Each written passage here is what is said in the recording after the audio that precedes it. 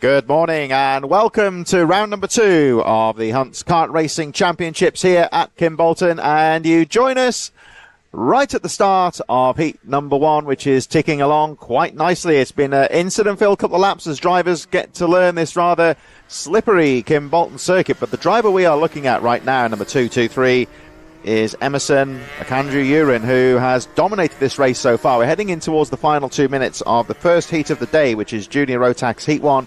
Race number 1, McAndrew leading from Charlie Wolfett, Jensen Hookey, Jensen Chalk, and Connor Large rounding out the top 5. Quite a few drivers making their way through the field in this first heat of the day for Junior Rotax, making up some serious positions. And I would say here, do not adjust your set. It is not raining for a change. We have actually got some dry weather to take us through at least the first half of the day.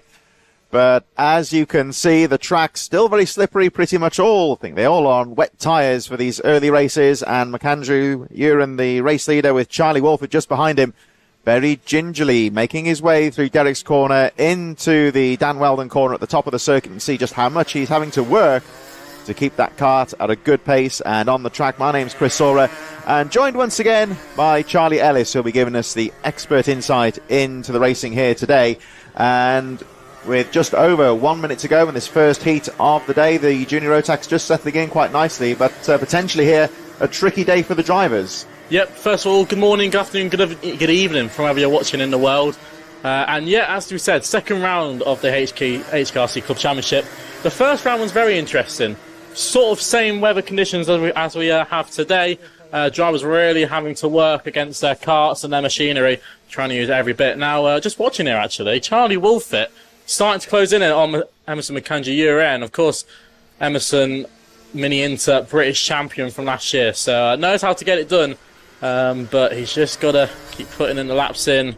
It's only his third race in the Junior Rotax category, so he's got plenty of pedigree against him. And you'll see on the clock there, just in the background, 20 seconds left on the clock in this race. We're running 8 minutes plus 1 lap heat, so they will get through just before the clock goes down to 0, so 2 more laps to go in this race. And you can really see just how difficult the conditions are out there. Even the race leader in the fastest lap of the race, Charlie Wolfett, in second place. The time's 51.46, so in brackets you would say that's quite slow. Well, it's not slow, of course. It's not, but, not slow, but just definitely wet times. It demonstrates the conditions, doesn't it? Yeah, of course. Definitely wet lap times is what we're looking at. As I say, it's first thing in the morning, so it's still quite wet, quite damp. And these tyres will be struggling to get some temperature in with these cold conditions as well. But Charlie Wolfett, something has switched on in these past couple of laps. He's really closed in now. Emerson making a few mistakes now as he starts to feel the pressure from Wolfett behind. Wolfett, who was up at the sharp end last time round. Can he look for a move as we head into the final lap of the race? The first heat of the day is going to be a showdown. Wolfett's going to look to the inside on the concrete. Teammates rubbing wheels as he head down into turn 1, but he's got the inside line that has the more grip, and you can see where the darker patches are. That's where the drier sections of the circuit, and we'll see them start to come to light a bit further on in the day. This is probably the wettest we'll see the circuit. And of course, we say about that, 2 o'clock, the rain seems that it might start to come back in, so that will shake up the finals. But at the moment, Wolfett seems to be the man on the mission at the moment. He's got that kart dialed up in those past couple of laps. We see a lot with tyre pressures nowadays where, drivers struggle to get the kart set up for the first couple of laps, but throughout the race, really dial their karts up. They're really quick near the end of the race. Wolfett's done just that. Emerson will try and close in the final corner, but it won't be enough, and Wolfett will take a very nice victory to start off his weekend. Emerson McAndrew-Urin in second place. Jensen Chalk will make it up inside the top 3. His debut and his start to his Junior Rotax campaign. In fourth, it was Jensen Hookey, who was a surprise last month. He was very at the sharp end of the field, finished out of the top 5, which is very impressive. Connor Large, who made up 11 spots to the top 5. Kean Bernard, who made up 21 spots. He was up into 6th place. It was John Richardson from Jacob Aston, Fletcher Jameson and Devin Taylor, who rounded out your top 10. Zach Turner, who was victorious last time out, he finished up in 11th place, up 17 spots, which is very impressive. Alex Shepherd from Sebastian Clark, Bailey Colling, Stanley Williams rounding out your top 15, and we only lost one driver in that, who was Lucas Nibbs, who we lost near the end of the race. But besides that, some exciting racing to start us off, and I think we're in for a good day here. Yeah, some very good driving there from Charlie Wolfett to bring up the gap on Emerson McAndrew in that first heat. So that was the first junior Rotax heat of the day. There will be 4 and 2 finals later on today. 27 races in total, and we are about to start race number 2 of the day, second heat, and it is the senior Rotax who will make their way out onto the circuit very shortly indeed. We did touch on the weather a few moments ago, and you see that the track looking quite busy today. It's a very busy meeting indeed. And the organisers having to take the unprecedented step of not allowing spectators to the venue today. The only people here today are those, the drivers, people involved with the teams, parents of the drivers and so forth. No general spectators allowed today because the parking area around the back of the circuit resembles not much grass there anymore. It's a bog basically. So we are aware that many of you watching today may well have been intending to have attended the event in person today. So we apologise, hope to see you in March, and we hope you enjoyed the live stream here today. At least you're staying in the warmth. That's an extra. Warmer. Even in the commentary box, it's still pretty cold. Yeah, it's. I think we're just about holding on in the commentary box, but we're going to get ready for the next race. This is Senior Rotax and their first heat. Harry Freeman will start from 9th. We'll actually look a bit further down. Charlie Gromit will start from pole position. Eli Singh Baden will start from 2nd place. It's Harvey Williams from Callum Sims. Luke Bate on his final race in karting. He will start from 5th. Mateus Kazarup, who was very, very exciting to watch in the first heat. He had a brilliant battle with Macaulay Bishop in the first round of the championship. He will start alongside George Cole from Jacob Lee and Harry Freeman from Mikey Walker and Ethan Martin. It was Marcus King from Kieran Ives, Miles Roby from Pearson Bullock Carter, Daniel Kiroff and Jake Fisher from Dijon Bennett, Deacon Russell and Oliver White from Jacob Morris, Eva Morris from Jason Dukas, Augusta Lacar from Michael Morgan, Tom Pryor, Kai Hunter from Josh Smith, Noosh Savaleas, Bailey Heath will round out your field of drivers. Exciting to see what Kai Hunter can do in this one. A name we haven't heard for a while here at the circuit. Someone who's been right up at the front end of the field when it comes to the British Championships, European Championships as well. So definitely watch out for the number 35 as he tries to carve his way through the field. But let's see if we can go in for the first time of asking. Eli Baden starting from the outside row of row 1. We're going to get going, racing here, green lights, and we're going to head down into turn 1. Look at Luke Bates trying to make a move on the inside. Baden round the outside. That's where all the grip is as all drivers go spinning. And I think Ethan Martin got caught up in there. That's definitely one of the EM improvement carts as they all file through the first couple of corners. 34 carts are trying to nip their way through. And I think they've all about... Oh, a couple of drivers onto the grass, and that's not gone well. That's one of the Guy Cunnington racing carts. That has not gone well, and he's had to jump all over the grass. Bit of lawnmower racing, that's what we love to see. But Eli Baden there in the lead, and who is that to 2nd place? That looked like George Cole, who's had a brilliant start past one of the KR Sport drivers. That would look like Mateus as well. So it's all kicking off in these in the first half of this race as they come round to finish the first lap of the race. Yeah, very busy start to the race here, but Eli Singh Baden very neatly squaring the turn off, coming out of the Kimbolton corner onto the Hines straight to complete the first lap and rounds on a 51.82. George Cole, as Charlie said, brilliant start for the number 98 in 2nd place. He has now moved up from 7th on the grid up to 2nd place on that first lap. Mateus Keller up to 3rd, a driver who has gone very well around here at Kimbolton in the past. Harvey Williams and Charlie Gromit rounding out the top 5. So bit of a nervous start to the race once again. There's a few drivers hitting trouble on the first lap, the likes of Oliver White, Daniel Kehoff and Marcus King all hitting trouble on lap number 1, but Eli Singh Baden has a quick glance over the shoulder there as he comes down the KZ straight in towards Kimbolton corner now. We're going to check the lap times and they make their way round, and it looks to me like George Cole just starting to mount a little bit of a challenge, but Baden's got a lovely line out to that final corner, gets the power down neatly, and the number 13 over the line. But George Cole, fastest lap of the race, 51.66, is starting to close the gap. You can see how much Baden is having to work to get the kart through the corner, any degree of pace, and very gingerly going through the willows. You can see the drivers using the curb for the grip as they make their way down towards Derek's corner. So Baden and Cole just starting to break away a little bit now. Harvey Williams, Matthias Keller up, Harry Freeman, Charlie Gromit rounding up the top 5, and the number 75, Pearson Bullock Carter, currently in 7th place, but Baden now making his way down the back straight in towards Kimbolton corner, but still coming under some pressure now from George Cole. They make their way down towards Kimbolton corner. Still not close enough here for Cole to go for a move, but we'll have a look at the lap times as they cross the line once again with just under 5.5 minutes to go. And again, George Cole, 51.6. So, as you can see, several seconds slower than we would expect from these drivers under optimal racing conditions. And as Kellerup goes a little bit deep into Stowe corner there, and very gingerly trying to pick his way, get the momentum back through the willows. As we can see out here, the racing conditions here, Charlie, still very difficult. Yeah, I think we're gonna see the times tick down a bit further on in the day, but of course, that's the first thing in the morning. It's going to be pretty tricky for these guys as they come through. But these are the senior drivers. These are the more experienced, shall we say. So they should know how to work around it. But Harvey Williams there on your screens. Harvey's had a good start to the season. Took a heat win last time out. So he's got the pace, definitely. Mikey Walker, Harvey Williams I got very close to the barrier at the final corner, but he manages to keep it all on 4 wheels. Driver will need to watch out for Kai Hunter, who was working his way through the field. We'll have a little look, see where he is now. He's just inside the top 15. He's in 12th at the moment, but of course there's always that issue when the drivers start to spread out a little bit. You've got to really work to get back into shape, try and get back in front of each driver, but seems to be doing very good so far from the British champion Harvey Williams, who's trying to hold off now from Harry Freeman, who had a very, very exciting Rotax World Finals. Nearly took the World Champion home in Junior Rotax, but which was only 2 corners away.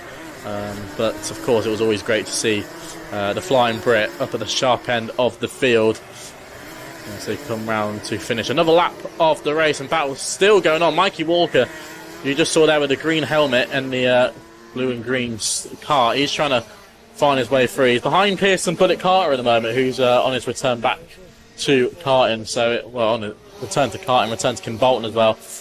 Been a while since we last saw him here as well. But Mikey Walker, who was victorious last time out, he's going to try and pick off from where he started, really. He set the boundary and has set quite a high expectation on himself. So he's really got to just work on himself now. But as I say, the field and the experience of these drivers...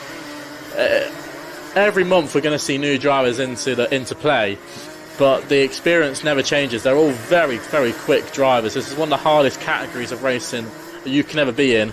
And it's like Pearson Bullitt Carter is going down the inside. Battles for third as well. Freeman is getting involved with Harvey Williams as they head down into turn 1. And you'll watch out on your screens now, the red and white car. That is Williams, who's had a pretty strong season so far, but he's run a bit too deep, and that's going to open up the room for Freeman to get through on the inside. But will Williams try and fight this one back? He's got a bit of a strength now to get momentum going, but I think Freeman's just about head onto it. But look at this. Yeah, George Cole is really starting to put this pressure on Eli Singh-Bagan as they make their way up towards the Dan Weldon corner.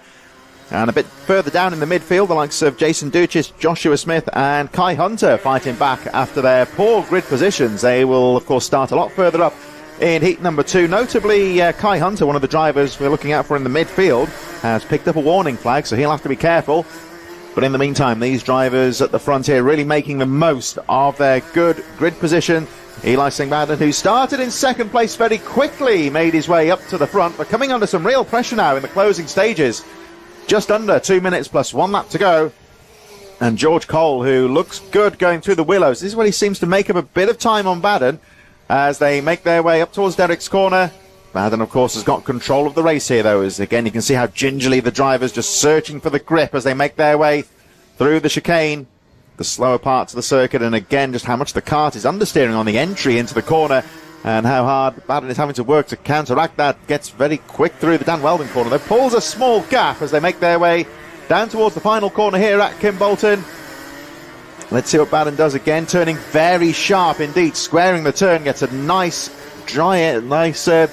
grippy entry out of the corner, one would say. Over the line he goes. The driver's still lapping in the 51-second region. Joshua Smith fighting through into 12th place. Fastest lap of the race, 51.25. Cole in 2nd. Freeman 3rd. Pearson Bullitt Carter, Mikey Walker, Callum Sims, Harvey Williams, Matthias Keller in 8th position, Luke Bates and Jason Duchis making up 13 places into the top 10. as we watch them go through once again. And again, you see George Cole does look a little bit quicker on the first half of the lap, closing the gap once again on Baden. And again, you see just how much the karts are understeering and how hard the drivers are working here. Let's have a look at Baden's line here as he goes down towards Kimbolton Corner. And again, let's see what he does. He'll take quite a wide entry into the corner, turning very sharp indeed, squaring the turn, and that is, we would say there, Charlie, a classic wet weather line. Yeah, 100%, especially with that sort of corner, you really got to square it up just to get the speed down here. Of course, momentum down this start-finish straight, one of the longest straights in British karting, so you really want to make sure you get that corner right. But George Cole, he's just sitting there, nice, and he's putting the pressure on Eli Baden, just waiting for him to force a mistake, which is in wet conditions. Wondering here, Charlie, just noticed Baden coming into the first corner at Stowe. He's very defensive on the first corner, so I think it's a bit tactical there. Looks like he's sacrificing that speed through the willows just to guard that first corner. I think that's one of the benefits of this circuit and wet weather racing. You've got multiple lines. Like, for example, we're going to go into Kesher Corner now. To have a quick line around here, you would sort of stick to the middle, maybe the outside line. But when you're going on the defensive, this is why you don't want to open up your corner. But it works out because he's going to cut straight back through and get that speed down the straight. This is going to be a last lap move now. Can George Cole try and find a way past? This is exactly what we're going to watch. So you'll see Baden go defensive. I mean, the inside line is usually a bit quick around there, but he's going to leave it open. Cole's going to try and go to the inside. That was good. And that was very, very close. But Baden is going to go back to the defensive line. Now, this is a defensive line, but a wet line as well. You want to use the curbs to rotate your kart round here. George Cole is going to use the same line as well and try and get that power just a bit earlier without scrubbing off too much speed. But they're going to go and look how defensive Eli Baden's got. He's really slowed the kart down, but that really messed up his line. Nearly had Cole trying to go round the outside. Yet again, really early on the brakes. Get the braking done. Use the curves to rotate you around. Now, what's he going to do? Will he go defensive? Yes, but this is going to ruin his opportunity on the exit. Cole's got the run. Side by side, he gets it done. Gives him the thumbs up as well. George Cole being a bit cheeky, and he's got the victory done. That was clever driving there from George Cole. I think he preempted that Eli Baden was going to guard that corner, so gave him the thumbs up. I don't think I've ever seen someone make an overtake and give a thumbs up. Brilliant stuff from George Cole. Takes victory then in the first heat for senior Rotax. Baden there in second place, but he held on for so long.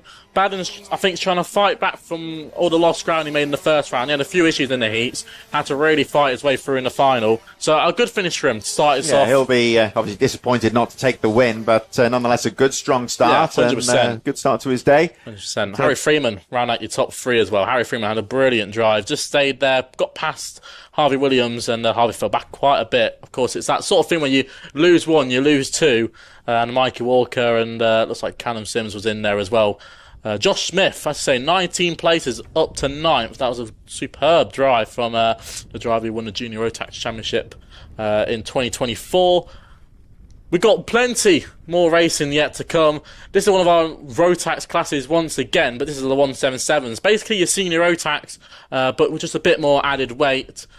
Just opens up the availability for more drivers to get involved. 177, of course, that refers to the minimum weight of kart and driver. Yes, kart and driver. So if you're a bit more heavier, you like your curries and you like your pies, you can join the 177s. Most of the time it's not that. It's mostly just drivers being really tall. Just bigger drivers, I suppose. There is an element, I think, sometimes of karting being a bit of a jockey sport, really, where a lot of the drivers are very small, very light, a lot of kids in it as well that don't weigh very much. Yeah, so, especially nowadays. I mean, you see the junior Rotax, and I think every sort of champion or winner is about 12 years old and about 2 foot tall. With the lineup then for the 177s in heat number 1 for these guys. Alex Jones from Jack Zoran Narwhal on row number 1, Louis Judd, David German on row 2, Mark Taylor, Adrian Lagoire on row number 3, Taylor Bellini and Ryan Taylor-Truman on row 4, Richard Ball and Ben Hitch on row number 5, Sam Yaxley, Daniel Walker on row number 6, Mark Cushley and Liam Ferguson on row 7, Oliver Moss and Scott Clee, one of the front runners in the class there in row number 8, Colin Walker, Gary Bamford on row 9, Rob Simpson, Mark Gilly on row 10, David Mitchell, Scott Smith on row 11, Johnny Kent and Steve Gilly on row number 12, and John Davis, kart number 12, will round out the field in 25th position. So again, quite a few big names, you might say, in this class. Starting a little bit further back, if you're not familiar with this format, the drivers have randomised grids in heats number 1 and 2. And it's a little bit of pro-rata. The drivers who start well in the grid in heat number 1, the likes of number 11 there, Jaxara Narwhal, and 78 Alex Jones, they will start further back in heat number 2 later on. So this 177 Rotax race brought to you with TrueCut tyres will be getting underway very shortly. Here they come through Kimbolton, very slowly around the final corner. Let's hope for a clean start. Here we go with heat number 1. Of the Rotax 177s. Oh, it was a bit of a messy start there, but they've let it go. Here they come into the first corner as Jones guards the inside line, some banging and buffing. 1 or 2 drivers spinning out towards the back of the field. Number 26 caught in the melee there. And that was Gary Bumford, but just about gets through. They trickled through the willows.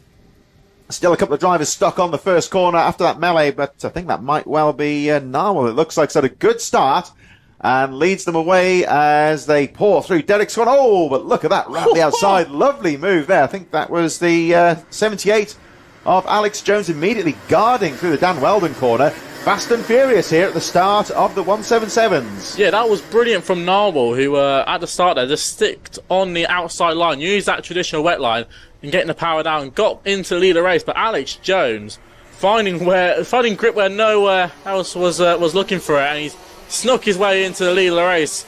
Adrian Ungwar now there in 3rd place. He's trying to bounce back and try and see what he can pick off, and that's a late move for 2nd place, but he's going to have a look. Bit of bumping, and looks like Ryan Taylor-Truman is getting involved as well. Ryan Taylor-Truman, who's a driver who we see more the north side of the country. I think that was... there he is again, though. Adrian Laguarre, number 35, fighting for that 3rd place for Taylor-Truman. Oh! Taylor-Truman straight on the inside of Narwhal. He gets that one done. I say it wasn't the north, it's more the south that we see him. Clay Pigeon, he's done a lot of racing at, and look how aggressive he is. Up to 3rd place down, number 35. Now, this is a driver who likes an overtaking opportunity. We've seen him in the past, and he picks his way through the field. Oh, was a mistake there, I think, from Alex Jones. And Andrew Maguire is very quickly into this one. Yeah, he came out of Dan Weldon, looked very slow, but Ryler Taylor-Truman, something's going on. Oh, spinner midfield, and he's kept it going. That was one of the MS carts, and I don't know what on earth happened there, but he's managed to keep it on all 4 wheels and in a straight line. That was very impressive. Ungwar to 2nd place. That was a smooth pass past Alex Jones. Now he's got to try and chase down Ryan Taylor-Truman. I say Taylor-Truman very aggressive on his opening couple of laps, and that's what you need to be just to get the tyres working. And when they get into that optimal window, they just become beautiful. The grip levels on the kart just become unlike anything else, and that's really what can help you get away from your opponents. But Ungwar, who, as I said, he was a front runner in the championship last year. Ferguson's now getting involved. Look at this, round the outside into he's got it done for the braking zone. Very impressive from Liam Ferguson, who started off the season strong in round 1. Obviously took victory, had a great battle with Reg Hayward. And Liam Ferguson making up 11 positions up to 3rd place. Another one of the, you might say one of the front runners in this class, starting further back in heat number 1. And, down the inside there of Bellini, trying to find the way through. The experience doesn't quite pay off, though. Bellini managed to hold his line, and Bellini gesticulating there to Ferguson, trying to work together to close up on Maguire, who is ahead of them in 2nd place. But I'm sure that Ferguson has other ideas here. While trying to settle ahead of Ryan Taylor-Truman, who leads the race 51.6 seconds, fastest lap of the race. Technical flag out a bit further down the field, though, for number 91, Rob Simpson, who is currently was in 9th, has dropped to 10th, and has picked up a technical flag. That's the black flag with the orange disc. You may see it in the background on the virtual marshal on the finish line. And just to explain, of course, Charlie, that's a black flag for that driver, number 91, which would normally indicate that the stewards have seen something, maybe damage to the kart or some sort of issue, which means it's unsafe. And there he's just pulled off the edge of the circuit, so he's out of the race. But that's nothing against the driver. It's just there's a technical issue that means it's unsafe for him to continue. Yeah, it's for the littlest things, but obviously safety gets ever so important every single day, and these sort of things have to be taken into consideration. Especially when you've got bumpers dragging, or maybe be something very, very small that's just hanging off the cart. But of course, that all falls into health and safety.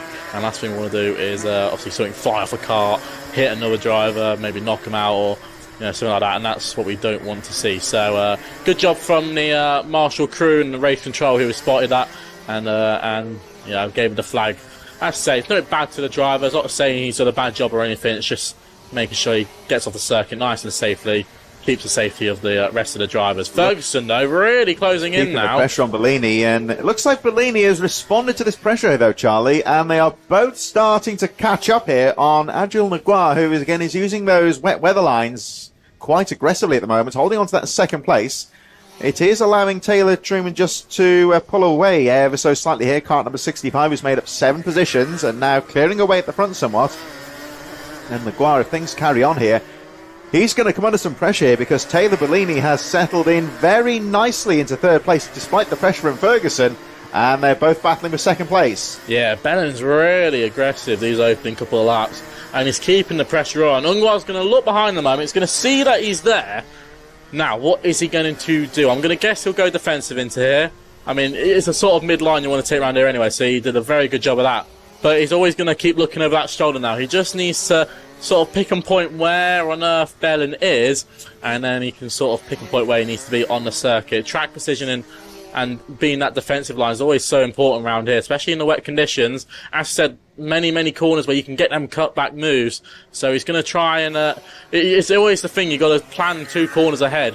So if you know a driver's going to try and make a move on you, you can sort of plan and get him back. So this is going to be interesting here. Let's see what Bellin does. Let's see what Ungvar does. Bellin's trying to go to an outside line. Ungvar, will he go defensive? No. So Bellin's going to look to the inside. But look at Ferguson, who's going to nip through as well. But Ungvar's got the exit speed. Well. Yeah, Scott Clee's in there as well. But Ungvar's got the exit. So he's lost out to Bellin, but he won't lose out to Liam Ferguson unless Liam wants a 6-1 round outside. No, he backs off, thinks better of it. But yeah, Ungvar in a bit of a sticky situation there. Scott Clee really closed in now.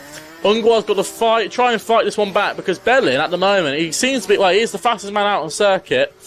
So he's going to just try and find a way. Well, he's already pulling away, but Ferguson really touching bumpers now with Ungvar. He's going to try and find a way through. Scott Clee there as well. He's got the fastest lap of the race. Ungvar really defensive on those apexes there. He's going for the tactic. It's not going to improve his lap times, really, but he can go one way or the other sometimes. Just go full defensive again.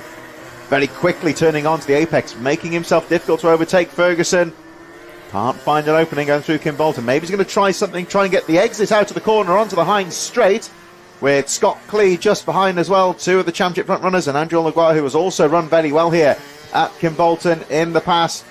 Opens up slightly again, very early onto the curb. Bellini just having the opportunity to pull away. This is all great news for the race leader, number 65, Ryan Taylor Truman. As the second place 2-2-1, Taylor Bellini just has a small gap at the moment. He's got through Naguar. Oh, a bit of bumping there, unintentional, I think, but you can see just how defensively he's not particularly quick through Derek's corner there, because he is taking those defensive lines, making himself very difficult to overtake. It was a bit of a shunt there from Ferguson. Would that have been enough to dislodge the spoiler? I'd hope not, but it's one of them things. We a lot of drivers tend to do it. It's sort of stopping it on the apex, so they have to brake. Ungvar is going to go for the cut back. Will he get that one done? Yes, he can. But yeah, you'll see Ungvar now. He'll sort of stop it on the apex, sort of force Liam Ferguson to either drive straight into the back of him or brake. Ferguson's nipped his way through. They're going to be right into his bumpers, but Ferguson gets that one done. But it's like Ungvar, he's going to get the run. Will he have another peek into Derek's corner? His only opportunity.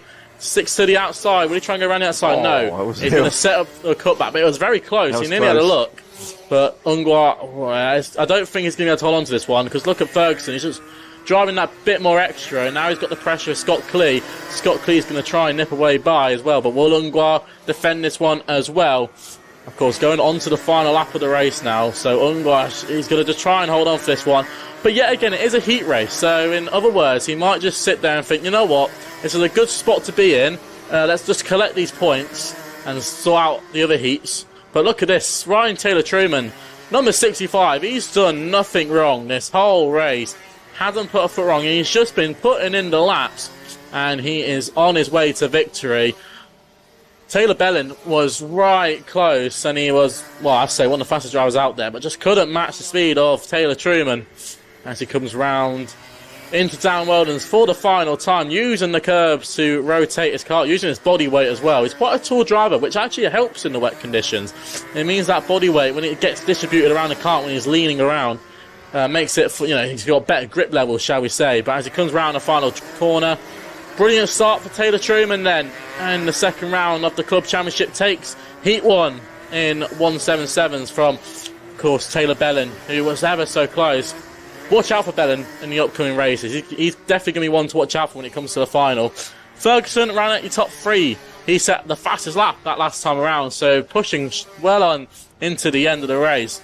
Ungwa, who finished up in 4th. Scott Clee ran at your top 5. And David German and Steve Gilly. It was David Mitchell from Scott Smith. Sam Yaxley, who rounded out your top 10.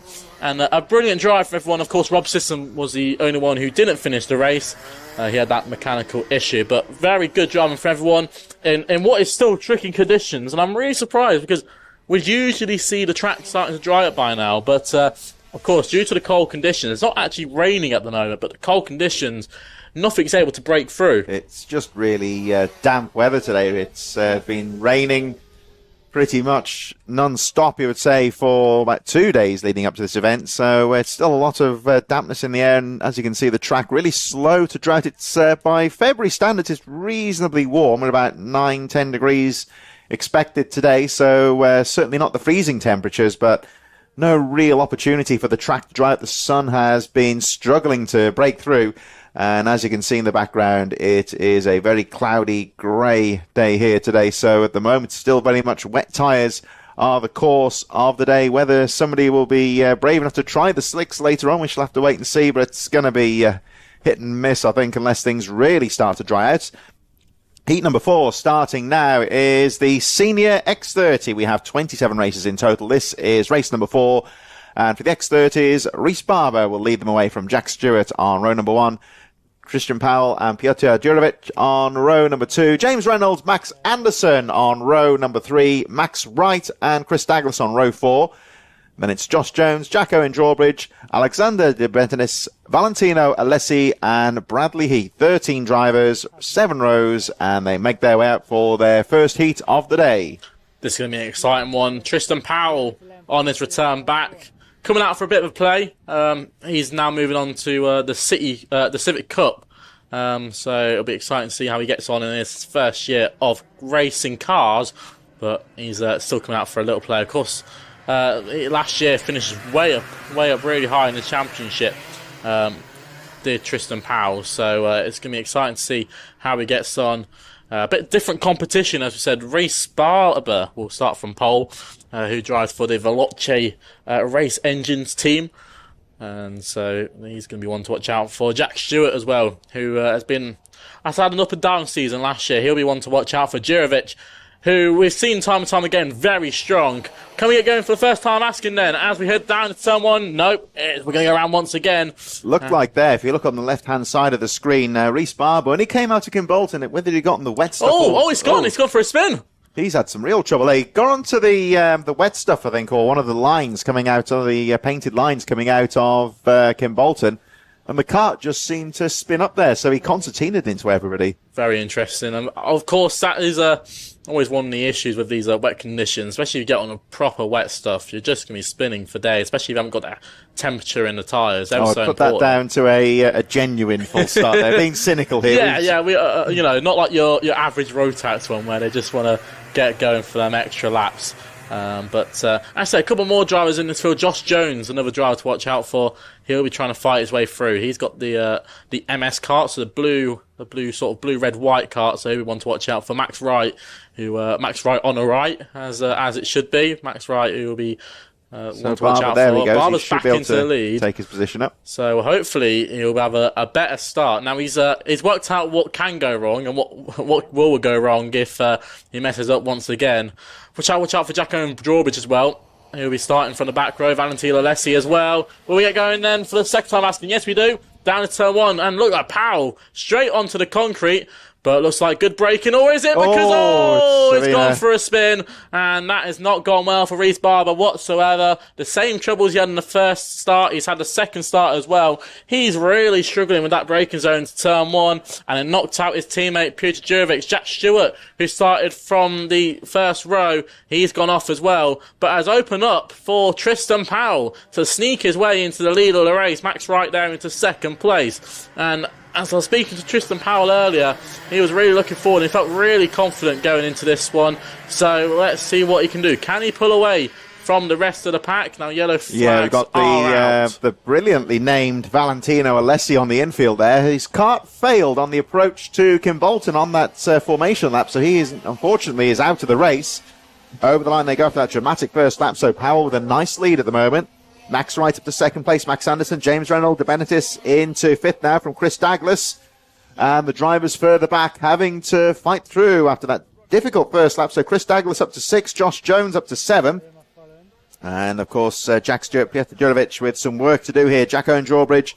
And the unfortunate Reese Barber, who has had a nightmare start to this race, right at the back of the field of runners. As you say, we've lost Valentino Alessi. And looks like the 171 of Bradley Heath is also out of the race. So a difficult start here for the senior X30s. The MCL kart there, number 88, Tristan Powell, has started very neatly indeed, lapping in the 52-second region so far. So we'll have a look at the pace. Over the line he goes once again, 51.3. So typically the kart seems to be lapping around the 51-second region in these opening heats, yet again demonstrating how difficult the conditions are out there. You can see the drivers hunting for grip in the corners, really struggling to get the power down at times. This Kim Bolton circuit being a real challenge. It's this old school kind of circuit here, Charlie. It's not a flowing track necessarily. You've got the fast bits and the slow bits, and it's a real challenge for the drivers to get that power down. Yeah, it's always a kicker for definitely getting the setup right on this circuit, because you either have to favour one or the other. You can either favour getting that straight line speed, or you can favour, that's a move that's going to be made. That's one of the that's Max Wright going to the outside. He's going to try and cut back through. Maybe he'll have a look to the inside line for the last corner. No, he can't get that one done. That was a great move from James Reynolds. Max Anderson, shall I say, who's moved his way into second place. James Reynolds having a really good race. He's up into fourth at the moment. You'll see him there, the red and white car, but he's getting pressure now from Alexander De Benedicts. So we'll see how he gets on. He's going for the move straight away. James Reynolds losing out there to Benedictes, and that will put him straight up into fourth. And Tristan Powell just seems to be put in laps and keeps pulling away. But as I said, it is an old school circuit, so especially now the track's only been used 2 days a month. Trying to get that temperature into the circuit is always going to be a play. Of course, these drivers had Saturday practice, which would have helped. But it's one of them things, still cold temperatures, so it's always going to be a tricky decision as Josh Jones sneaks on the inside line, loses out on momentum as he exits the corner. Jacko and Drawbridge having a little battle there as well. He's having a battle with Chris Douglas, who they're battling for ninth at the moment. Josh Jones, you see him moving his body to the front of the car, really trying to get that front nose sort of diving down when he enters into the braking zone. That's what you want to do in these wet conditions, to get the braking all done in a straight line and get it into the corner as quick as you can. Definitely a lot different driving style that we have to see with these wet conditions compared to a usual dry style. Especially in the dry, it'd be a lot more smoother, and you've got to be carrying the minimum speed through, being a lot more consistent. But with this, you've just got to be as aggressive as you can and just work the car as much as you can. Josh Jones sneaks to the inside line. Reynolds battles it round the outside, and Jurovic is there as well. He's trying to recover after what was an eventful start to the race. It's not always nice being taken out by your teammate, but he's trying to put the work back in. And look at the lines he's taken. Jurovic doing the two. Can he get it done? No, he's going to have to back out of that one, but gets past Josh Jones. He did well there to park it on the inside and prevent Jones from sweeping through on the willows there. Jones not too happy with that one, but unfortunately that's racing. He's going to try and fight back.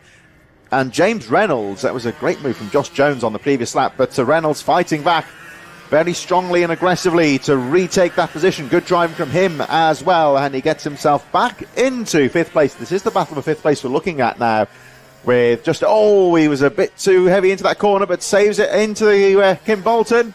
Josh, very strong to Kestrel. but Jurovic is really just trying to find a way by. James Reynolds carrying a lot of speed into Kestrel. I saw the back wheel lifting up there very aggressively, and he's going to be quite confident he's got the grip there to make that work. Yeah, 100%. No, you can see them here. They're really always trying to find different lines to try and just see where they can get an inch on their opponent. Especially when it comes to overtaking, it's all good to catch them, but if you can't get past them, and that's always one hard thing to do in these wet conditions, but Jurovic is trying to find a way through, but he's got to be careful because Josh Jones is waiting to pounce and attack as well. But Reynolds is holding on brilliantly here from Jurovic, who, as I said, he had an up and down season last year. We saw him we saw him on podiums, we saw him have really bad races, but he looks to be doing decent so far as he comes through the final couple of corners. Now, you can see him taking different lines. I think the track is slowly drying up. And of course, the more rubber that's being laid down, as Josh Jones gets a brilliant run out, but he can't get that one done. The more rubber that's being laid down, the more we're going to see these lighter lines come through. You can see a little bit here of where there might be a bit more drier patches. Yeah, and one or two, aren't there? Jurovic has used that to perfect use. That was a late move to the inside. No. Contact made, and Reynolds and Josh Jones, they've gone to the same bit of tarmac, which is never ideal. Two carts to one bit of tarmac never goes well, and they're very lucky not to get collected in that one. So big shame for them too. They're also lucky. If you look at the infield of the track, you'll see quite a lot of standing water on the grass. They were lucky that neither of them went too far off the track as well, because we've seen a few times in the practice sessions drivers getting it wrong and well and truly ending up in the bogs there. Everyone is respecting that curve on the outside. You'll see that patch of dirt on the outside of the circuit there. There's a bit of a pothole there last time round that caught a few drivers out. I have noticed a warning flag here on the marshalling points for Josh Jones, who so the race stewards perhaps seeing him as the instigator of that incident on the previous lap. So he has had a warning, no punishment for him, but he's going to have to be careful. It's kind of like your equivalent to a yellow flag in football. It has been recorded by the stewards, but he recovers now into 8th place. But none of this is bothering this driver, number 88, Tristan Powell. Very smoothly again. You see the drivers respecting the curb coming out of the Dan Weldon corner, and Powell, another driver a bit like James Reynolds, really tipping the kart into that left-handed Kestrel corner using the outside line, which is very much a wet line. And again you see Powell squaring the turn off, and Max Anderson in second place there, perhaps using more of the classic racing line through that corner, drifting wider out of the corner. And again, this is your wet weather driving here, you would say. Tristan Powell very deep, very late into the corner, very sharp turning and using the curbs through the willows, trying to get the power down. Max Anderson is about 2.6 seconds behind here, so not really close enough with next time round will be the last lap. And let's watch Tristan Powell, your race leader, as he attacks the circuit, still quite wet and greasy out there. And you see the kart understeering right to the edge of the circuit, squares the turn off. And again, very neatly keeps it off the curbs there. There's a nasty hole there that will catch the drivers out. Powell again round the outside into Kestrel corner. And again, very late deep turn into Kimbolton corner. Squares the turn, gets the power down nice and early. You can see Anderson using the different line there, drifting wider out of the corner. But Powell seems to be coping well with the conditions. You can just see him on the edge there coming into the corner. That is really good driving there, Charlie. That is right on the edge of losing the back end. He's coping well there. Yeah, super, super smooth. This is why Tristan Powell was a front runner when he was in this X30 class in the past years. This is why he's a front runner in not just the British but the European stage as well. It'll be interesting to see how he gets on in the car racing in the Civic Cup. But he's absolutely putting on a spectacle here today. He comes down into Kestrel corner for the final time, and of course Kimbolton corner, one of the most iconic corners in British karting, as he exits the final corner. What a dominant drive this is from Mr. Tristan Powell. Takes victory in first heat for the senior X30 category. Max Anderson with a nice drive to second place as well. Powell just checking to make sure he hasn't got any front nose penalty. Of course, that's the only issue when you're trying to fight through the mid-pack, is trying not to get that nose cone penalty, because that will be a 5-second penalty that will be added to your race. Max Wright came home to seal a third place, rounding out your top three. D. Benedictus rounding out your top four. It was Jurovic who sneaked his way into the top five. Jacko in Drawbridge, who finished up in sixth place. It was Jack Stewart from Josh Jones. James Reynolds, who fell all the way down to ninth, what could have been for James Reynolds. Chris Staggles and Reese Barber, who finished up in 11th. And we lost Bradley Heath in that one as well. Valentino Alessi didn't start the race. But that start was interesting, and just goes to show that Tristan Powell knows where those lines are, and he absolutely dominated that drive. KZUK coming up next. We're going to our fastest karts here on circuit, and you'll see when they go out on circuit, they miss the Derek's chicane. They'll go straight on, hitting speeds of over 100 miles an hour in these wet conditions. That would scare the life out of me. Yeah, it's going to take a lot of faith in the brakes and the tyres coming into the Dan Weldon corner on that first lap. So they do get an extra sighting lap here, though, so they'll be certainly looking to make the most of that. This is how they will line up. Lucas Blanford from Derek Morgan, Oliver Harris and Amy Jurga on row number 2, Harry Walsh and Jensen Pugh on row number 3, Leo Robinson and Hannah Lang on row number 4. Remainder of the field made up of Isaac Smith and Jonathan Railton on row number 5, George Robinson and Jessica Edgar on row number 6, and Darren Donovelis and Rob Turner making out the 14-driver field. So they will make their way around once again. A reminder, of course, the KZUKs, as opposed to the other race categories, they have a standing start. So they will get one more extra lap here to get some more temperature into the tyres, a lot faster karts. So they really do need those brakes and tyres to be on point when they go charging around the circuit on the first lap.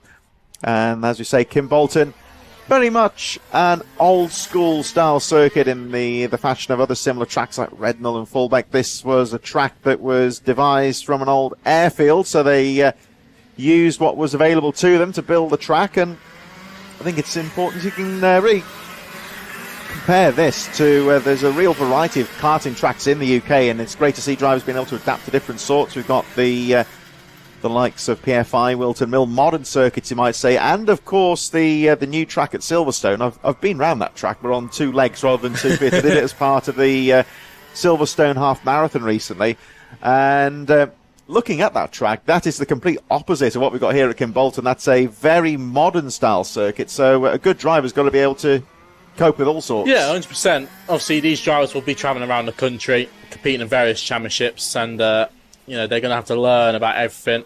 Of course, a wild Lando Norris was there a couple of days ago having a taste for the circuit. Let's see if we can get going then for the first heat hearings, KZs. These guys revving the nuts off these 100-mile-an-hour go-karts, 6-speed gearboxes in these karts as well. These guys, their 0 to 60s are quicker than most supercars. Lucas Blanford took victory first time out. George Robinson finished second in that one. Can we get going then? The lights are about to come onto the board. Lucas Blanford will start from pole. Derek Morgan, the veteran, alongside. Lights are out. We're off and racing down into turn 1, and Morgan gets a great start. Smith all over the concrete as he headed into turn 1. Morgan getting it parked on the inside line, and it's going to be interesting here to see what different lines they're going to try and find to keep them wheels spinning as they come through the first couple of corners to start this race. Jensen Pugh into 3rd place, but look at Morgan, look at his start already as they head into Derek's corner for Dan Weldon, should I say. For the first time, they completely missed Derek's corner and go straight ahead as they come into Kestra corner and the final corner for the first time, asking Derek Morgan's lead so far is already, well, I say that's definitely going to be over a second so far. And Blanford, who's a newcomer to this series, he's got to get the work done now in his opening laps before Derek Morgan can pull away. Yeah, brilliant start there from Derek Morgan. Absolutely blitzed that first lap, 45.58 first time round. And he is looking to try and build a gap very early on in this race. Look out for Oliver Harris in this one, who had a bad start. He misjudged the light a little bit there, crept forward. He was able to bring the kart to a halt to avoid a penalty, but then that really did mess up his start, and he crossed the line in 8th position at the end of the first lap, the number 1 in 11. So he's fighting back. He's almost at the back of the field going into the first corner, so he's recovering well here.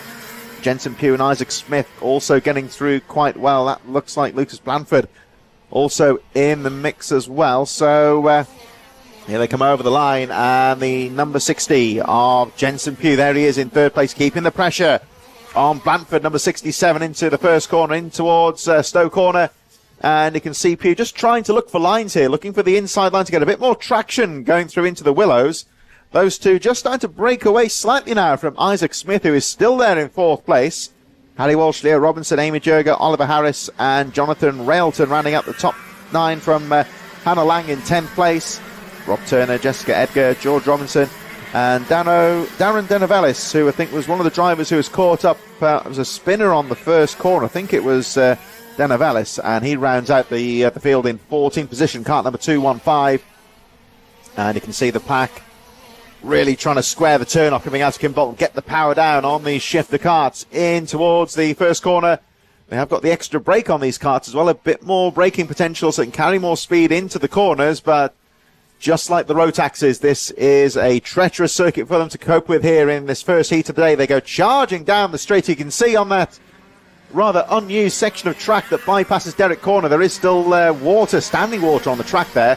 So difficult for the drivers here, but Lucas Blandford, Jensen Pugh looking threatening in 3rd place though. Kart number 60 as he tries to find a way through Kim Bolton, but here he comes diving on the brakes, not quite close enough to go for a pass here. Blandford trying to scrub the turn as much as he can to get the power down early. 5 minutes to go plus 1 lap, and Derek Morgan checking out in this race, 43.47. He is 3 seconds ahead of this battle for 2nd place, so at the moment, Derek Morgan, one of the real experienced heads here at Kim Bolton, has got the race to himself. If you look closely down the straight, that's standing water on the track. So another thing for the drivers to deal with here. That's going to make the grip of the tyres not quite so grippy going in towards the Dan Weldon corner. Yeah, well, it's the one place you want the grip. Because, well, it's one of the hardest braking zones out there on the circuit. A big loss we've had so far in this race, George Robinson, who, of course, finished 2nd in the final last time out. He is into pit lane, and his engine did not sound very good when he came across the commentary box. So really unfortunate for George Robinson, and he's into a retirement. Great to see Amy Jurger out there. She's currently in 7th place. She has one of the first ever only female racing teams where she specialises in producing female talent. So gonna be great to see her brand growing, AJ Racing. So if any of you any females out there who want to get into racing, whether it be through karting or if you want to be a mechanic or anything to do with media, it's always great to try and get involved in karting.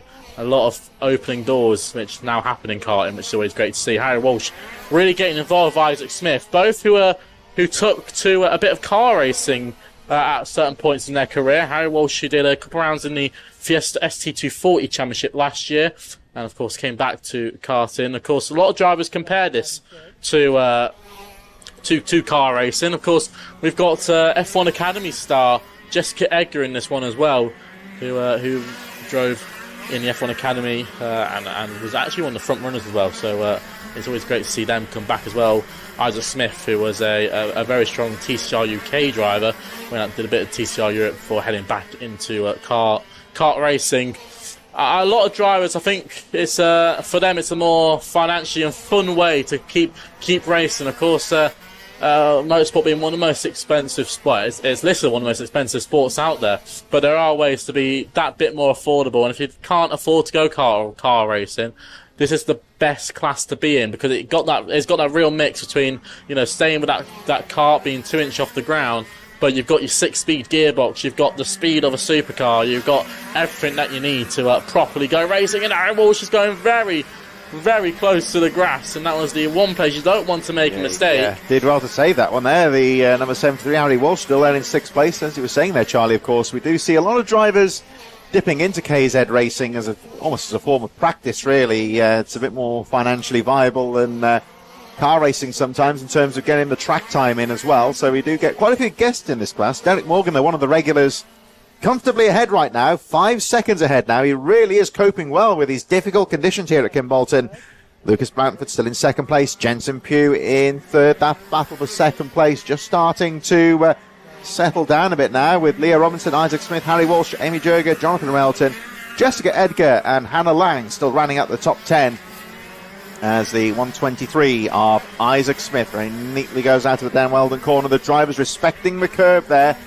On a day like today, we've seen them hitting that hole on the outside of the curb in the past. You don't want to do that today, where it's very slippery if you go off the circuit. So Derek Morgan over the line once again, lapping in the 43s now, so he really is motoring when you consider it is a bit slower than normal dry conditions, but considering how difficult the track is today. There he is, just going out a shot at the top of the screen.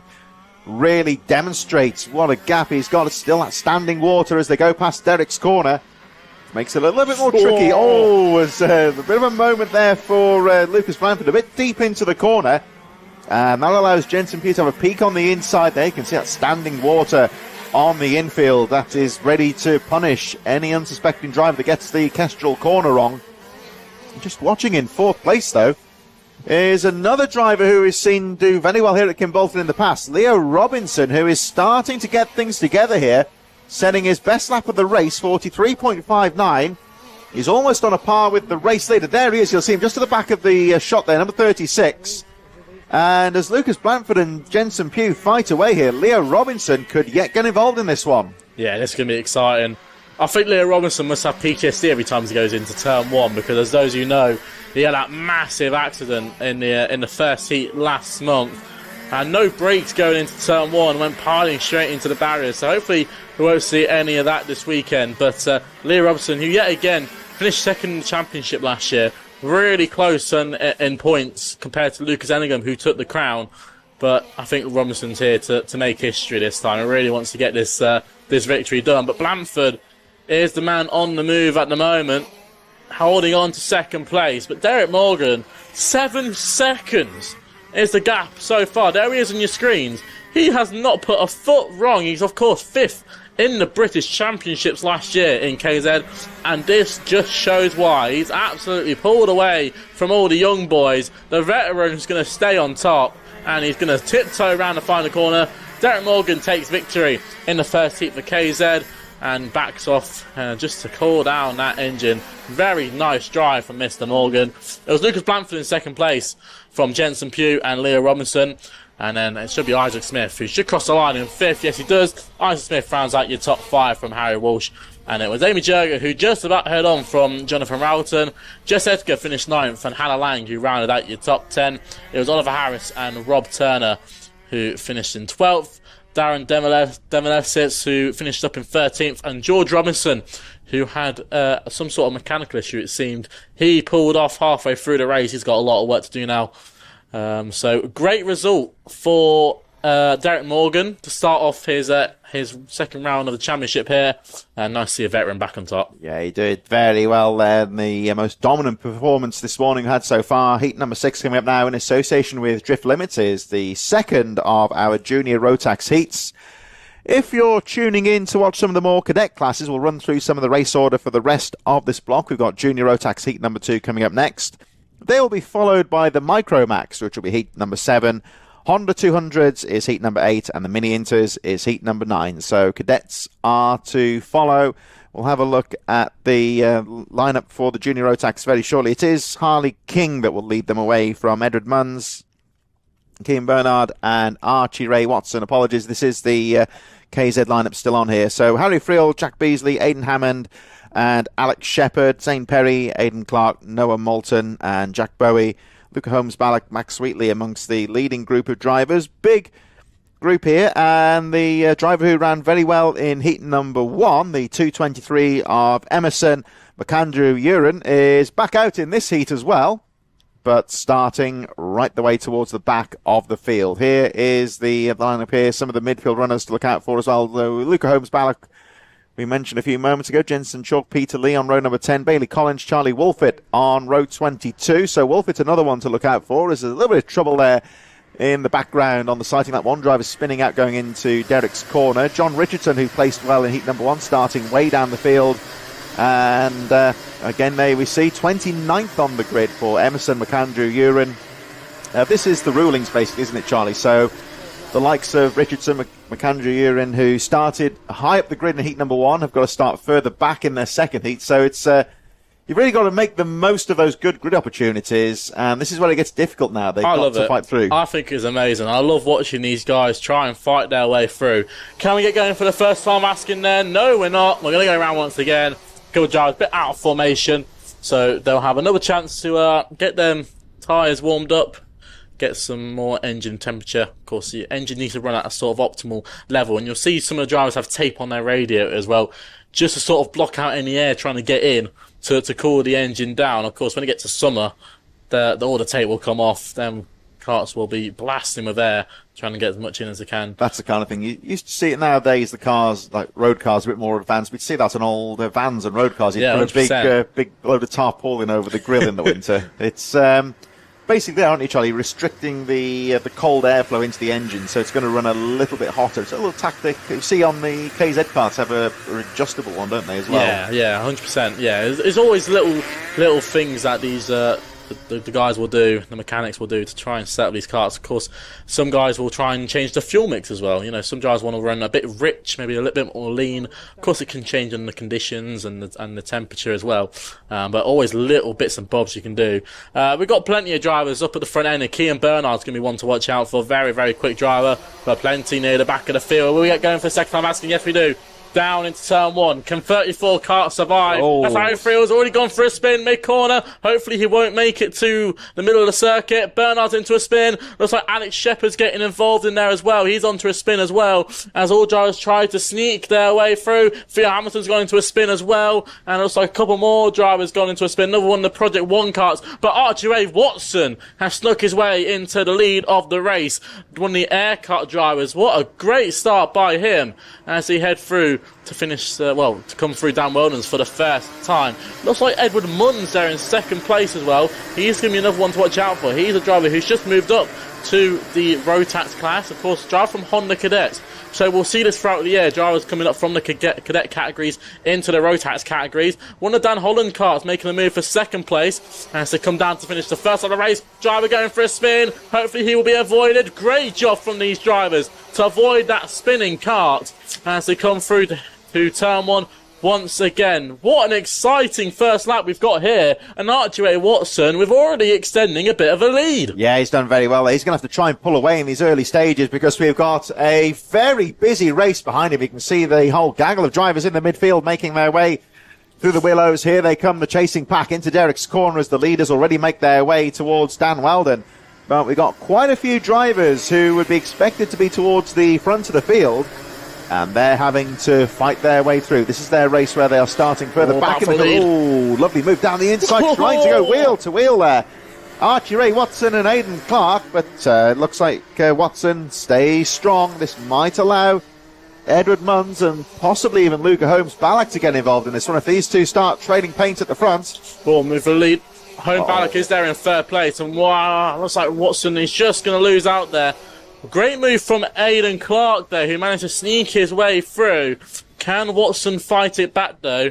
We're going to have to wait and see. But, of course, Luke Holmes-Ballack, who had a brilliant first round in the championship, he's going to try and work his way through, see what he can do. Had a great drive through. The final's going to go for second place on the inside. That got ever so close. Watson fights around the outside, goes for the cutback move, pushing him straight off wide. That was no intention at all, just leaning on him, let's say. That's a better terminology for that move. Watson's going to try and fight it back. They can't do this. They've got to battle now. They've got to work together and try and see if they can close back up onto Aidan Clark.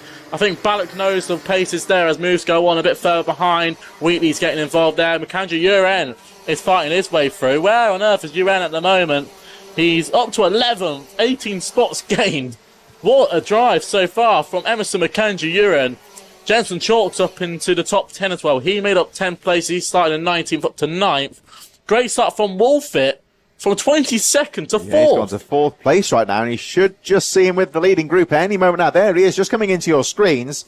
That is kart number 6, Charlie Wolfett, who ran very well from the good grid position in heat number 1, our first race of the day, but he has had to make up 18 positions to that 4th place now, and he has still got 4:42 on the clock. There is a warning flag a little bit further down for Kean Bernard, who's dropped down to 18th position. And the stewards have seen him do something that they're not too happy with, so we'll get the diagonal black and white warning flag just to inform the driver that there's some of the driving conduct to watch out for the rest of the race.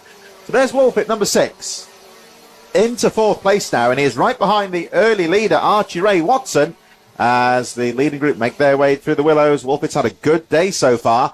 This is the race that's very important for the drivers. It's the one with the bad grid position where they've got to fight through and claim what points they can. So Wolfett up to a very strong 4th, trying to go for 3rd here as we see Watson guarding the apex, making it difficult. He will open it up a little bit coming out of the Dan Weldon corner Let's see what happens as they go down towards the Kimbolton corner. Max Wheatley just behind there, number 12. So Watson for the outside line. This could open up to the inside, and Wolfett goes down the inside into Kimbolton. Parks the kart neatly on the apex to prevent the switch back there from Watson. A very well worked out move there for Charlie Wolfett. And Wolfett now into third position. Lovely move there. With a diving move like that, Charlie, the risk is that the driver can just cut back the one you're racing. So he did very well to park the kart on the corner and prevent that move happening. Yeah, you see it a lot with these wet conditions. The driver goes spinning down at turn one. You see it a lot where some drivers may overshoot the corner. And you know, could make that cutback move. Yeah, Wheatley's had a mega move. Oh, that's an MLC driver trying to find his way through. Archie Watson's getting absolutely eaten up here. Not having the best run so far. Of course, the only issue is when you lose that momentum, it's very hard to gain it back. I think this is the trouble as a driver, isn't it, Charlie? When we look at the one teammates collided. That's Jensen Chalk trying to find a way through. And look at this, nearly 3 wide. McAndrew Uren is trying to nip away through. Chalk cuts back. This is mega racing as they head down to turn one. Luckily there, it was a good job that Watson stayed strong there and got his elbows out. He's had a temporary reprieve now because he lost that momentum. Goes down to 5th place. He's getting swamped by the likes of Devon Taylor, Jensen Chalk and McAndrew Uren, but that wheel-to-wheel combat has allowed the 195 to pull away slightly. It's just demonstrates there, doesn't it, Charlie? If you start losing momentum in the race, drivers passing here, there, it's sometimes in the head as well. They just got to stay strong and hold on to those positions. Yeah, exactly. It's a really hard mental game. Motorsport is one of the most hardest mental games you can ever play as the move for the lead. Now, we're going to watch it here because I think Holmes Ballott's going to look to the inside here at the final corner. Now, he'll lean on him. He'll stop at the apex, just cover off from Clark so he can't get the exit run. That was smooth stuff from Luke Holmes Ballott. Now into the lead of the race. But will Clark fight this one back, or will there be a bit of teamwork play? Ballot runs wide. Could that be a move? No, not yet. Luckily as well, this has allowed Charlie Wolfett into it as well. That block pass on the final corner, and it was almost like Wolfett had a boost, and he's right with the leaders now. Yeah, this is going to be interesting. It's a bit further down the pack. Harry Frill's in there. Harry's not had the best of races so far. Of course, he was that one that was spinning in the middle of the concrete as they headed down into turn one. Not the way you want to start your race. But let's see what happens between Clark and Wolfett. Of course, they are teammates. So in fairness, Wolfett should there should be a little thing that says Wolfett can be let by, and he's going to sneak his way through anyway. This might work actually for the number 291 Aidan Clark, because it looks to me like Wolfett's got some very good lines around the track here now. So these two could work together here, and Clark could have the opportunity here just to see what Wolfett's doing, because he is using the track a lot better at the moment. Yeah, 100%. I mean, obviously these drivers will, of being teammates, they will use each other's data to learn where they can be a bit faster. And, of course, different experience range. Wolfett's definitely been at it a bit longer than, I say, someone like Aidan Clark. Aidan Clark is a bit of a newcomer, as we would say. So it'll be interesting. Wolfett's... Oh, that got very late. That was very, very late. He was expecting that, was he? Yeah, I think Wolfett sort of went into the corner. Of course, it's always a bit tricky, because when you're on the braking zone and the car suddenly stops, you think, oh, I don't want to be in this situation. But Wolfett's going to lean on him. Watch this again. Just leans on him, puts him to the outside. That was superb stuff from Wolfett. A lot of confidence through Kestrel corner to do that. 100%. I mean, what he could have done was gone in a bit too deep, but then he would have messed up his run. He had to stop at the middle of the corner. That would have let Ballot get the run, get past him. So Wolfett, a master of the wet so far. He's just played that out brilliantly. But look at Ballot. Really late, and he's driven into the side of him. Oh, that was very aggressive stuff, and Clark is going to try and nip away through as well, but that got a bit interesting. It was just a very small mistake there from Charlie Wolfett, who's seen nothing go wrong for him today so far, but just seemed to be a little bit squirrely going through the willows. And Holmes Ballock saw half of the opportunity. This has allowed the number 291 straight back into this one. This is early. Wolfett again. Oh, he's got the confidence to go for the outside. Didn't quite work out for him. This is early mind games. Say hello, isn't it? Oh, and there we go. Oh my word! This is going to get interesting. Look at this on the inside. Oh, I think Aidan Clark says thank you very much and sneaks through into the lead. That was the simple thing of, you guys have your battle, you guys mess around, I'm just going to play around. Look at this. This is getting a bit too much now, I have to say, between Wolfett and Ballock. Ballock's really throwing hands, saying, what on earth are you doing? It's the last lap of the race now, and I think Ballock is just going to sit behind. You know, would you either want to send a late move on the last lap and lose out on a third place, or, I wonder what Wolfit's going to do now with his teammate in first place. He's got the win in the bag, so he doesn't need the win. Is he going to try and just help the teammate out here? Yeah, well, I mean, it's always that thing. What's the number one rule in motorsport is never take out your teammate. What he's going to do now, he's got the run, but Clark's going to go defensive. This is going to be a last corner move if ever I've seen one. And Wolf is going to try and nip to the outside line, late on the brakes. Look at Balak to the inside. How on earth has Balak done that? And he's got to the lead, a three-way line. Balak's got it. He'll be pleased with that one. Yeah, Luca Holmes. Balak will be very pleased with that one. He looked a little bit perturbed by Charlie Wolfit on the previous lap. Those two really going wheel to wheel. I think Aidan Clark almost thought he had that one won. And Luca Holmes, Balak, well, this is a classic karting manoeuvre there. When you see two drivers fighting for position, you see the line open up in front of you. And, well, I think that could be a contender for overtake of the day there. Yeah, I think that's probably overtake of the day, overtake of the year, whatever you want to call it. That was superb. Balak timing that to perfection and just wasn't want to get, I think, Wolfit and Balak really playing mind games with each other then.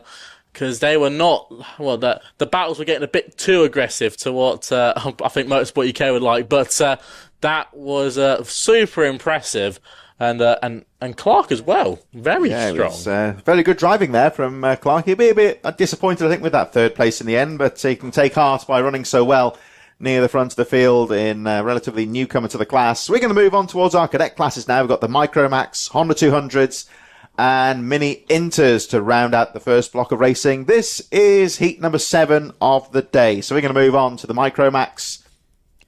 Once this heat draws to a close, of course, we'll move on to our second block of heats. This is how the Micromax will line up. We've got Ralph Ure from Lanny Aiden on row number 1, Alfie Hennell, Tommy Lovejoy on row number 2, Jonah Allen and Arshi Gupta on row number 3, Jan Prakash and Teddy Shepherd on row number 4. Row number 5, Zach Andrew, Munro Wilcox, Bobby Slater, Wraith Owen on row number 6, Jackson Foots and Felix Tandy on row number 7, Kai Shuri and Elliot Hitch on row number 8. Row number 9 is the cart number 6 of Benjamin Slavar, Jensen Darlow, and then it's Harry Riley, Hendrix Falat on row number 10, Arlo Gamble, Logan Edwards, Heath Smith and Lenny Barton on row number 12. And rounding out the rest of the field, we have the 69 of Caden Hanley, and Singh Shekwat, Ellis Holt, Oliver Daniels and Alfie Mullet rounding out the Micromax field. Here they come, Charlie, out of the final corner. Will we get a clean start? Yes, we do. We're on the way as they head down to turn 1. Watch out for Eden on the outside line, but look at Prakash trying to go on the inside. He's got to second place. Great start from Prakash as the drivers nip their way through the first couple of corners. Can they all sneak their way through? I think they'll just about get their way through. But a great start from a couple of Sam Pollitt drivers as the driver nips to the grass. And there's a bit of lawnmower racing, but that's all good. Oh, Prakash really getting shoved wide as he head through the Derek's corner for the first time. Around the outside to second place. That was superb from the number 27. That was a driver, Zach Andrew, who started down, I think, just inside the top 10. He's had a great start. He's going to look for the lead already at the end of the first lap. Going to the outside, it's going to switch to the inside line. Can he get the power down? He's going to have a go as he head down the start-finish straight for the first time. And that was superb from Zach Andrew. 7 spots made, and he's going to have a look for the lead as well. That got very close. Prakash is there into third place as well. As a couple of drivers sneak their way through into Derek's corner again for the second time in this race. And Andrew still with the battle on the inside of Lanny Eden. Gets that move done. Great to see a lot of heritage as well within the this field. Of course, great to see the Slater name back in the karting paddock. Of course, Slater, Frater, oldest brother, Freddie Slater, part of the Audi F1 development program, as well as the middle brother Alfie Slater, who's racing out in the Formula Winter Series so far. Driver who completed in the F4 categories, Jeanette Juniors as well. So a lot of heritage, and this could be a Slater, the next name in the F1 books.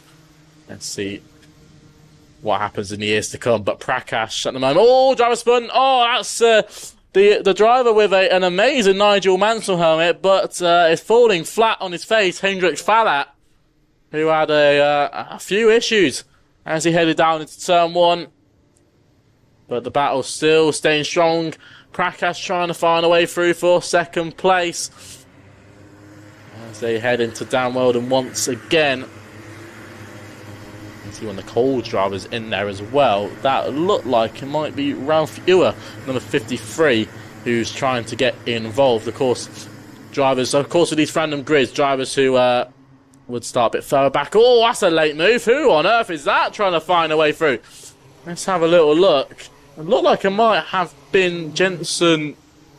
I might say Jensen Darlow. Jensen Darlow, it is. He's up to 8th place at the moment. He's had a brilliant lap that time around. He's picking these karts off one by one. Up 10 spots so far. He's started in 18th, now up to 8th. And it's only going to get more as the race progresses. But he's just going to pick these one off one by one. Try not to get a nose cone penalty at all. And your leader at the moment, Zach Andrew, just pulling away. 1.6 seconds is the gap so far. That will surely increase at the end of this lap as moves start to be made as they come through. Into the Castro corner. Contact made. That was a move for second place. And Prakash losing out there. He got into contact with what looked like to be Lanny Eden. And he's going to drop far down the field. That's going to open up second place now to Rafe Owen, who managed to close in. But Prakash, could he be deemed at fault for that one? We'll let the stewards decide on that one as the driver's gone spinning mid-corner at turn 1. That's not gone well for Lenny Barton, who was having a brilliant drive. He was up 19 spots to 5th. And I think that might have been Lenny Barton. We'll try and work it out. We'll have a look in a moment at what the stewards have to say about that move from Prakash. Very much, was it a racing incident or was there more to it? We shall have to wait and see on that one. But for the time being, at least, Prakash holds on neatly to that 3rd place. And Tommy Lovejoy, who started 4th, is still in 4th place. And Zach Andrew making up those 8 positions at the start of the heat. Has pulled away very neatly and has put in a very good 55.16 lap time. Continues to pull away just out. I've just noticed that Jan Prakash is under investigation at the moment. Yeah, interesting to see what the stewards have to say about that one. Could he be deemed at fault? Let's see. But look at Felix Tandy trying to make a move. 2 moves at once. Battling with Jensen Darlow. And Darlow's going to nip to the inside line with a bit more grip. But Tandy fights around the outside. Of course, Tandy for the Wearer Tools team. Of course, his father being Nick Tandy, who is one of the most successful endurance racers out there, driver for Porsche as well. So a lot of heritage with the Tandy name, as well as we were talking about the Slater name. So a lot of heritage in this field as Darlow. 3 wide, that's never going to go well. And Darlow's been put straight onto the grass. He's been trying to nip his way through, but these drivers are giving him one heck of a time as they head through the final couple of corners once again. 2.5 minutes left on the clock, and battles all throughout this race. And this is all helping out Zach Andrew, who's just in clean air, pulling away. 4.1 seconds so far. The gap's just going to increase more and more as these drivers keep battling on. And this is going to be an interesting one, going right to the wire here as well. Yeah, the great thing is for Zach Andrew, the race leader, he will know that he's got a cushion at the front now. He can afford to run his own race there. He just went out of view as we focus on the rest of the top 10 still charging through. No need to worry about Zach Andrew at this stage. He is clear and away. He can afford to use his own lines, run his own race. All of the action on the edge of the top 10 here as they come fighting through the Dan Weldon corner. And that was a lovely move there. On that, looked like Alfie Hennel having a go as well. Caden Hanley losing a position. These drivers running down to around 10th position. Arlo Gamble, who has made... There he is, actually, Gamble. He's made his way through the number 72, picking his way slowly through the field. He was one of the drivers who had a bad grid position at the start of this race. He'll have a much better starting point in heat number 2 later on. But Gamble, incredible lap from him there. He's made up 3 positions, 15 in total, I should say, and is now in 6th position as Alfie Hennel, Ralph Ewer, Jensen Darlow scrapping away at the edge of the top 10. He's having a difficult time so far. Those drivers making it hard work for him. But there is the race leader, number 27, with just over 1 minute left on the clock. Very neatly just on the edge, feeling the power through the Dan Weldon corner, gets it down very neatly out of the corner, keeping away from that curve on the exit of Dan Weldon corner. You can afford to use a bit more curve coming into Kim Bolton, and he is lapping very well indeed. He's just broken into the 54-second region here. Very quick for a cadet in these tough conditions. Over the line he goes. He will have 2 more laps to go here. And the race leader, Zach Andrews, still lapping around 54, 55 seconds. Very neatly indeed, as there we can see, just using the curves when it's appropriate. Trouble is, if they get too aggressive and if they get a wheel onto that grass, it's just so boggy out there that there's no margin of error. But at the moment, Andrew doing very well indeed. Yeah, really smooth as well and consistent, which is always so important. Just trying to pick off every line, take every braking zone, every corner, every acceleration point, just nice and smoothly. Balancing the steering wheel, which is very, very impressive for what is quite young drivers as well. You know, when we're talking about sort of 9 to 10-year-olds here, which, you know, to know how much driving skill they have at this age, well, it's more than your average person on the road. The last lap board is now out for Zach Andrew. Rafe Owen, he's there in second place, but the gap's just way too big now. 4.8 seconds, which is just super impressive. And I think, again, it's all about the starts in these, especially the cold races. You need to get that start right and get into the lead nice and early, because if you stay in the pack, you're just going to keep losing that time every single lap. You know, the more times you're battling, the more seconds you're losing. But Zach Andrew has done the most perfect job. Of course, that start was just superb. He started all the way down in 8th, nipped his way all the way to the lead after pretty much after the first lap, and has just stayed there till the end. He's only got 2 more corners left to do, so just nice and sensible as he comes round the final corner. And this is a driver we need to watch out for in the final. He has got some work to do. Zach Andrew will set this one alight and takes victory in Heat 1. A great way to start off his second round of the championship. Rafe Owen, who finished up in second place. Jay and Prakash will round out your top 3, but of course is under investigation for that incident with Eden. So we'll see how that goes after the race. Arlo Gamble up 17 spots to 4th, and Felix Tanley round out your top 5. It was Tommy Lovejoy from Caden Hanley, Alfie Hennell and Jensen Darlow, who had a pretty strong drive, up to 9th. Ralph Ewer round out your top 10. It was Bobby Slater and Hendrik Fallett, who recovered up to 12th from Jonah Allen and Heath Smith. And Munro Wilcock round out your top 15. All drivers finished. Of course, Eden finished right down the bottom end of the field, which is always not that nice to see.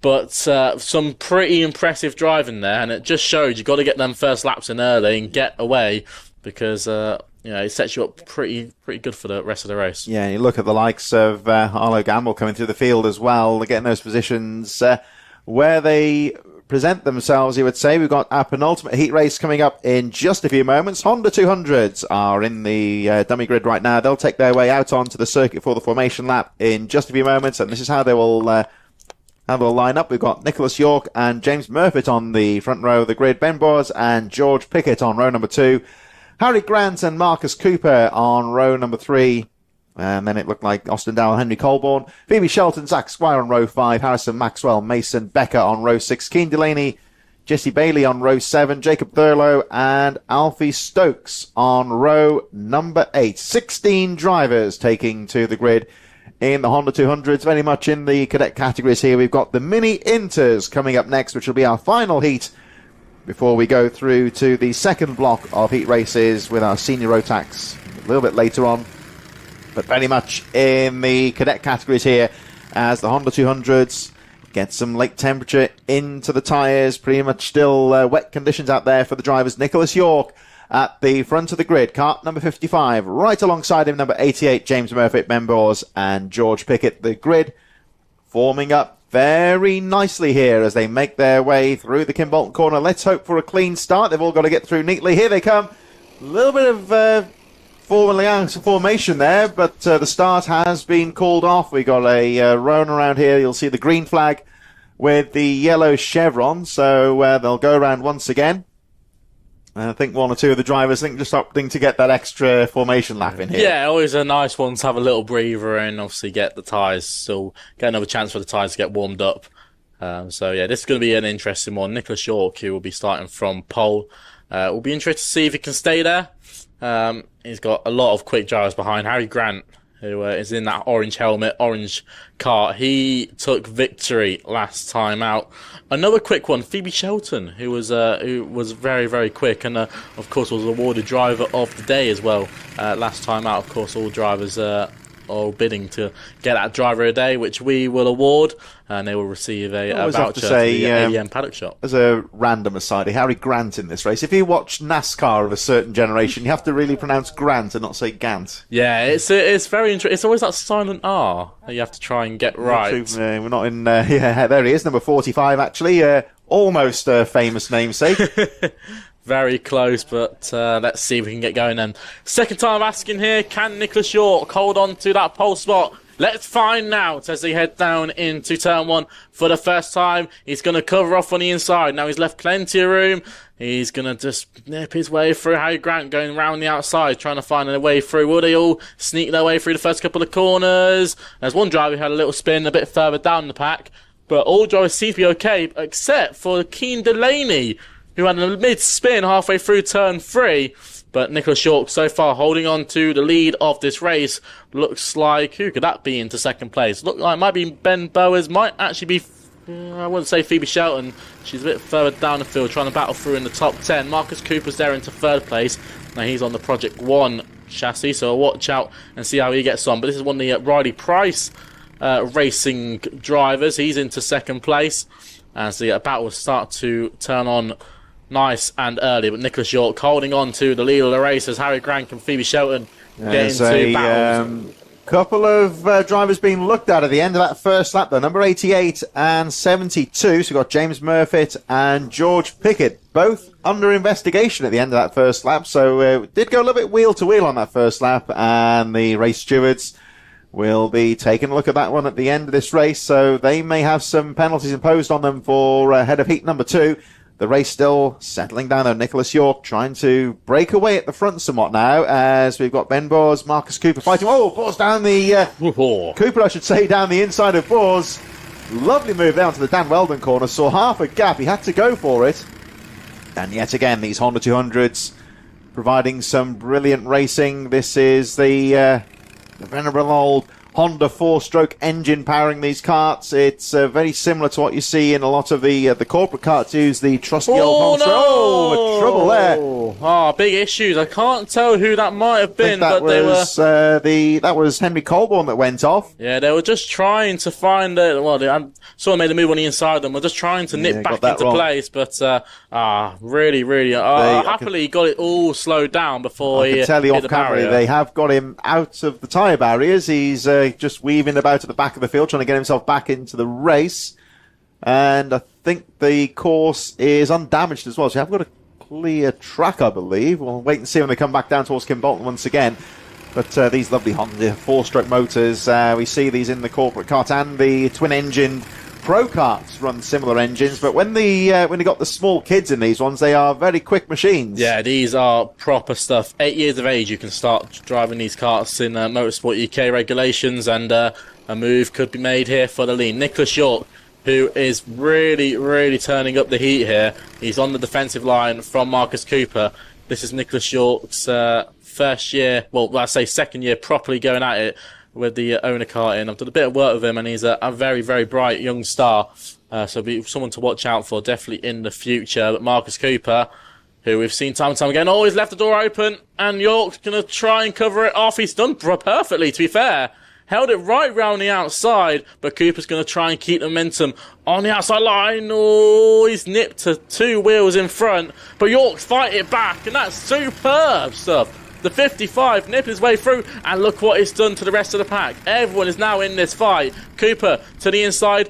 Looks like, was that as well? That was Mason Becker finding half a gap and sneaking through. Oh, it's all getting very close at the front of the Hondas. Oh, they just about keep it on the track. It's getting a bit tasty a little bit further back there. Driver under investigation is Mason Becker, who, there he is in second place. So looks like the stewards have got a bit of work to do after this one. Becker's still racing away, though. It's not like he's been disqualified. He can still race, and he's still going to go and try and fight for the win as they go through the willows. Now, they are bunching each other up here now. This is your battle for the lead. Everyone getting involved. Oh, teammates getting really into battle there, and Cooper has to steal in second place.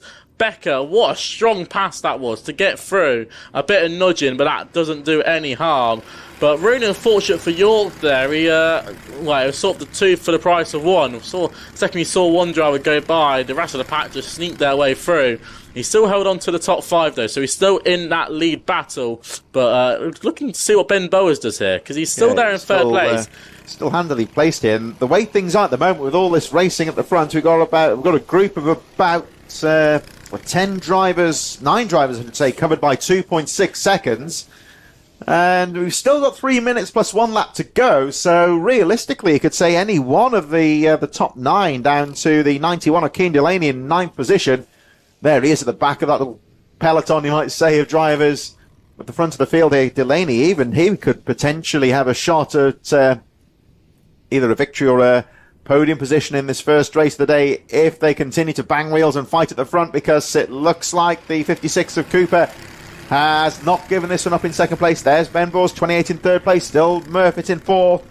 Nicholas York, Harrison Maxwell, George Pickett, Phoebe Shelton and Keane Delaney all well and truly in there. As down the inside, having a look there for the lead, goes Marcus Cooper into the lead.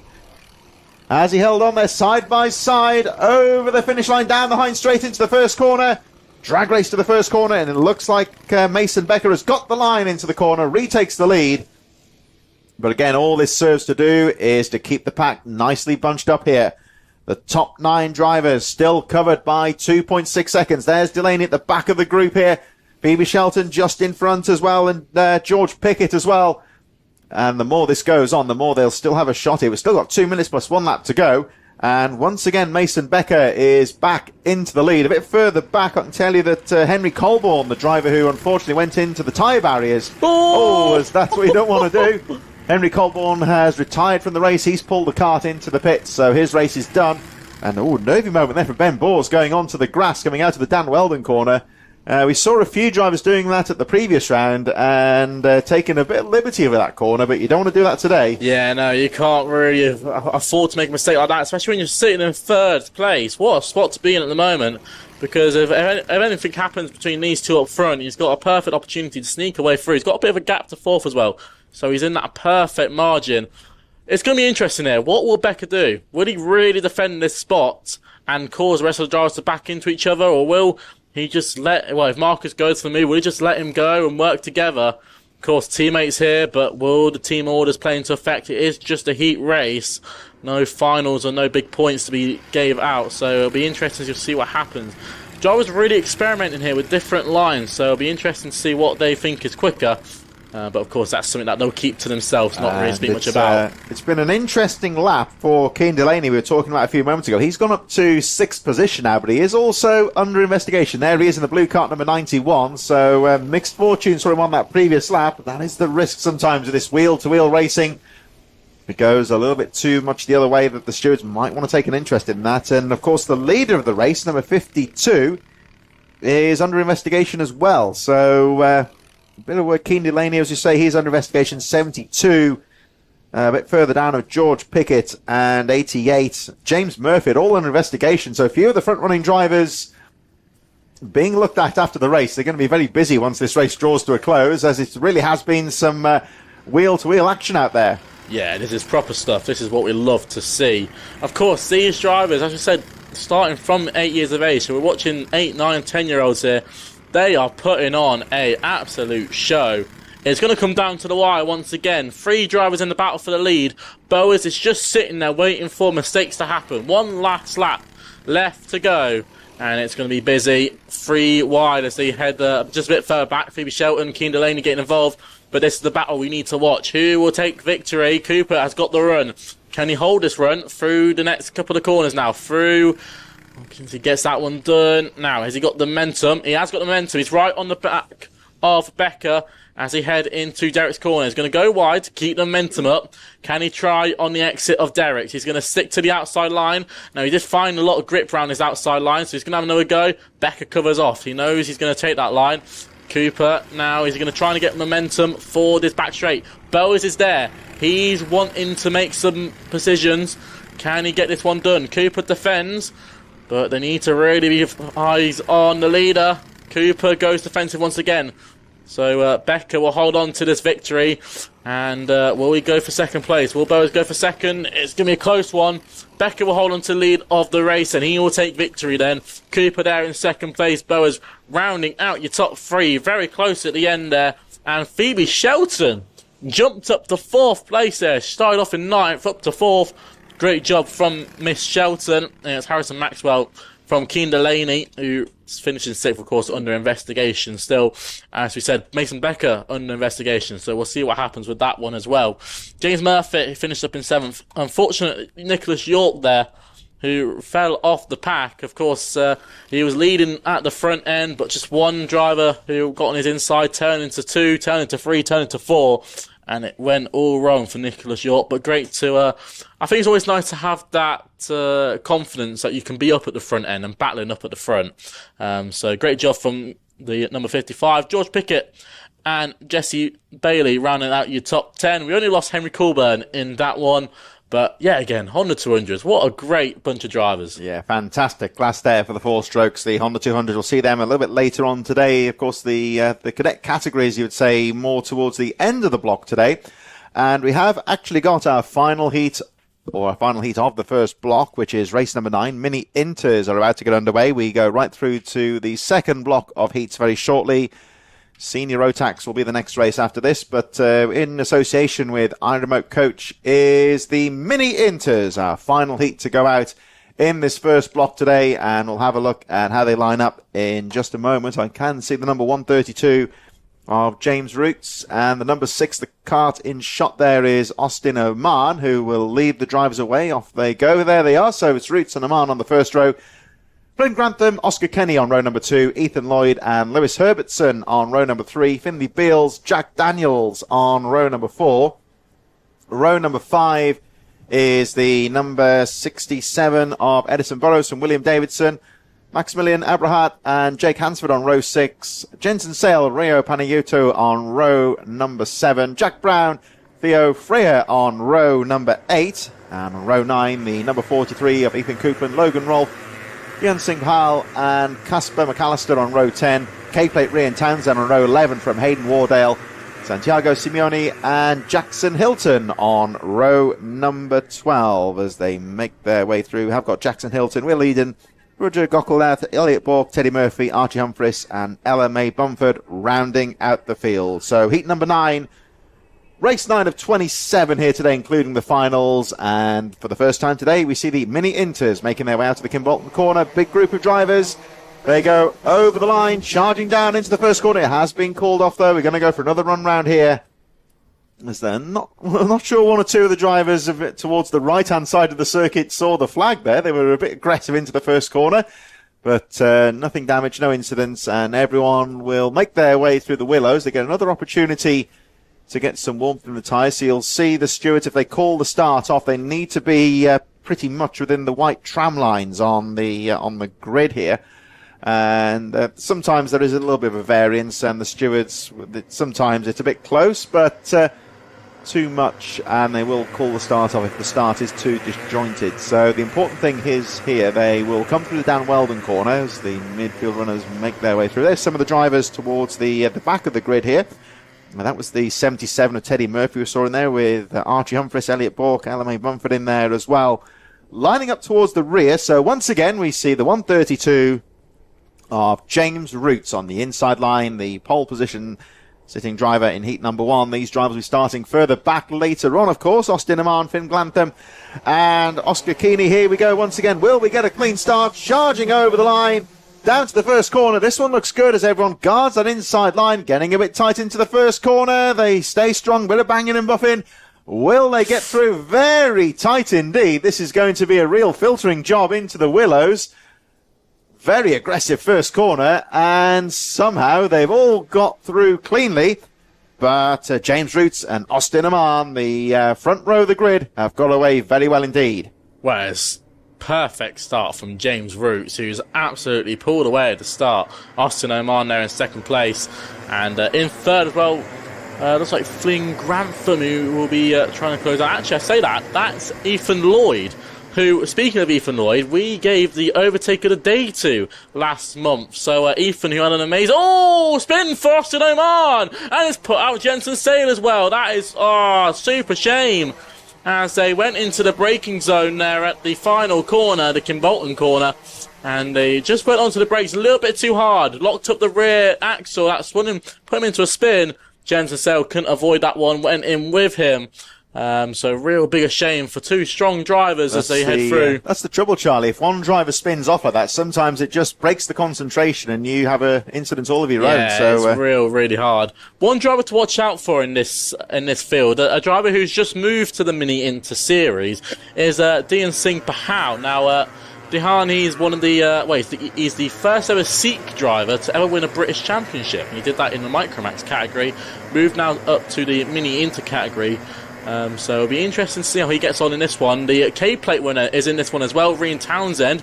He'll be trying to work on getting a good result out of this one. Herbison's in this race as well. Of course, Herbison, who finished up high in the championship inside the top two. So we're trying to make work matter. Here, Charlie, when you look at Bahal, this Mini Inter category, it's almost like you're bridging between the cadets and the moving on towards the Rotax categories later on in the driver's career. Yeah, well, it was brought in a place for the Minimax category. The Minimax, you were on a junior chassis, but a very small engine, as a driver has gone off in the middle of Derek's corner. I'm trying to notice who that might be. We'll watch out and we'll work it out near the end of the lap. But when they brought it in, I think it was around 2021 when they brought it in, and it became a big stepping platform for the Rotax category. Of course, it was more used in Europe before it came to the UK as a really good stepping platform for Rotax drivers, because they start off in the Minimax, they do the juniors, they do the seniors, but there's no proper way to get them in nice and early at 8 years old, where a lot of drivers sort of went to Hondas and then moved over to the Rotaxes. So the Rotax brought this feature in where you go Micromax, Mini Inters, straight into Junior Rotax. A great platform to get in, and it stays the same in most countries now, which is really good. So you can go abroad and you'll be racing your same machinery, which always helps out. But brilliant stuff here from Ethan Lloyd at the moment. Logan Rolfs holding on to this one at the moment in third. And who's there in fourth place? Oscar Kenny, who you'll see there has a very big lean, and you'll see with his helmet, you see him really chucks it into the corners, using all the body movement to get the steering done. It actually helps him out quite a bit, really. Just saw him there going into Kimbolton corner. You'll notice him just reaching off the steering wheel and reaching towards the engines. That would be most likely just adjusting the radiator to get a bit more airflow into the engine. Of course, possibly. These drivers, mechanics will tape up the radiator, but sometimes they can tape a bit too much, and that can affect the heat.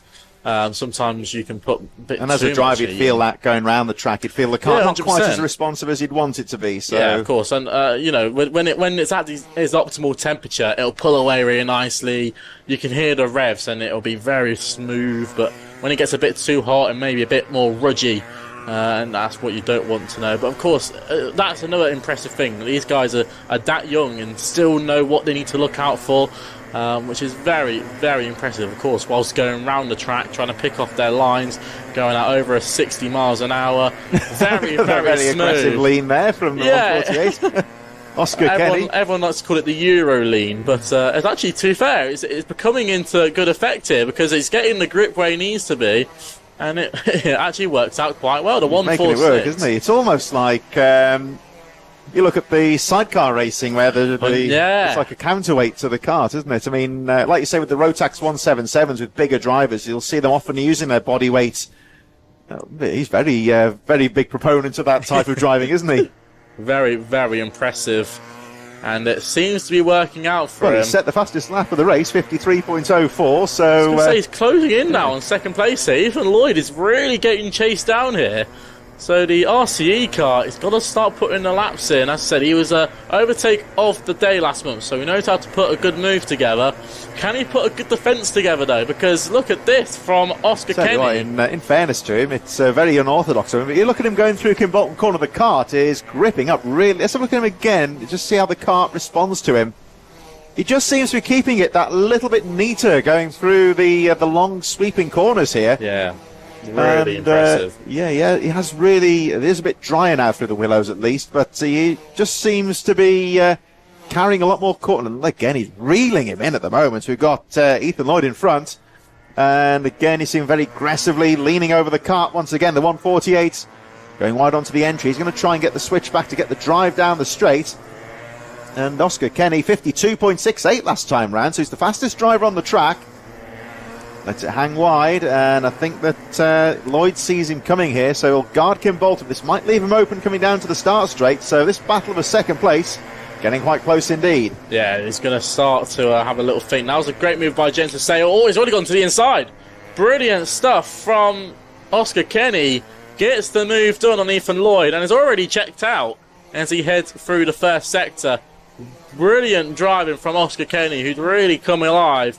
Would it be enough to close down James Roots? I wouldn't imagine so, unless any big mistakes from Roots.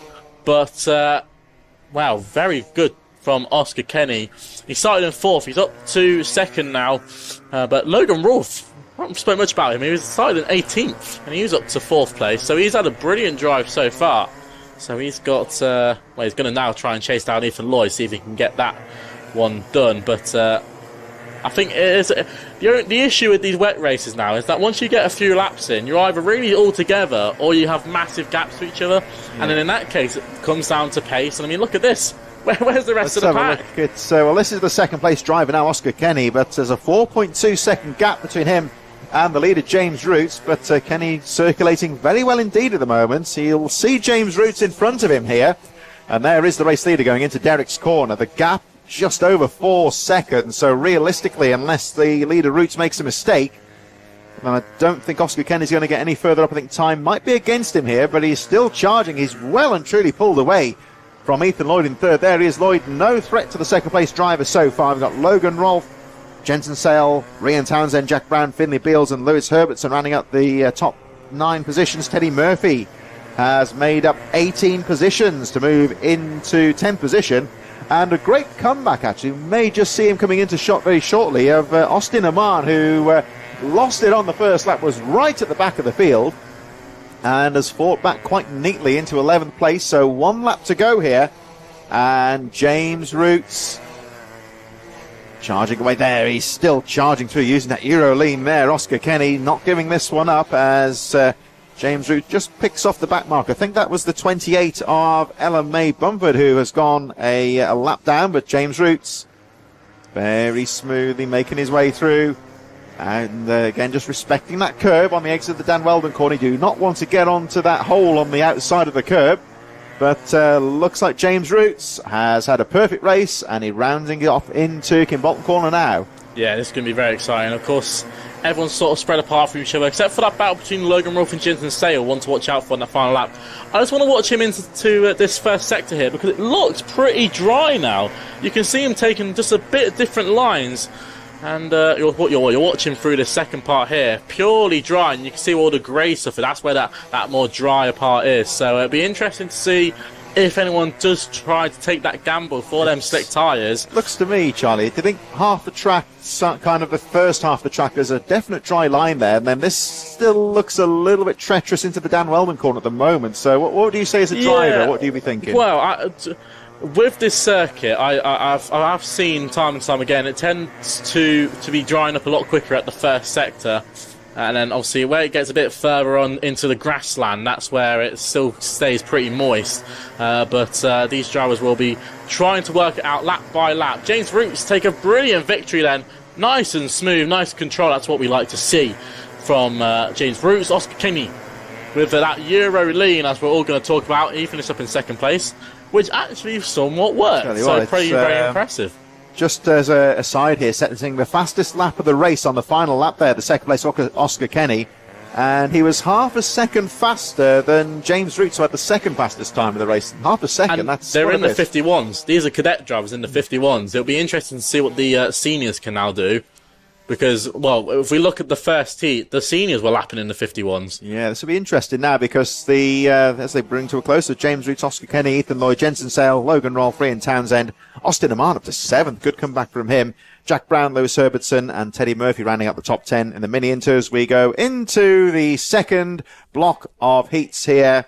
And for the second time today, we have the senior Rotax. So as Charlie was saying, of course, these drivers were lapping in the 51-second region in the first heat this morning, which was a very damp, slippery track all the way around. Really has dried out quite quickly during the final few cadet races there. We have got this window of dry weather where it might get a bit wetter as the afternoon goes on with rain forecast. And we're up at the top here by the Dan Weldon corner we are looking at now. This part of the track is still pretty gnarly and treacherous in places. We've seen the drivers struggling to get the karts into the Dan Weldon corner. But when we go down towards the Willows, the first part of the lap, there is a definite dry line down the Hines Straight starting to really dry out now. There's some nice grip. We've seen the drivers carrying a lot more speed. The lap time starting to tumble. And the Willows, which is at the very top end of your screen, just past where the marshal's standing on the apex of the corner there. The switchback, almost like Beckett Silverstone style, right, left, right, chicane, fast section. There is a dry line through there as well. So we'll see how they cope in a few moments' time. We'll have a look at those lap times. There'll be Noosh Safa Leathers in pole position from Joshua Smith. Kai Hunter, Tom Pryor on row 2. Michael Morgan, Asgati Laka on row number 3. Dutish and Morris on row 4. Jacob Morris and Oliver White on row number 5. Deacon Russell, Dejuan Bennett on row 6. Jake Fisher, Daniel Kayoff on row 7. Pearson Bullock Carter, Miles Roby on row number 8. Row number 9 is the number 46 of Kieran Ives. So Marcus King, Ethan Martin, Mikey Walker on row 10, Harry Freeman, Jacob Lee on row number 11, George Cole and Matthias Ferrup on row number 12. And, trouble on the straight there, but we'll have a look at the rest of the field. Luke Bate from Callum Sims, Harvey Williams, Eli Singbad, Charlie Gromit and Bailey Heath on row number 15. So quite a few of the top names in the first heat that started towards the front as well. They will start right towards the back of the field, and that little melee coming out of the Dan Weldon corner seems to have sorted itself out there. Back into position. Noosh Safa Leathers, number 43 on the inside line there. Should lead them away. Here we go. So we're going to check if the flag goes out. It is going to be a run round here. The grid not entirely in position there. They almost got it together, but one or two drivers out of position here. So this is going to be interesting. This is the part of the track here, Charlie, where there is a definite dry line, quite a wide line developing. But the part they're coming up to now, I think Derek's corner onwards is still pretty wet and slippery out there. Yeah, I mean, even the first sector, there is that dry line, but you've really got to go offline to find it. So overall, it'll be a quicker line, but, you've got to spend that time offline, really, which does open you up to people trying to nip down the inside here. But we'll see how we get on. Noosh Chevalier, as I've said, starting from the pole spot. Behind him is Kai Hunter, which I know Kai will definitely be wanting to get past him as quick as possible. A British champion in the eyes of Kai Hunter, a very long accolade of achievements. So one to watch out for. Josh Smith, who's junior Rotax champion from 2024. So obviously he knows his way around. He'll be racing for the new Liam Aitken racing team. So we'll see how he gets on. Michael Morgan just behind Hunter as well. Michael Morgan and Thomas Pryor alongside him. Both, I'll say veterans to this circuit, have been here for plenty of years. Can we get going for the second time of asking then? Let's see if we can. And it's lights out. Away we go. And an issue for one of the EM development drivers. As he head down into turn 1, Thomas Pryor snicking to the inside line as he head through the first couple of corners. Drivers all getting all sideways. New Savalae is there in third place, trying to have a look at Josh Smith, but they've all managed to get their way through. But look at Kai Hunter. Look at his lead so far as a retiree for one of the improvement karts, and we'll try and work out who that is. Daniel Kayoff out of the race. Off camera, he's pulled off on the Hines Straight. There are yellow flags on the straight because he is off the circuit, but not really protected by the barriers. It's going to be tight here in the midfield, and that's exactly where we don't want to be on the grass. So senior Rotax Heat number 2 was sweeping around the outside there. Was number 38. Looked like New Sheffield Leathers just losing a couple of positions there, but still holding away towards the front of the field. So it's Kai Hunter, Joshua Smith, Dacian Dugins it was with a move on the outside. Yellow flags on the Hines Straight here as they go through into the Willows because the stricken kart of Daniel Kehov. He's out of the race. He's gone marching off to the infield towards the safety, but the marshals will still need to retrieve that kart. And he had to park it. It seemed to lose power. Wasn't going to be able to make it down the straight. So hopefully that should be sorted out by the marshals very quickly as the karts leave that part of the circuit. Here is the number 36 of Jason Ducic, who started off very well here. He's got the number 71 of Tom Pryor, Nusha Southern Leathers, the pole sitter just behind as well, the number 43. And again, you see Ducic using that wet line going through Kestrel. This part of the track's still a little bit slippery here as they make their way through. Let's have a look at the lap times, and they really are getting quicker now. So the race leader, Kai Hunter, lapping in the 48, Joshua Smith 49.4, and Tom Pryor 49. So we are starting to see drivers dipping into the 40-second region here. So certainly about at least 2 or 3 seconds quicker than the first heat. Yeah, the time's definitely going to start to come down. We're going to see, especially when we get further on into the day, more rubber that's being laid down as our driver spins at Derek's corner. We'll try and work out who that is at the end of the lap. But I say, Jason Dukas at the moment, number 36, there on your screens, full white body kit. He is currently still there in third place, just sticking behind Josh Smith and Kai Hunter. Kai had a brilliant start, just managed nipping away, but hasn't pulled away like I thought he would to Josh Smith. But he's the gap is getting bigger and bigger every lap, and so we'll see what happens. But it seems to be yet again like as the top 5, top 6 here all managed to pull away, and it's just one massive train of karts. So they're obviously going to keep battling, which creates that even bigger gap for the top 6 here. So I think these guys are all in that sort of safe region where they just need to keep putting in consistent laps, and they'll probably stay where they are and collect them valuable points. Just looking a little bit further down the field towards the midfield here, we've got some of the big names in the first race who have the bad grid positions fighting through. So Baden is up to 10th position, Bate up to 12th, and George Cole up to 13th. All those drivers making up at least 10 places. Baden making up 18 positions, so he's really fighting his way through. But Kai Hunter, with the advantage of the good grid position, has certainly made the most of it here. Leading now by 1.7 seconds. Now a lot more drivers lapping in the 40s now as opposed to the 50s. The pace really starting to tumble here.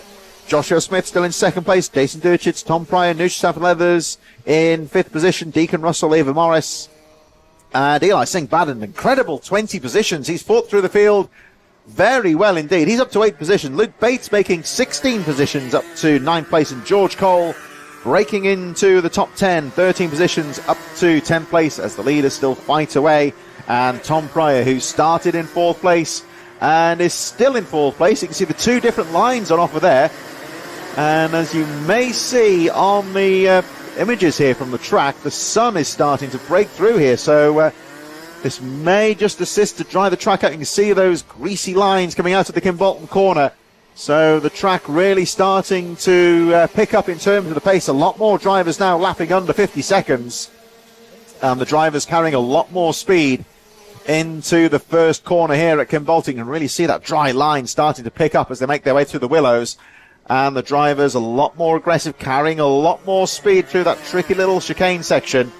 So this is where, again, we see, one went a little bit offline there. That's going to allow everyone else to go through. That's not where you want to make a mistake at the head of a train of drivers like that. And as you can see on Dan Weldon corner, it is still a little bit slippery there. So whether the sunlight will make much difference, there is a technical flag in the field for number 47, who's a little bit further down the field. That's Jacob Morris, who's down to 27th now. The last driver left in the race at this stage, but he will be retiring due to the technical black flag. But we've got just under 3 minutes left to go. Kai Hunter controlling the race so far, 2.1 seconds ahead. Smith, Duchess, Pryor and Saffron Leathers chasing behind there was the number 43, closely followed by Deacon Russell. And a whole train of drivers here, Charlie, fighting through the field. Yeah, pretty impressive stuff here in senior Rotax. There's always something going on. You always got to keep your eyes and your wits about you. Luke Bates now in a battle with Mikey Walker, who, as I said, took victory in the first round of the championship. Very dominant victory it was. Now having a battle with an old mate of his, Luke Bates, who Luke, of course, his last race in karting as he moves on to race in the City Car Cup. So it'll be exciting to see how he gets on in that one. Of course, a lot of drivers using this as a stepping stone into car racing, whether it be club level, national level. So a lot of drivers who feed from the Rotax categories in. Of course, we've seen the Guy Cunnington racing team out there. He had a driver, Rachel Robinson, who's now moved into the F1 Academy. Rachel, you did a bit of racing here as well. We do see a lot of drivers who say maybe get picked up or get themselves opportunities to move into the car racing scene. Some drivers tend to stay in karting. Of course, for drivers, such as Kai Hunter is a driver who we say about. He has had offers to go car racing, but I sort of found his pedigree in karting. There's a good move there by Baden, who makes his move down the inside. Now, what position that be for? That'd be for 7th, as he gets past Ava Morris, who Ava Morris was a driver who raced in junior Rotaxes, one of her first races in senior Rotaxes. Ava, who took pole at the one of the Rotax Max Challenge races in the at Le Mans, which was very impressive, one of the first females to ever do so. So a very strong driver is Eva Morris. Really excited to see how she gets on today, especially when we lead into the finals. Of course, 2 heats for these drivers, so they haven't got much time to get them points accumulated. And if you have one bad result, it really affects your final starting position, which, even if you have the pace, if you can't make it through the pack, you are screwed. Yes, it's one of these things. You've really got to take those opportunities when they arise, as we see the grip starting to come back here on the Kimbolton corner. The lap times continuing to tumble as the race goes on. Drivers lapping into the 48-second region here. Fastest lap currently Deacon Russell in the 6th position right now, number 59, who's looking very good as they make their way through the willows. Russell really started to find some lines out there at Kimbolton. The clock going down to 0, so next time around it will be the final lap of the race. Kai Hunter really charging away at the front of the field here. You can see the drivers visibly getting quicker as the track drying out lap by lap here as the sunlight starts to shine on the Kimbolton circuit for the first time today, and you can really see how it's helping the track to dry out on most of the lap here. Kai Hunter about to cross the line with 1 lap to go, and there he goes into the first corner as we look at the battle here into Kimbolton corner. Getting very close indeed. Luke Bates really fighting through the field, kart number 94. Back to our leader, though, at the Derrick's corner. Kai Hunter, as you say, very much the karting specialist. And here he comes into still a little bit treacherous going into Dan Weldon corner. But Kai Hunter, now this is the race where he's really had to make the advantage count, had the good grid position, but he's made up those 2 positions and has dominated this second heat race of the day. Super professional from Mr. Hunter. And he's going to take victory for Heat 2 here in Senior Rotax on his Hunter Motorsport machinery. Joshua Smith into 2nd place for Liam Atkin Racing Team. Hunter with a long look behind to see what the gap was. Wasn't as much as he thought it would be, only 1.6 seconds. It was Jason Dukis who ran out your top 3 from Torres Pryor and Noosh Savalayers. Deacon Russell and Eli Baden from 28th up to 7th. Very, very strong drive, Eva Morris. From Mikey Walker, who nipped inside the top 10. Luke Bate, who finished 10th. He started from 25th. Callum Sims up 15 spots as well to 11th. Some Bullet Carter, PBC, he was up into 12th. Harry Freeman and Harvey Williams.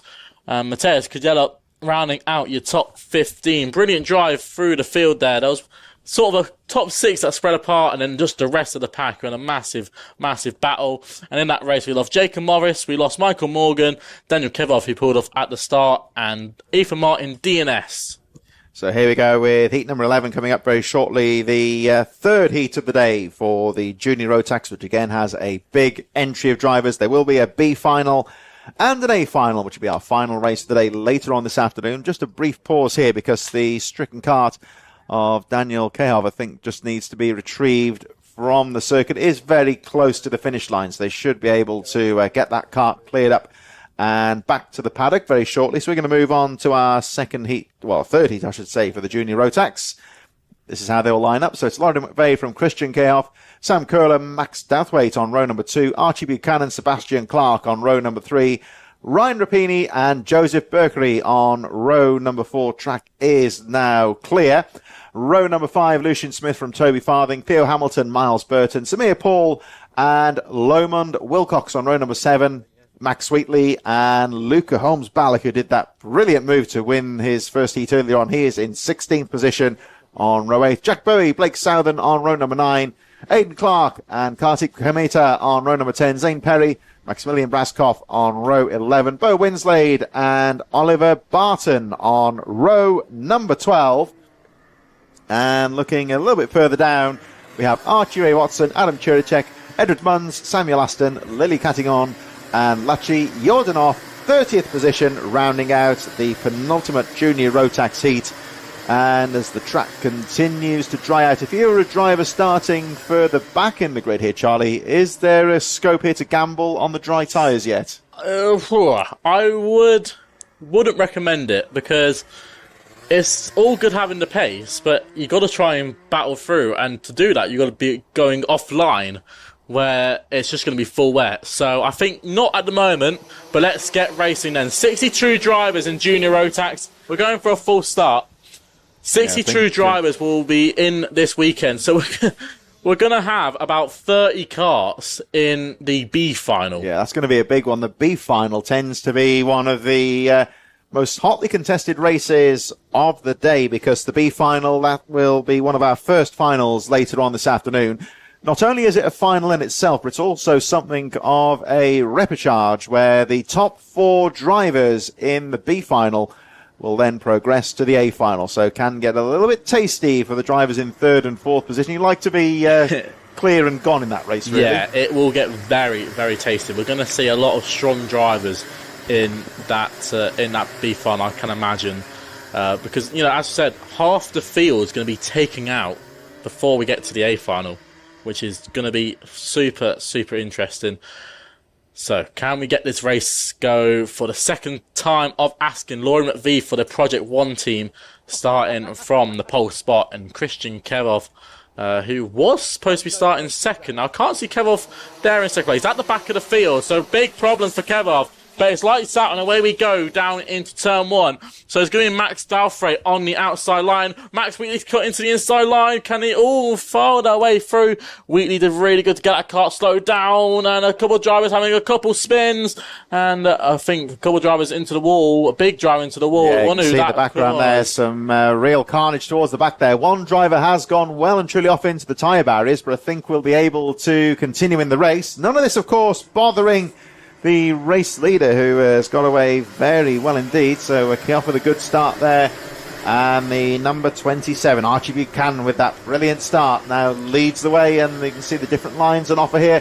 As down the inside goes the 144, Lucian Smith has also had a very good start indeed, but Ryan Rapini nips down the inside, side by side, coming out again Bolton, over the line with 7+1 lap to go. Yellow flags, you can see, wave yellows on the first corner, because there is still a bit of trouble. And I think maybe the tyre barriers have been damaged after the incident in the midfield. There is a technical flag here for number 45 a bit further down the field. And, I think fairing. The front fairing, well, he's not going to continue in the race anyway. The front fairing, I can tell you off camera, is pointing skyward. So it didn't need the black flag, really. I think he's going to park that one. Anyway, there are a few drivers out of the race then. Looks like that was Lily Cattignon, the number 45, with the damaged fairing, who's out of the race. Ooh, 1 or 2 drivers. Oh, Rapini's going for early. Yeah, really early. Perfect move from Ryan Rapini. He gets down on the inside. I think this is what he needs to do. He needed to get into lead nice and early, just to start to put the laps together now, start and pull away from the rest of this train. Of course, all these drivers need to finish up as high as they possibly can to stay out of that B final. That's going to be a very, very rough and aggressive final, I think we're going to be able to see. So definitely something to watch for. Very, very depressed 21 there, Sam Aston. Well, Sam Aston there, he had issues at the start of the race there. I think it's a mechanical issue, and it's just not gone his way. So we'll be seeing him in the B final. Of course, not for the reason we wanted to see him in there. But look at Lucian Smith leaning on Buckham. Manages to not even make the spot. But Buchan's really trying to hold on to this second place there, right on the defensive line. Lucian Smith, who we've seen in the mini interclass, who was very, very strong, now, of course, in the junior Rotax class for the KR Sport team. So it will be interesting to see how he gets on with this one. He's going to try and not get that front fairing penalty, but trying to get past Archie. But Archie's making it like a double-decker bus to get by. Archie Buchanan there, number 27 in second place. Still watched by Samuel Aston as they all go screaming through. So there is Buchanan in second place, trying to close up on Ryan Rapini, who has done very well so far in this race. Got to the lead very early on indeed, is now trying to control the race. Again, looking at the lap times here, they are really starting to dip into the 48-second region. The track dries out. Jostle for position here coming in towards the Kestrel corner. No one really using the outside wet line at this stage. Does look a lot more grippy on the racing line here. Oh, nice move there from, I think that might have been Sebastian Clark. Number 35 going for the move. Lovely move out of Kim Bolton as the rest of the midfield go through, and he's got the momentum to make it stick into Stowe when the unfortunate Archie Buchanan gets pushed wide and loses about 3 positions there, but he's still very much in the hunt here as they all go charging through. Another technical flag a bit further down, number 49, Edward Munns, who's had a difficult race so far. He will be out of the race due to a technical problem. But no such problems for Ryan Rapini, who leads 48.66, fastest lap of the race. But all the action here is with the chasing pack. There's Rapini all on his own at the front, going down into the Kestrel corner. But it's too close to call here for second, as down the inside, I think that might have been Clark going for the move a moment ago. But now here they come out of the Kimbolton corner. And up to second place is now Laurie McVeigh, who moves into second position, the pole sitter. But also close behind here, Archie Buchanan back to third, Lucian Smith, Sebastian Clark, and Luca Holmes-Ballock. Look out for the number 228, who's a little bit further behind here. And Ballock, who took a brilliant win in the first heat. Aidan Clark, who narrowly missed out in his first heat as well, is currently into 10th place, having made up 9 positions. So 1 or 2 front runners in the previous heat here, Charlie, fighting through. And there is Holmes-Ballock, 228. Still 3 minutes plus 1 lap to go here. Could yet be a factor. Yeah, we've got plenty of racing still yet to go in this one. 3 minutes now as Lucian Smith and Laurie McVeigh run side by side. Ballock's trying to find his way through. Past Archie Buchanan. Can he get that one done into turn 1? Let's have a watch here. Battles all throughout this top 10 as drivers nearly going airborne as they all come through the first sector. And, well, McVeigh... he's losing out a bit of time here to Lucian Smith. Lucian's, I think, held on to the second spot. All helps Ryan Rapini in the lead, who's absolutely drove off. But the battle to fourth still go on. I think Ballock's got that one done. But here is second place on your screens. 144 Lucian Smith. Laurie McVeigh, who's been progressing all throughout last year. This could be a big year for Laurie McVeigh for the Project 1 squad. And he's going to try and look on the inside. He's super late on the brakes, but he's trying to go all for the entry and has no momentum as he exits the corner. Going to be interesting to see what Blake Southern does as well as he starts to close in. The sun is getting ever so brighter, which is something to watch out. Really see the track drying out now with 2 minutes plus 1 lap to go. Ryan Rapini, incidentally, has set the fastest lap of the race, 48 seconds on the button here. So they are starting to approach some of the dry weather times. There's still maybe a couple of seconds off the optimal pace you're taking. Even see the Dan Weldon corner, the hintings of a dry line starting to develop. I think looking at the weather forecast, we'd better not get too used to this because rain is forecast towards the finals later on. But for the time being, they are starting to enjoy a rapidly drying track. And as you can see, the driver's still using the wet weather tyres, so that will help displace the water and possibly help dry the track out just that little bit quicker. 1 minute 20 on the clock, and Lauren McVeigh, incidentally, has gone into the 40. A few drivers actually lapping into the 47-second region here now. Fastest lap of the race, 47.56 for the third place driver, number 33, Lauren McVeigh. Luca Holmes-Ballock right on the tail in fourth place, having made up 12 positions. But none of this bothering Ryan Rapini, who again you can see just starting to make a little bit more of a dry line through the Dan Weldon corner, carrying a bit more speed through there. And will cross the lines. They're lapping in the 47-second region right now. So this will be 2 laps to go unless he finds an absolutely barnstorming lap out of nowhere. He's crossing the line with just over 40 seconds on the clock. So this will be pretty good timing actually for Ryan Rapini, who you would say perhaps if this was a dry track they would squeeze through and get another lap in before the last lap board goes out.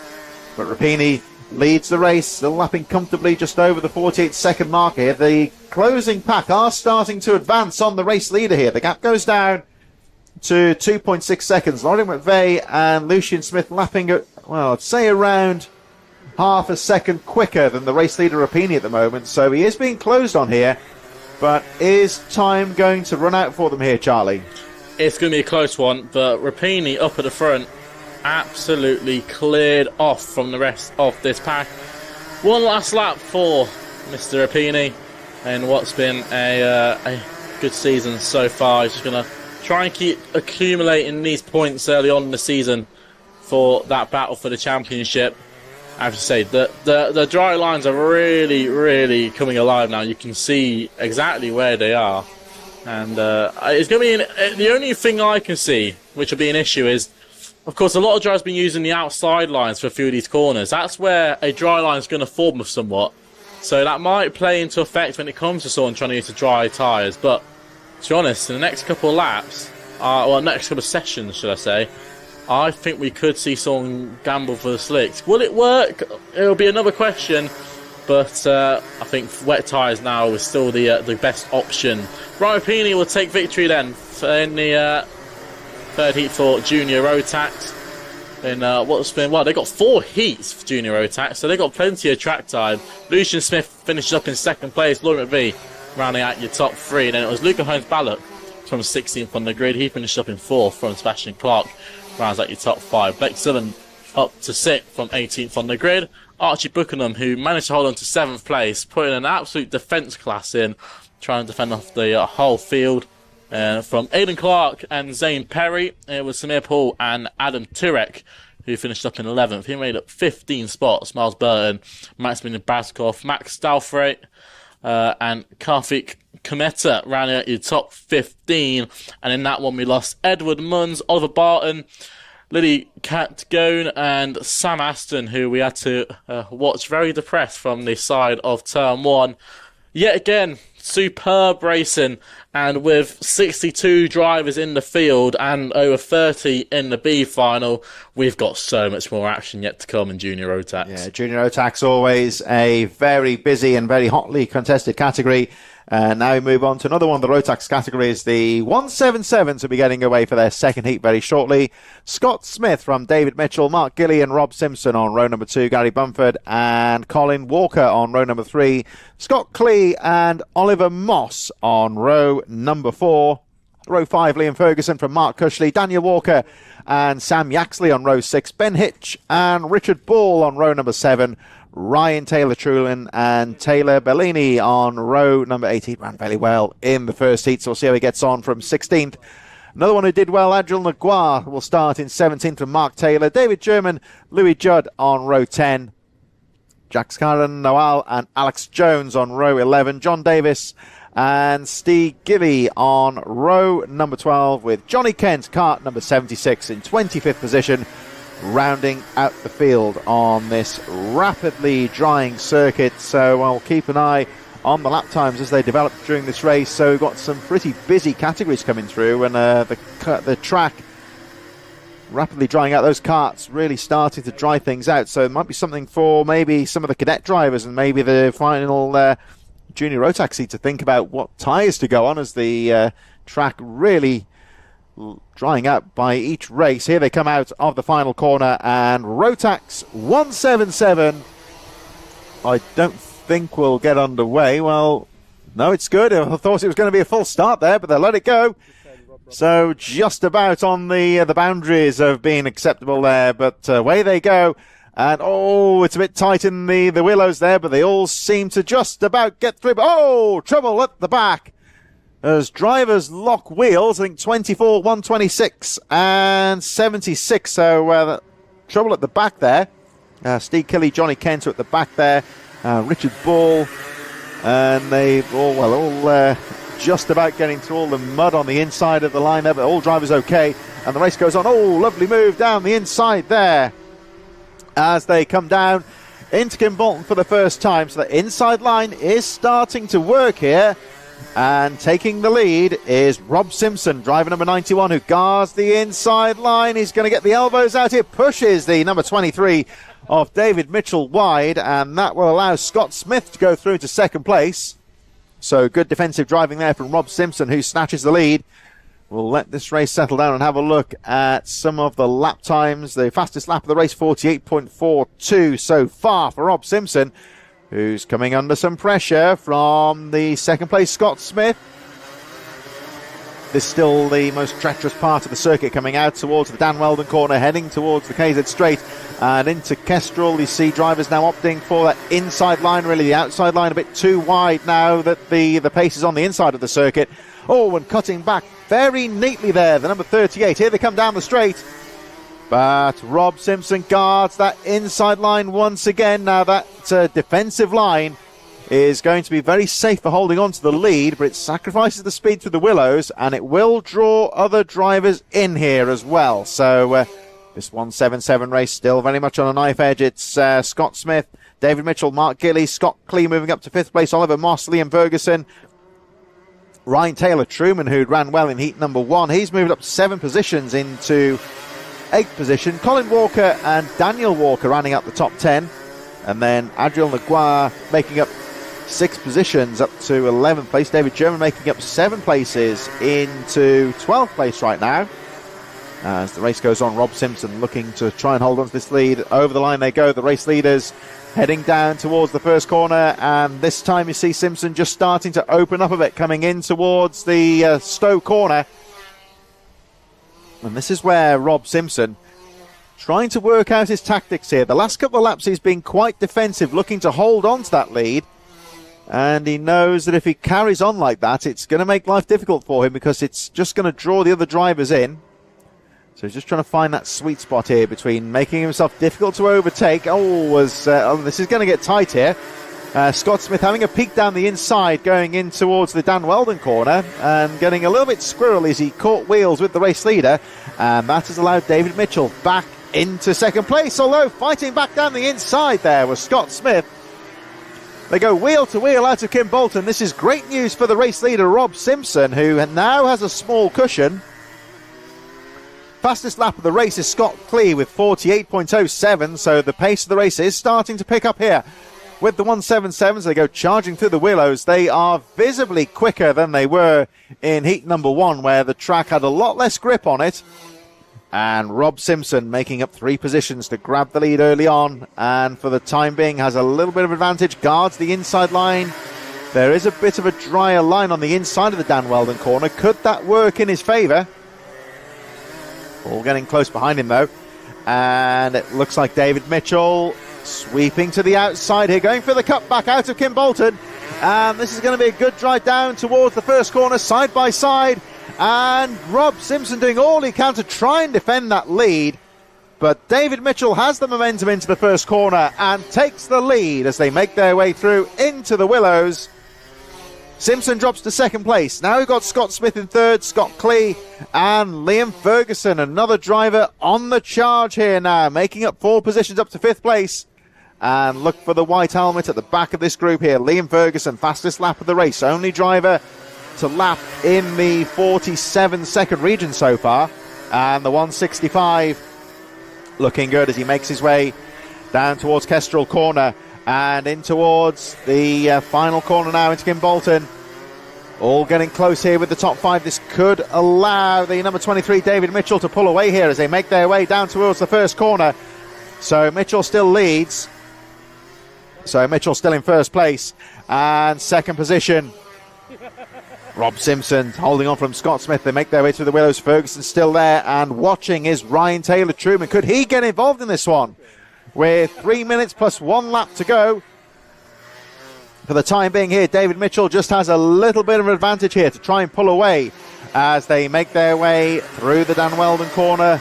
Almost double apex right-hander down towards the final corner, and David Mitchell still leading the way. Simpson opting for the outside line going through Kestrel corner to hold on to that second position. Looks like Smith is still there, and Liam Ferguson starting to get involved here as he goes side by side with Scott Clee as they make their way down towards the first corner. There's Clee on the inside. Oh, they bang wheels, and both drivers save it there.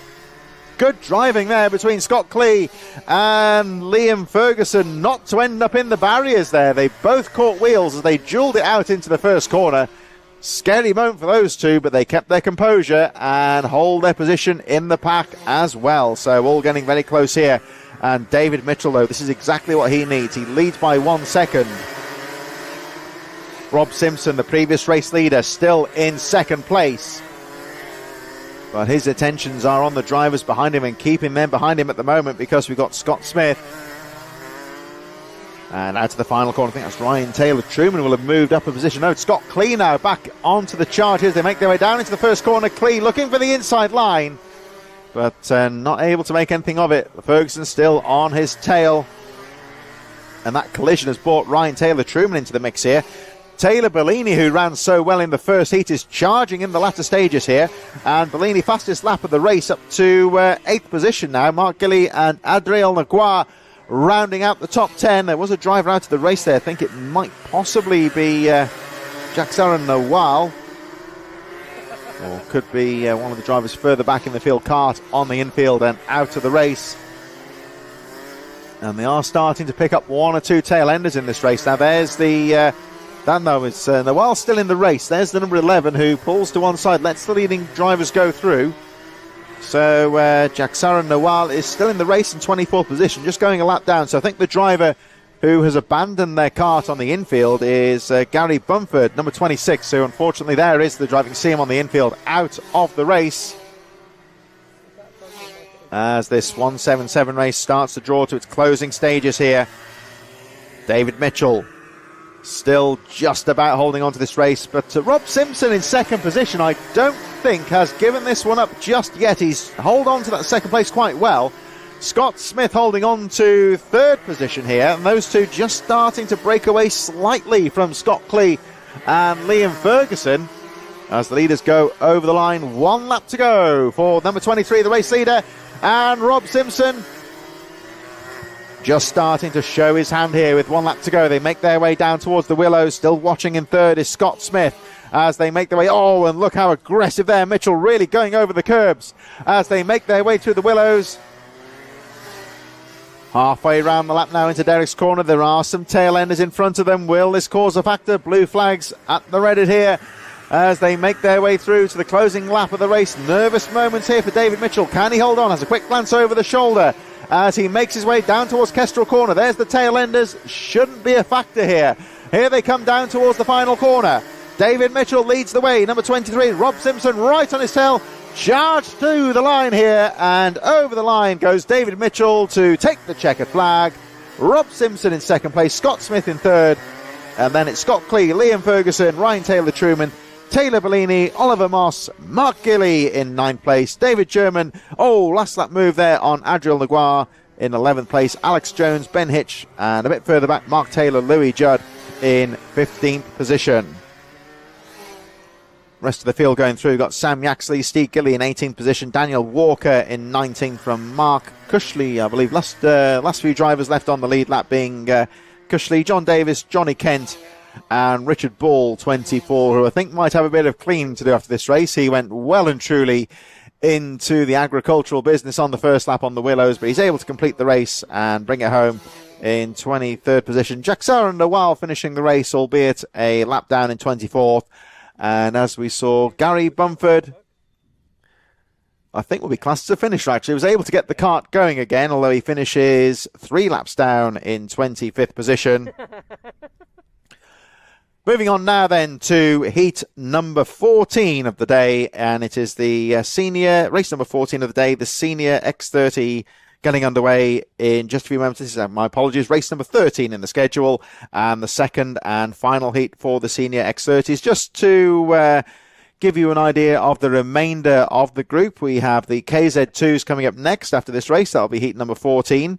Micromax, Junior Rotax, Honda 200s, and Mini Inter. So we do also have the final Junior Rotax heat in there with the cadet categories, the Micromax, Honda 200s, and Mini Inters. They will be following in around 20-25 minutes time here at Kimbolton as our X30 heat getting underway in just a few moments. Alexander De Benedictis will lead them away from Jack Owen Drawbridge, Josh Jones and Chris Douglas on row 2. Max Wright and Max Anderson on row number 3. James Reynolds and Piotr Jurich on row number 4. Tristan Powell, Jack Stewart, Rhys Barber, Bradley Heath, and Valentino Alessi on row number 7. 13 drivers taking their way onto the grid right now. And one or two drivers here who had some bad luck in heat number 1 at the back of the field here. Rhys Barber, who had a nightmare first lap in heat number 1. Bradley Heath, whose kart failed on the formation lap in the first heat. And Valentino Alessi, who was a non-starter. So those drivers will be looking for a good heat here to try and claw back some points into the final later on. But at the front here we have Alexander de Benedis, number 46. Benedictis leading them from Jack Owen Drawbridge and Josh Jones. Here they come in towards the final corner. 13 drivers. They do seem quite spread out here, so no surprise to see that the full start flag has been displayed. If you look at the drivers when they make their way down, look at the marshal on the right-hand side of the screen there, the green flag with the yellow chevron. That indicates to the drivers there has been a full start. No real surprise, I would say. The field's still quite spread out here. Here they come down towards Derek's corner. As I've discussed with, we discussed it with Charlie before, that sometimes these full starts are kind of semi-deliberate from the drivers. They're giving them a ploy just to get a bit more temperature into the tyres and into the brakes. But there will come a point where the organisers lose patience with the drivers, because especially in these winter months, sunset around 5 o'clock in February, there will still be a pressure from the organiser to get the races underway as quickly as possible as well. So if it happens too often, they will start to have sanctions. Here we go once again. The full start flag goes out. Still one or two drivers left towards the back of the field.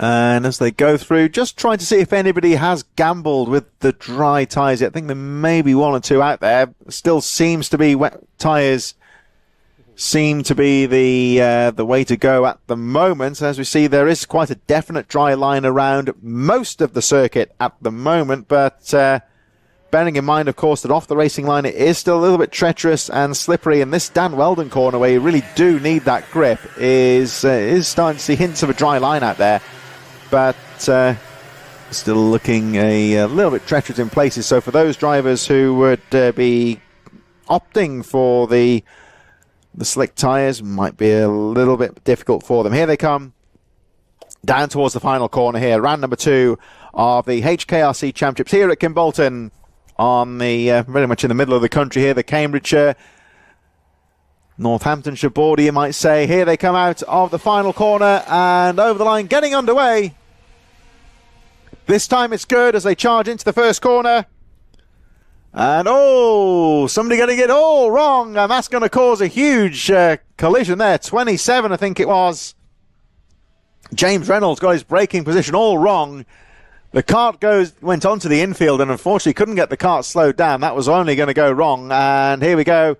At the front, though, this will not bother the race leader, Alexander de Benedictis, who has got away very well indeed. So all the drivers okay after that collision on the first corner, but one kart in particular picking up damage, so will not be able to continue. The Benedictis pulling away quite nicely at the moment. Jack Owen Drawbridge and Josh Jones. I think it was Josh Jones who may have been the driver caught up and is out of the race, so that could have real ramifications for the final.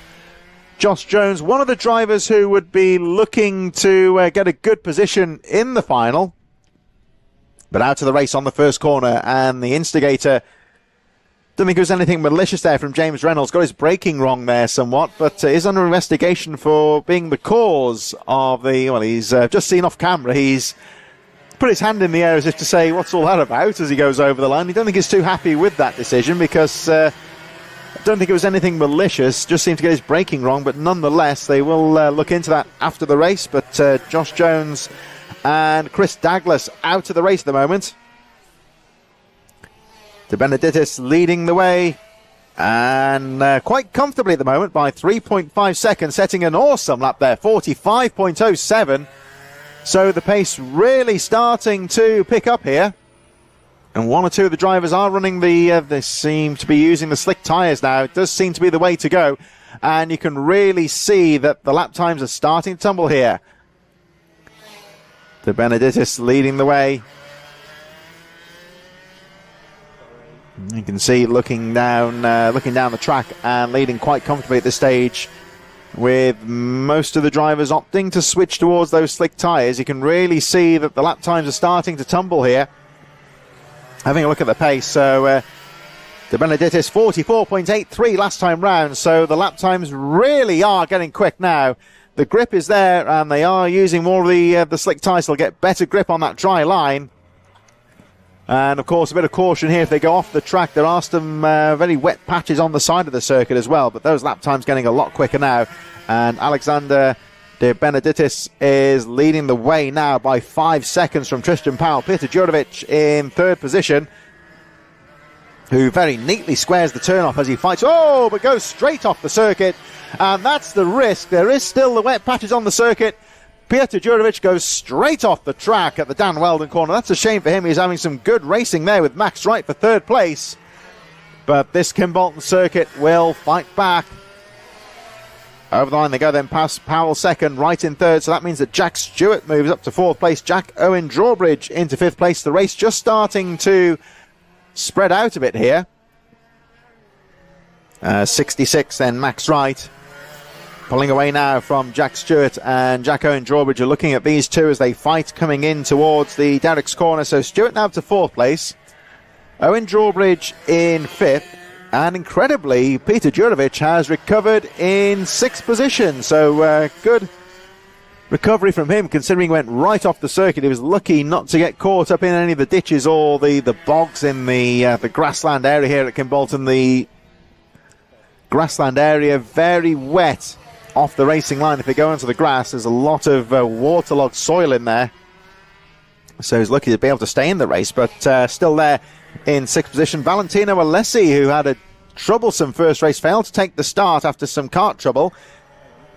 Now in seventh place. Rhys Barber in eighth. Bradley Heath and James Reynolds rounding out the field. Max Anderson a bit further down, with Josh Jones and Chris Douglas out of the race on the very first corner. And here is your race leader, still charging away. You can really see how much pace there is in the circuit now. That little period of sunlight just seems to have helped dry the track out now, and it looks like most of the X30s seem to have opted for the slick tyres, and that's really reflected in the lap times here, as we see number 88, Tristan Powell, second position, still charging away. The race just starting to settle down. The race leader, Alexander De Benedictis, is... Oh, and that's the risk. Getting it wrong going in towards the Derrick's corner. He's managed to keep it on the track, though, lapping some of the tail end. Oh, as somebody else goes straight off the circuit. De Benedictis just weaving a little bit on the straight there when he had a bit of a clear track, just to get some more temperature back into the tyres. This is the risk, though, with those slick tyres. They are quicker, but there's no margin for error if they stray off that dry line. And this has allowed Tristan Powell just a little bit of a sniff here of getting up with the leader. So De Benedictis has regained his composure here, continues to lead the race. So it's a good job he had that big cushion at the front of the field. This is where he got it wrong on the previous lap through Derrick's corner, which is still a little bit treacherous offline. But Tristan Powell, the gap goes down to 1.4 seconds, and a race which was starting to get a little bit settled down in how it was running is being turned on its head now, because we've got two drivers battling it out for the lead here. De Benedictis leads the way, number 46, and Tristan Powell, let's have a look at the clock now, less than 2 minutes plus 1 lap to go. Powell has got a sniff here, and very aggressive on the braking going into Stowe Corner. There is the driver who is a lap down, number 69, Max Anderson, who rounds out the top 10. He's got James Reynolds behind him, who's also a lap down. There's, trouble there for the 171, as Bradley Heath just outbrakes himself going into Derrick's corner, goes for the escape road, and recovers just in front of the race leader. Oh, this is going to be nervous moments here, and Powell seizes the advantage down the side straight. And here they come down towards Kestrel Corner into Kimbolton, so Powell taking advantage here of the back marker to get right up there with the leader. So the fight there just behind is between Max Anderson and Bradley Heath. They're a lap down. So Alexander Benedictis, a driver who was running away with this one. Now it's coming into a real fight between him and Tristan Powell. Somebody else has spun off ahead of them on Derek's corner. Yellow flags going out.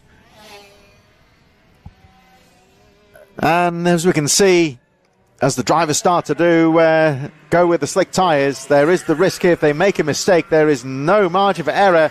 And Powell trying to find a line here, very quick out of Dan Weldon corner once again. Here they come down towards the Kestrel corner. Powell goes onto the wider line. A bit longer there, so he'll lose out a little bit now. He's going to try and claim that back coming out of the Kimbolton corner. They've got another driver in front of them here, which is Valentino Alessi in 7th place. 24 seconds on the clock, so 2 laps to go. And Valentino Alessi just a little bit further ahead of them here. Here they come through towards the Willows. And Alessi sees them coming, puts his hand up. Oh, but struggles just to get out of the way of the 2 leaders. Just about finds a way to let them through. And De Benedictis is leading quite well here. Number 46 just starts to pull away once again. Clock goes down to 0, so next time round they will get the last lap flag. And I think that driver on the infield is Reese Barber, as down the inside goes Tristan Powell. But he'll have to work hard here to hold on as they make their way through for the last lap. Side by side, the 2 leaders into the first corner, into Stowe for the final time. De Benedictis takes the lead and is able to hold on to that lead as they make their way through the Willows. Drivers lapping now the fastest lap of the race, 43.59 for Tristan Powell. So we're almost on pretty much on dry pace here for the leading group of drivers. Oh, as Powell trying to find a way through here as they make their way through the Dan Weldon corner for the final time in this second X30 heat of the day. Here they come down towards the final corner. De Benedictis holds the inside line. This is going to make Tristan Powell work to the outside here. Goes for the switchback out to the final corner. Side by side over the line, closest finish of the day. But Alexander De Benedictis takes the win by 0.04 of a second. Less than a wheel width there, I would say, from Tristan Powell. And Piotr Jurdovic, despite going off the track earlier on, finishes a distant 3rd place and sets the fastest lap of the race on the final lap, 43.12. Jack Stewart in 4th place. And only 6 drivers on the lead lap. It'll be Jack Owen Drawbridge in 5th. Max Wright, the final finisher, on the lead lap in 6th position. Max Anderson, Valentino Alessi, Bradley Heath and James Reynolds rounding out the field. So we move on now to our next race of the day and our second heat for the shifter karts, the KZs. The drivers running the full straight along the Kimbolton Straight, cutting out the Derrick's corner. So KZ UK... Of course, this is the only race category that run on the full length of the straight as the final X30s go out. I can tell you, actually, if we look in a moment by Derrick's corner, the marshals have got the red and yellow striped flag out, indicating there's a slippery surface on the main straight. Now, that will be because they're on a part of the track that hasn't been used since the previous KZ heat. And they can see the slippery flag there, the red and yellow striped flag.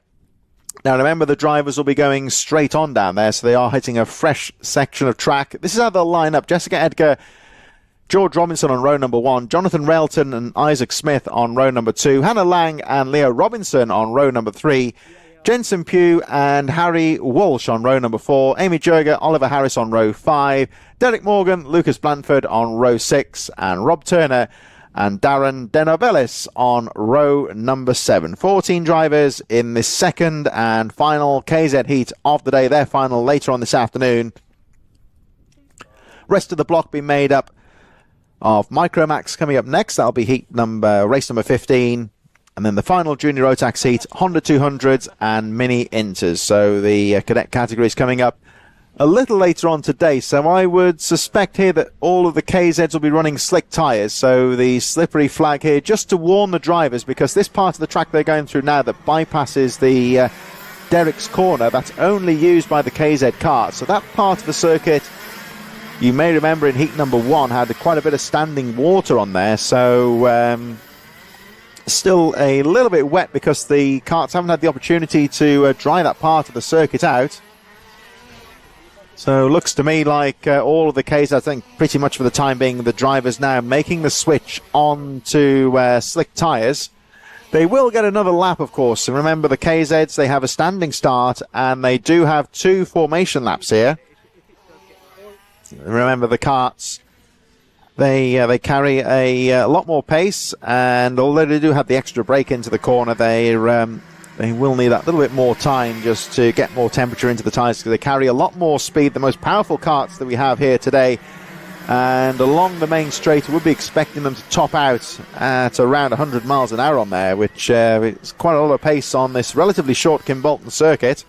And here they come down towards the final corner now, where we will see them lining up on the grid in just a few moments. So Jessica Edgar, kart number 17, there she goes, just doing a practice start, just to get some more temperature into the tyres and just see what the grip's like.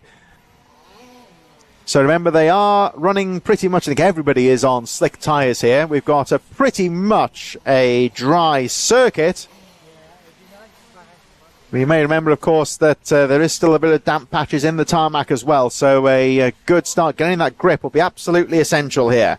Jessica Edgar lining up alongside the number 23 of George Robinson. Jonathan Relton, Isaac Smith on row number 2. Hannah Lang and Leah Robinson a bit further behind the top 3 rows. I think most drivers experimenting with the radiator covers there, keeping the temperatures under control as we wait for the lights to go out. And away they go. Oh, brilliant start there from Isaac Smith on the second row of the grid. Had the kart lined up with a clear track in front of him. He knew he had to nail that start, and he got away perfectly as they make their way through. I think that was Jonathan Relton possibly getting wide on the Willows, keeps it on the track. Here they come down the full length of the straight for the first time into the Dan Weldon corner.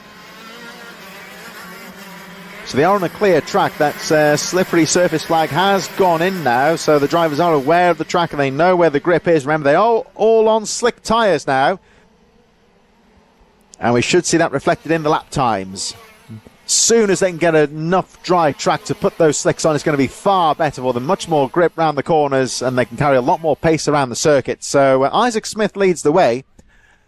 Jessica Edgar in second place, number 17, the pole sitter. She's got away well also. And Jensen Pugh, another driver with a brilliant start up to third position. Derek Morgan, winner of the first heat, has got away strongly as well. He's there in fourth place. We've got Hannah Lang in fifth position. Jonathan Relton, not such a good start for the number 77. Got it wrong on the Willows on the first lap, dropping down to sixth position. Then it's Leah Robinson, Amy Jurgen, Lucas Blanford in ninth. George Robinson rounds out the top 10 from Rob Turner, Harry Walsh, Oliver Harris and Darren Denovelis in 14th position. So great start for the number 123 of Isaac Smith. And he is looking to take advantage here as he charges through the Willows the first time. Still Edgar in second place. Jensen Pugh still in third, and first heat winner Derek Morgan still charging in fourth. But here is your race leader.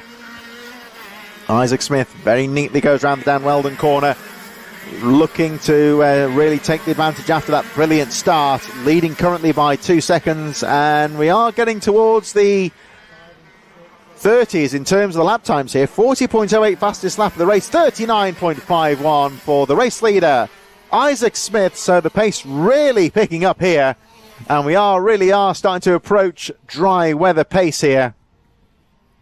Remember that according to the weather forecast, this dry weather and this reasonably bright weather that we're getting right now here at Kimbolton, it is only temporary. We are expecting rain to move in during the afternoon. It's about 50-50 at the moment, so we could have an extra dimension to this meeting later on into the afternoon as the rain is expected to move in. But for the time being, the kart's pretty much all on slick tyres now.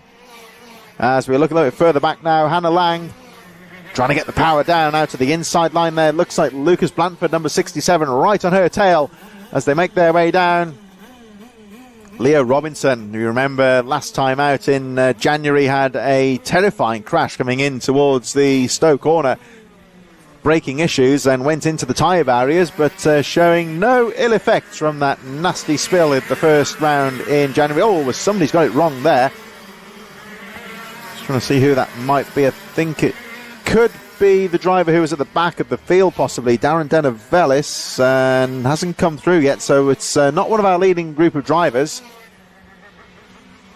It looks like Denovelis is back onto the circuit now as Hannah Lang goes charging through just ahead of Lucas Blanford. They're still fighting away. Derek Morgan, fastest lap of the race, 38.72. So as the temperatures of the tyres and the karts really approaching prime operating conditions here, the lap times continuing to tumble. Leah Robinson with an identical lap as well. That's the risk though, when it all goes wrong. I think that was Jensen Pugh who outbraked himself off the circuit at the Dan Weldon corner. So if they can stay on that dry line, we have got some prime racing conditions here, but get that slick tyre onto the damp patch and all of that grip goes away. And if you look closely at the track, you will see those damp patches on the circuit. And fair to say that on slick tyres, on nice warm slick tyres, you do not want to be getting on those damp patches, because the lovely grip that their drivers are getting now, that will fall away. Here they come. Ganyamitsu straight into the Dan Weldon corner. Look out for those damp patches. There is a kart off the circuit. I think that might possibly be Rob Turner who's out of the race.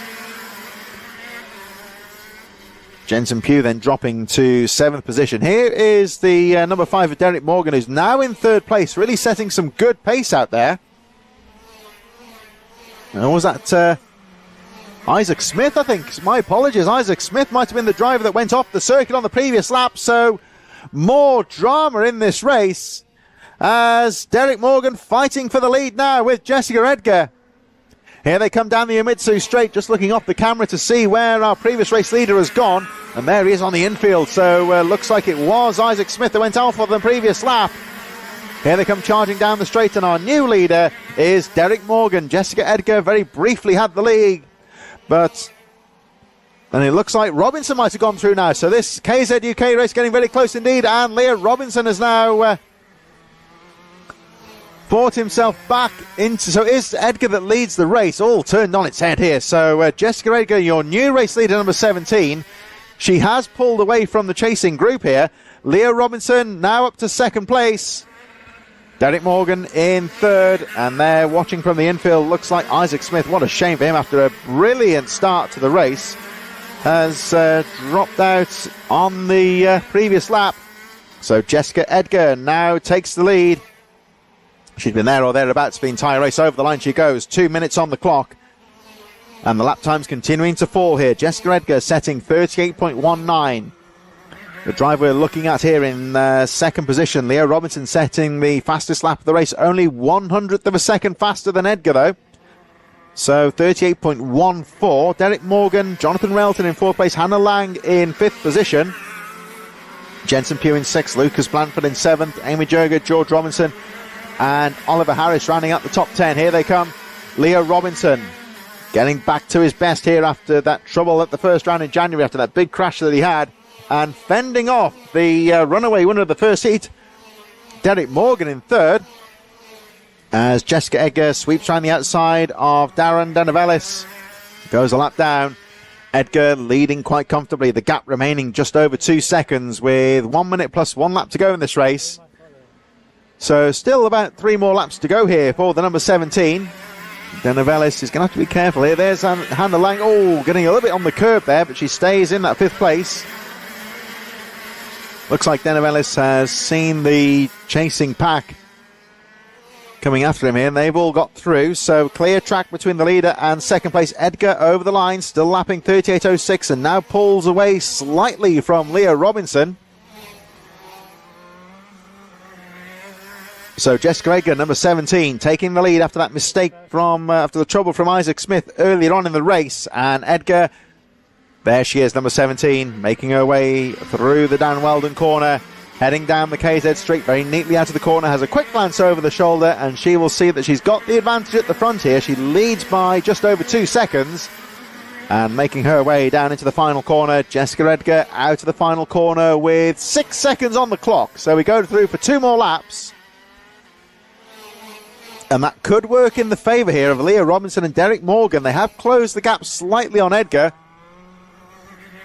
Really, Jessica Edgar just needs to maintain that pace out at the front, put those good laps in here. She is still lapping very consistently in the 38-second region here. She doesn't want to allow Leah Robinson and Derek Morgan to get too close here. I think they just seem to have held off their battle for the time being, second and third place. Derek Morgan in third, Leah Robinson in second. Just trying to close the gap here on Jessica Edgar with 1 lap to go. Edgar over the line. She picks up the pace, 37.92, pulls away once again. And I think for second place, I think that Morgan and Robinson know that the battle for the lead is over, and they're fighting for second place now. Jonathan Railton potentially getting involved in this one, so Derek Morgan fights his way through into second place now. Jessica Edgar makes her way through the Dan Weldon corner for the final time, charging down the KZ straight. So she started from pole position, dropped to second place, got back into the lead, and looks like she's going to take the second heat of the day. Jessica Edgar over the line to take the heat win. And in the fight for second place, it looks like Morgan held on. So Derek Morgan on the final lap gets through to second place. Leah Robinson in third position. Jonathan Railton fourth. Jensen Pugh in fifth. Lucas Blanford in sixth. Hannah Lang in seventh. Amy Jurger in eighth position. George Robinson and Oliver Harris rounding out the top 10. Looked like Harry Walsh went a lap down to finish in 11th position. He was quite a bit further back, and Darren Denovelis in the end was 2 laps down, finishing in 12th place. We lost the early race leader, Isaac Smith, sadly, out of the race earlier in the mid-stage, that dramatic mid-part of the race, and Rob Turner dropping out very early in that heat. So KZs, we will see them later on today. And now moving on to some of our younger drivers now. We have the Micromax coming up for their second and final heat very shortly indeed. This is race number 15 on the 27 race schedule. We have 4 more heat races to go, including the next one, which is about to get underway. Micromax getting underway in just a few moments' time. I think Rob Turner has crossed the line. He will be a finisher, but I don't know if he will have done enough laps to be classified as. There he is, the number 236, the final KZ UK kart, making his way off the circuit. So Micromax getting underway for heat number 2 in just a few moments' time. Drivers making just a couple of moments just to make final preparations before they make their way out onto the circuit, onto the formation lap here at the second round of the HKRC Hunts Kart Racing Club Championships here at Kimbolton. As we mentioned before, of course, the talking point coming into this meeting has been the extremely wet weather the UK has been experiencing recently.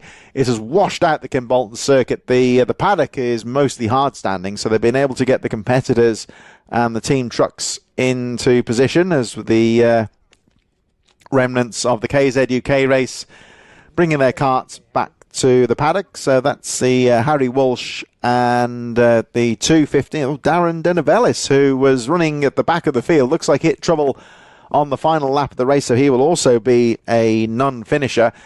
But much of the talking point coming into the event here has been the wet weather and unprecedented move, of course, of no spectators being allowed here today because the all of the paddock areas have been pretty much washed out, impossible to get vehicles on there. So if you would normally be here in person, apologies of course that you can't come along today. I'm sure you'd appreciate that it's impossible to get all the vehicles parked in with so many people here today as well. So we hope you're enjoying the live stream as well. So KZ UK, a little bit of a delay here while some of the stricken karts, the likes of Isaac Smith, I think, has bought his kart off the circuit as well. So we're just waiting for those stricken karts from the KZ UKs to be brought back to the paddock. We'll see them later on today for their final.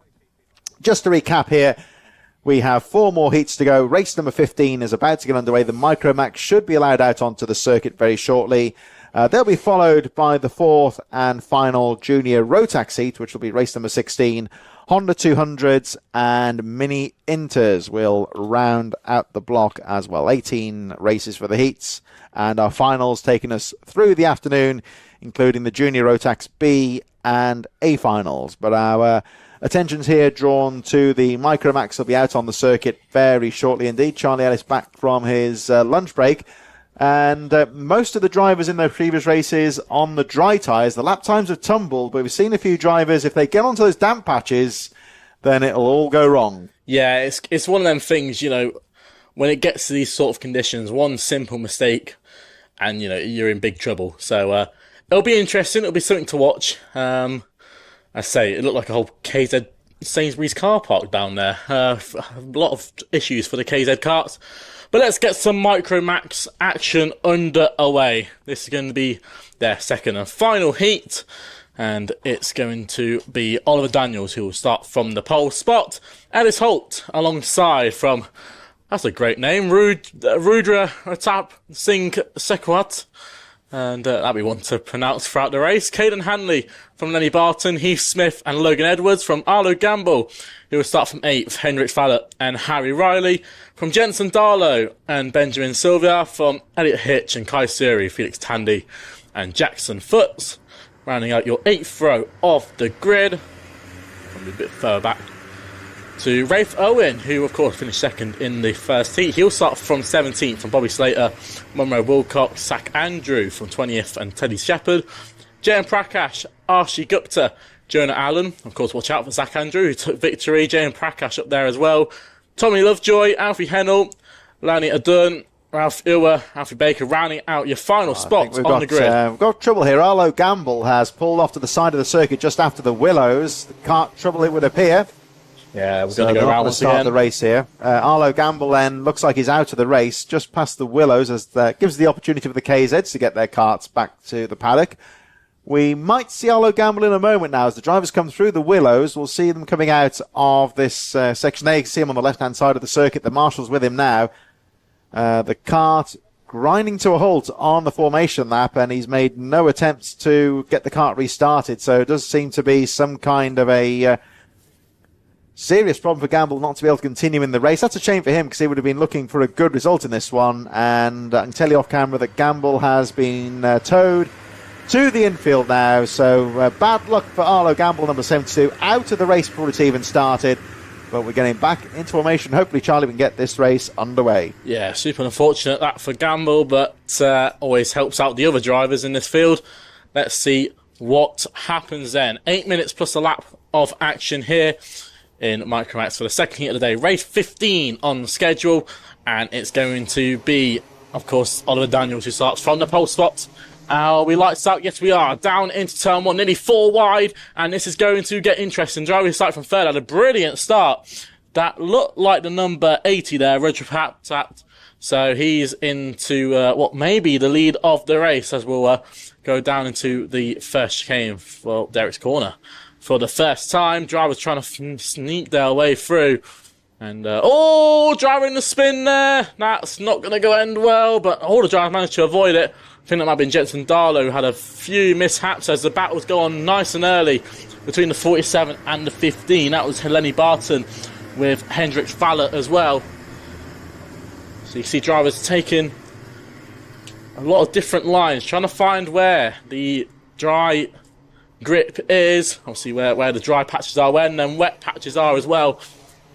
Really got to work out what has the best grip levels. Of course, as I said, these drivers, most of them seem to be on the slick tyres, which obviously seems to be the quicker tyre so far. Of course, there was that rain that we were scheduled for about 2 o'clock. Now, it's currently 1:30, so could be something to watch out in the races to come, especially with the finals coming up. So we would have to wait and see as the battles still rage on. Fallett trying to sneak her way through, but just can't do it just yet. Very nice distinctive helmet for Fallett. Onto the brakes. Another late move. That nearly went all wrong for Fallett, but he's had to back off for that one. This is interesting. Fallett's really aggressive at the start of this race, but just can't find a way past Lenny Barton. Lenny Barton's just keeping the pace on. Nice defence of the battle for third. Now starts to work out. That's, of course, Rudra Pratap. Heath Smith there in 4th place as well. But at the moment, Lenny Barton on your screen. So number 47 still leads the way as they head through into Dan Weldon once again. Nice to see all you guys in the YouTube chats as well. Driver shouting out to William Davison, of course, no drive for Ethan Lloyd. So, plenty of guys who to watch. And of course, always nice to have family and friends supporting from the sidelines on the YouTube chat as well. Now, that looks like a serious front nose cone issue. That's for a driver who's just in front of Felix Tandy at the moment. That is Rudra Pratap. So, big issues for the number 80. That may well be a 5-second penalty that might add to the end of his race. And a great move from Felix Tandy, sneaking around the outside. Very smooth. As you can see him just trying to find where the grip is. Head down as he head into Kestrel Corner once again. 4 minutes and 40 seconds left on the clock. But the timer still ticking down. Plenty of action left to go in this Micromax second heat. And of course, one of the final heat races of the day, as there's a Zach Andrew trying to find a way past Rudra Pratap. At the moment, nowhere close to get by. Of course, this will be the heat before the final junior Rotax heat. They've had 4 heats today, and it'll be Honda 200s, mini inters before we go into our very important finals. Of course, early stages of the championship, so ever so important to bag these points nice and early before we get into the later stages of the race. Zach Andrew trying to line up a move. Oh, bit of a tap from behind.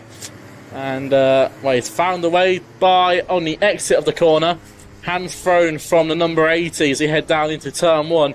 But Andrew's got that line sorted. He's still on the inside. Can he turn it in? Very smooth. And he's into what seems to be 4th place. So now he's going to have to try and chase down Felix Tandy, who's the number 127. The black car. Driver cut in the grass. And that looked like Kai Suri came on not in the way of anyone else, but that was very close, and Andrew running a bit wide. That shows a testament of how tricky these conditions are, because drivers will not know where these wet patches are. They'll be quite hard to find, and on these slick tyres, the second you touch them, you will lose all the grip you once had, and you'll just be sliding off the circuit. So these drivers have really got to keep their eyes and their ball on the game. Down into turn 1 once again. 2.5 minutes still on the clock for these drivers. And I want to cut to the guys at the front, because look at the front of shot there. Lenny Barton is under pressure from a Hendrix Fallot. This is very interesting for the later stages of this race.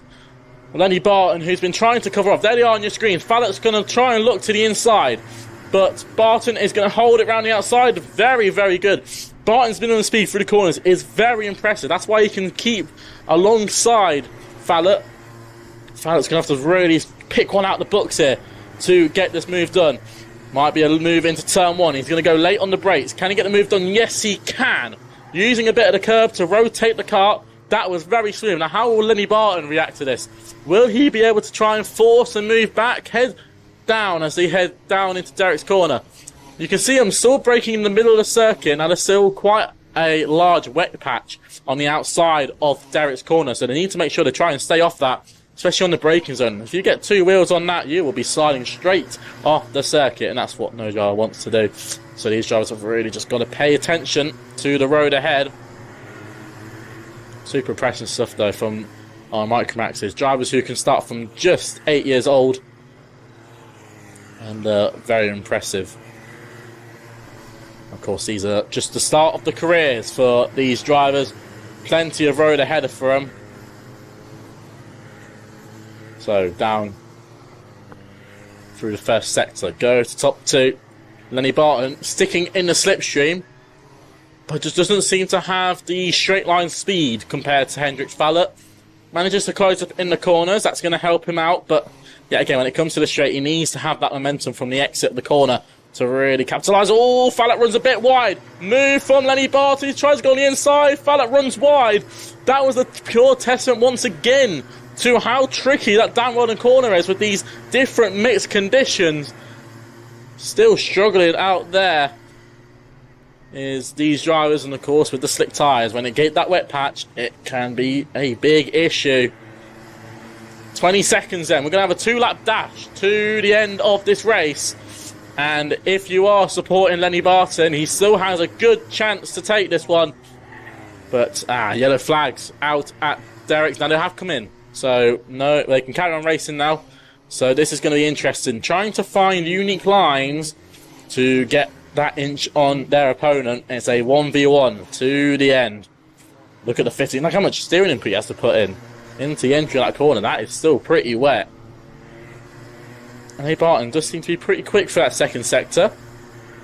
But it's these straight line bits where I think Fallett just has that extra margin. That's can be all down to the sprocket. Different bits on the kart as well. 1 lap left in this heat. And as they head down into turn 1, Fallett still has it all covered. But what is Lenny Barton going to do? Will he think about a good starting position for the final? Will he try and take this heat win? It's not every chance you try to you get to battle for a lead of a race. But it's frustrating. The gap hasn't closed, it hasn't gained, but that's got very close. Fallett really struggling around there. It seems to be one of Lenny's strong point there. But as they head around the final couple of corners, Fallett's got enough of a gap now as he head round the final corner. A very nice, clean victory for Hendrik Fallett, who just holds on from Lenny Barton in second place. It's going to be Felix Tandy who will cross the line in third, but closing in was Zach Andrew, who did take the fastest lap of the race as well. Your top 5 was covered by Kai Suri. It was Heath Smith from Caden Hanley, Logan Edwards and Elliot Hitch. And it was Rudra Pratat who finished just inside the top 10 from JM Prakash from 22nd up to 11th. Very impressive. Benjamin Sylvia from Rafe Owen, Harry Riley and Ellis Holt. Tommy Lovejoy from Oliver Daniels, Ralph Ewer and Teddy Shepherd. Jonah Allen ran out your top 20.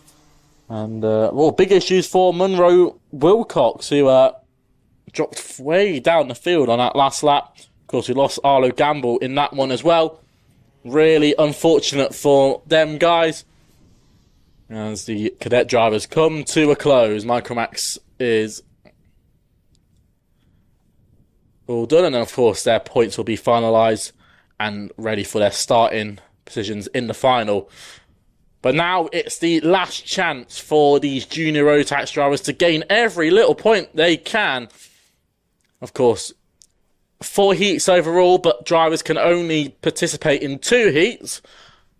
62 drivers take to the field in junior Rotax, which only means that only 34 can go through to the main A final. We would have to say goodbye then to 28 of our junior Rotax drivers. That's half the grid we're going to be saying bye to before the main finals. This is going to be impressive. Of course, if you are sticking around with us, we have, of course, the junior Rotax, their final heat. Then it's going to be Honda 200s and Mini Inter. So we're going to go back to some cadet action for a bit. Let's see how they line up then. Zach Turner, who won last time out, starts on pole. Sam Aston, Adam Turek, Oscar Keane, Oliver Barton, Bueller Winslade, Maximilian Braskov, Benjamin Lawn rounds out your first 4 rows. Kafik Kometa, Jacob Aston, Blake Southern, Fletcher Jameson, Connor Large, Stanley Williams, Tobias Johns, Lamond Wilcox round out your top 16. Going into the further field, of course, random grids for these guys. Miles Burton and Toby Wortley, Toby Farvin and Lucian Smith, Joseph Berkery and Aidan Hammond. Ryan Rapini starts all the way down in 23rd, who took that heat win earlier on with a nice margin. Can he do the same once again? Lucas Nibbs starts in 24th. Max Dalfrey and Archie Buchanan from Arthur Murfitt, Christian Kevov from Roman Curtis, Ollie Healy, Eloise Sutton rounds out your field of drivers. 31 will take to the grid. Let's see how they get on. Drivers taking this formation lap to warm up them tyres and get that all-important engine temperature as well as they head around the final corner. Now, these drivers really haven't slowed down here, not information whatsoever. So I think this was really a sort of saying that we want a second lap to get these tyres warmed up and these brakes warmed up. Make sure they're in the right operating window. So, yeah, I think that says a lot for the Rotax drivers wanting a second chance to get themselves warmed up. Gives themselves another lap as well to finalise the grip levels of the circuit, where the dry bits are, where the wet bits are. So these drivers will be trying to do everything they can at the moment. But Zach Turner will start from the pole spot. Zach Turner, who's had a pretty strong season so far. It'll be interesting to see how he ventures into this one. My apologies, it was actually Teddy Cooper who won the first final this year.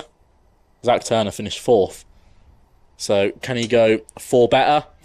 Let's find out. The 4th heat for Junior Rotax is the last one they have of this weekend. It's off and away down into turn 1, and Zach Turner has had the perfect start. Nice and hard, and then brakes as they head into turn 1, and the rest of the drivers will try and sneak their way through, but they seem to do all right so far. Very, very impressive from the Junior Rotax bunch as they head through the first sector for the first time. And big contact behind, and a big loss for Ryan Rapini, who's been into a spin, and I think he's going to have to go into retirement. Tobias Johns is out there as well, and a big issue as they came off of the 3rd corner and onto the straight just before Derek's corner.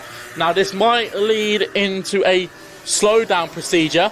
We'll just wait and see. I think they might be all right for the time being, but we're just going to keep waiting. Yellow flags are out in this sector, but the drivers not seeming to go down. Of course, you might be able to just point out Ryan Rapini's car. There he is on your screens.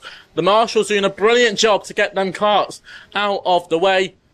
A little bit of barrier damage as well, but I think it's all clear.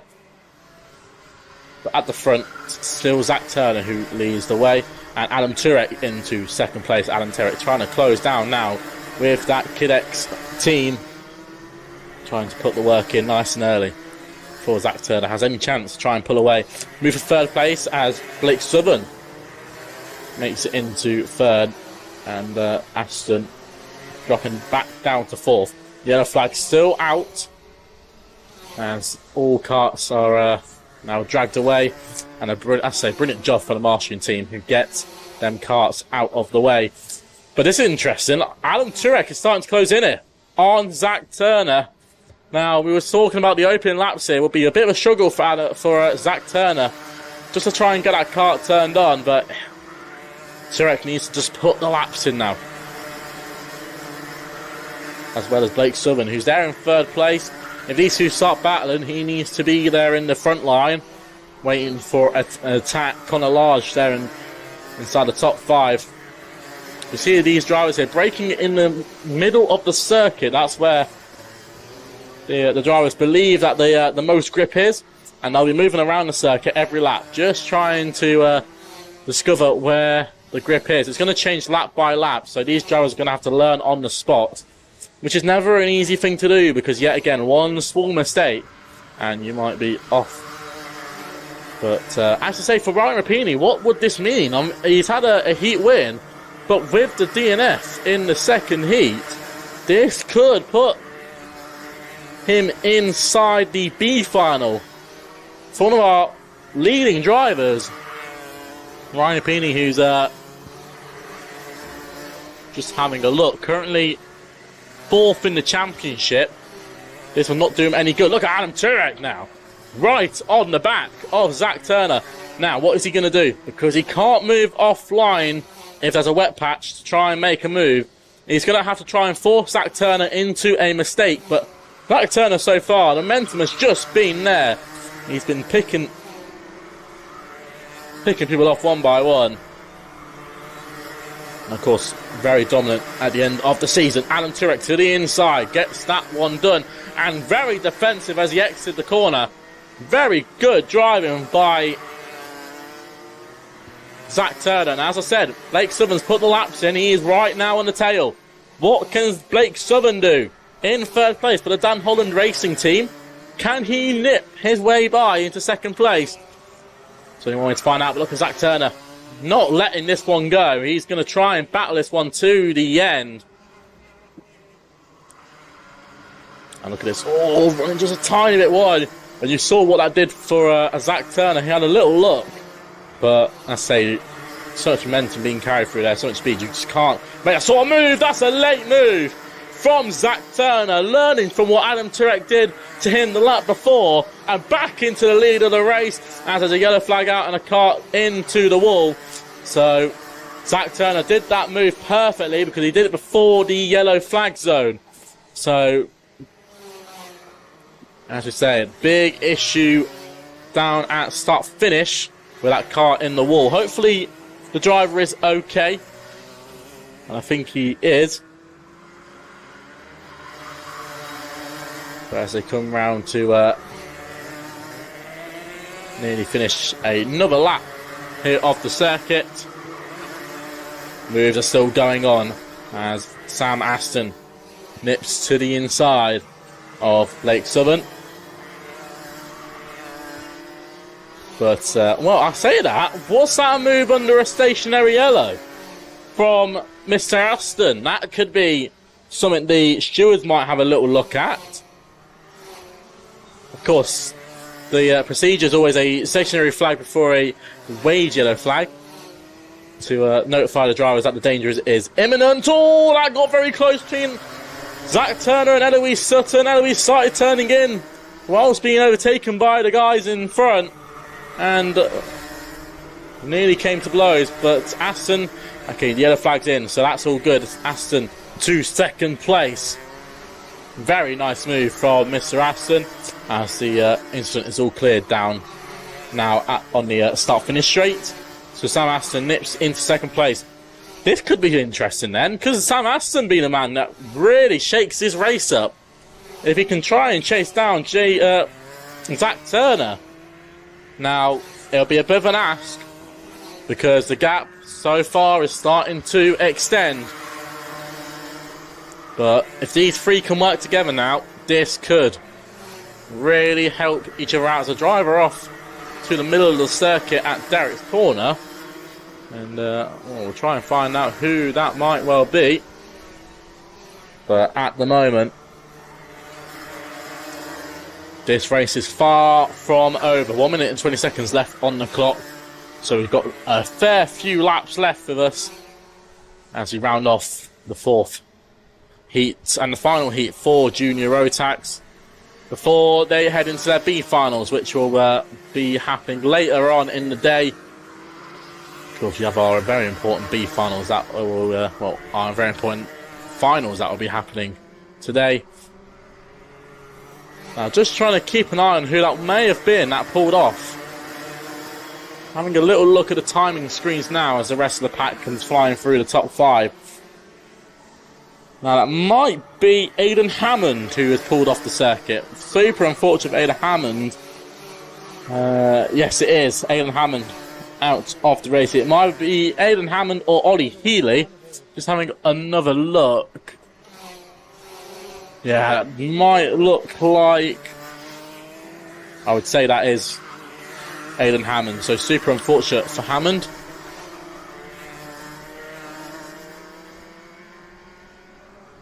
So 10 seconds left on the clock. Move's going to move. That's a nice move from Blake Southern into second place.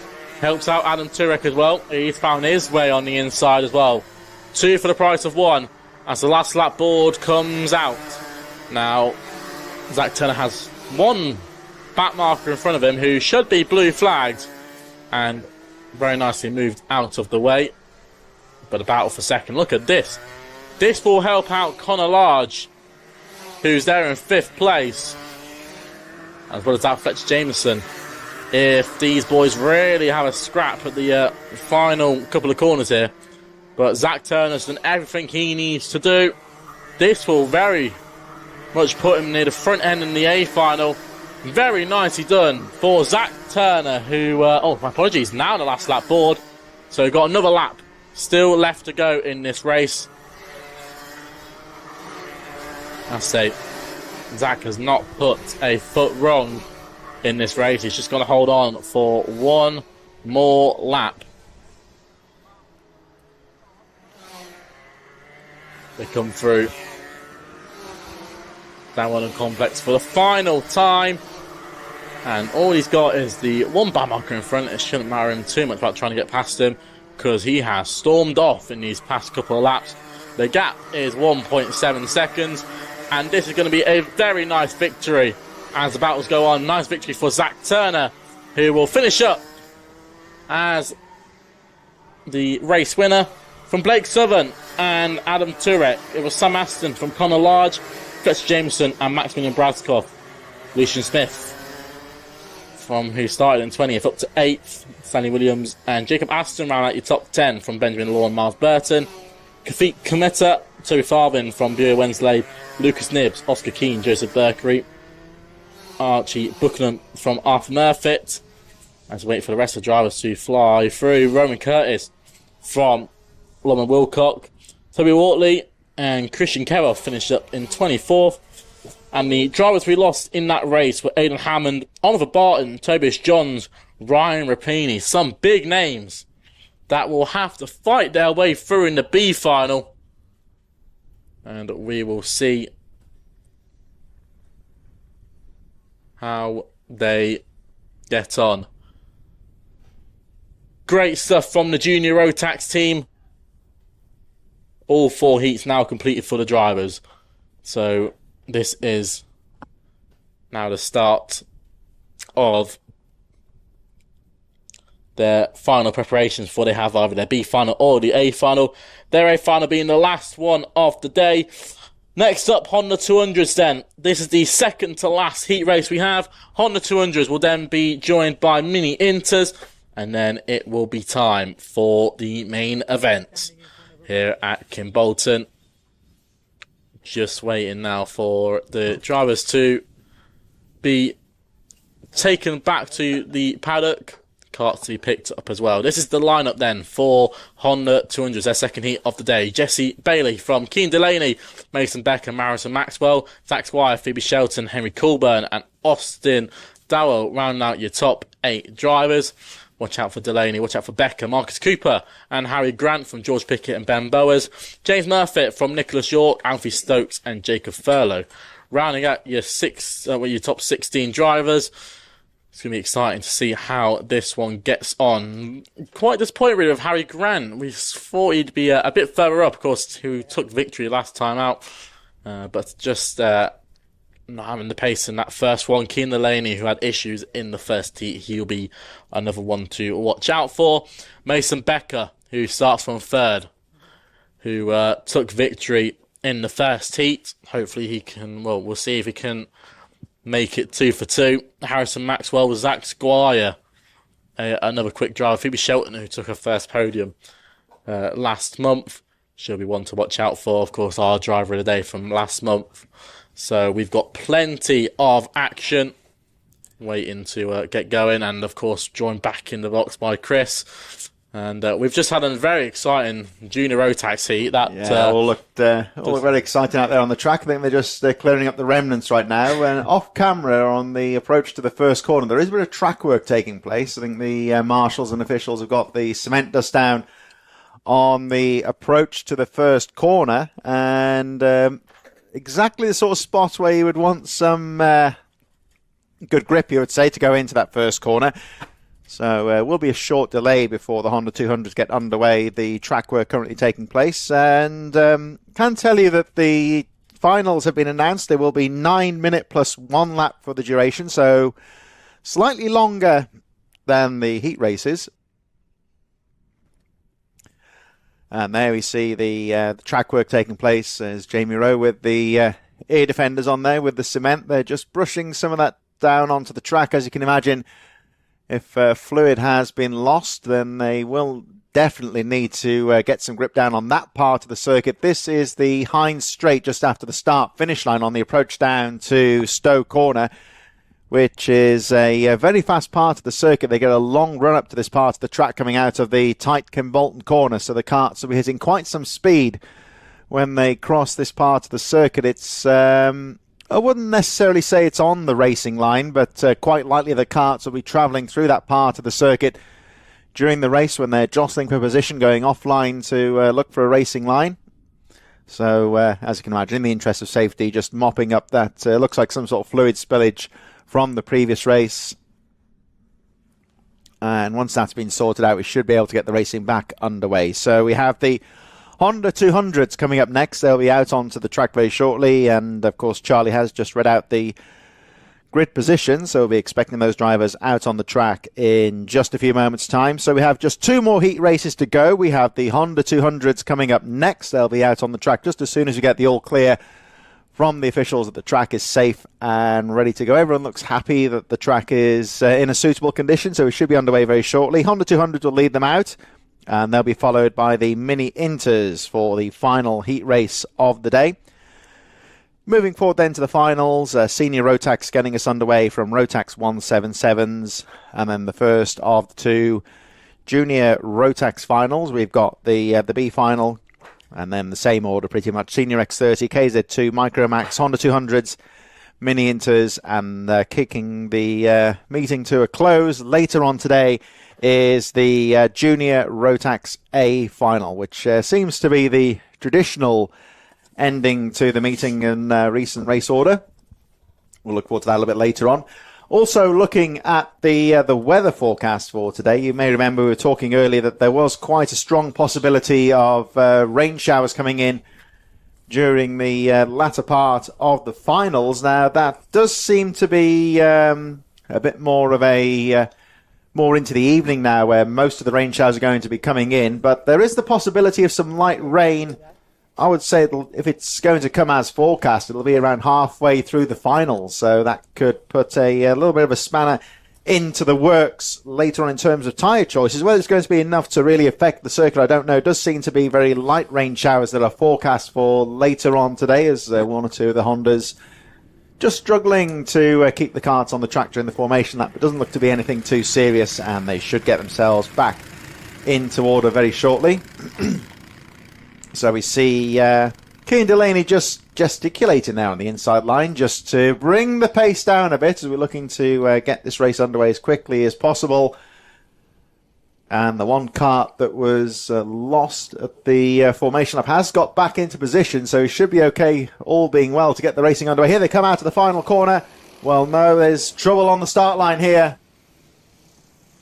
And as you can see, none of the karts really in position at all coming out of Kimbolton Corner. So the full start flag coming out very early. We'll go around once again. So 9 minutes plus 1 lap for the finals. So a couple of laps longer than the heat races. And as we say, the track looking very nice now. The karts pretty much all on slick tyres. And, well, the heavy rain that was forecast, or heavier rain, is more scheduled now for the evening when racing has been completed. But there is the possibility of some light rain showers during the finals later on today. So, Charlie, tell us, we see all the karts pretty much on the slick tyres now.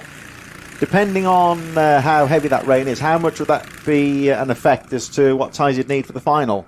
It really depends on how hard it comes down. We've seen it time again where it properly comes down mid for a race, and it's like a click of a finger and everyone's going off the circuit. So if it comes, it'll be a last minute decision, but we will have to just wait and watch. Can we get this going then? For the second time asking in Honda Cadets. No, we're going to go around once again. These guys are really not forming up. I think they're trying to go 4 wide. It was Cian Delaney was really on the front row with Jesse Bailey, really bringing the pace right down coming out of the Kimbolton corner. Everyone else just seemed to be pressing on regardless there. So they will go around and try once again. Delaney, we might just see him again. He is really gesticulating to the other drivers here. Just let's bring the pace down. Let's get this race underway. Well, let's hope it goes round once again, because it is a winter meeting, so we have got to run against the clock here. The sunset is around 5 o'clock today, so we should get all the racing done with good sunlight and good line on the track. But there is a lot of pressure on the organisers this time of the year to get all the racing completed, and it won't take too much longer before they start losing patience and perhaps bringing the drivers in to have a little word with them. Yeah, we can't be messing around here, and especially simple stuff like this where the race starts, we can't be having, 2 or 3 starts waiting for one to go green. It needs to be a first time thing, but hopefully these guys can get it going this time. Hopefully we can get this race underway. The second to last heat of the day here for the second round of the Club Championship. And we're going round once again. So, very interesting, this one. Yeah, it's there's just off the track there, you can see 1 or 2 of the officials with some rather unhappy looks at the drivers there. It's exactly the same situation again. The front row bringing the pace down quite substantially to get the race underway, and everyone in the, I'd say about rows 3, 4 and 5 just starting to charge. It's tricky for them, of course. They want to try and get a good start, but they can't jump the gun too much, because we're getting this situation again where they have to go around once again at a slow pace to bring them back onto to pace. There is our front row, who've been doing a good job of holding the pack up here quite nicely here. Jesse Bailey and Keane Delaney taking up the front row. So let's hope that we get a good start this time. This is our penultimate heat of the day, race number 17 of 27. It's the second Honda 200s. We've got the Mini Inters coming up next, our final heat of the day, before we get underway with the 9-minute plus 1 lap final. So here we go once again. Jesse Bailey and Keane Delaney bringing them right down to pace on the final corner. Let's hope for a clean start this time. Here they come. The Marshals keeping a close eye on this one. This looks a lot better this time. Here they come out to the final corner. And Honda 200s, second heat of the day, looks like it's underway. Here we go into the first corner. Good start from Delaney. Somebody gets pushed wide onto the inside. Where's that kart going to go? Oh, that was a nervous moment there. I think it might have been Zach Squire got pushed off the circuit, and he did well to get it onto the track safely. Remember, gains into third place. Now, he did get an advantage there, so I don't know if that's going to cause any repercussions, but Keane Delaney with a brilliant start as they make their way through Derek's corner for the first time. Yeah, that was a very interesting start. Delaney's had a mega start, though. He's taken full advantage of this one, has pulled away perfectly.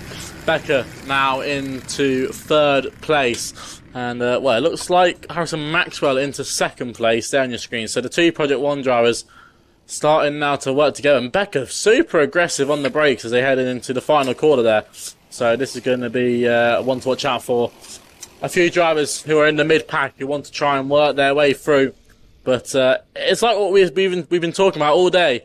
These opening laps are so important because, well, say for Keane Delaney, he's got this gap already.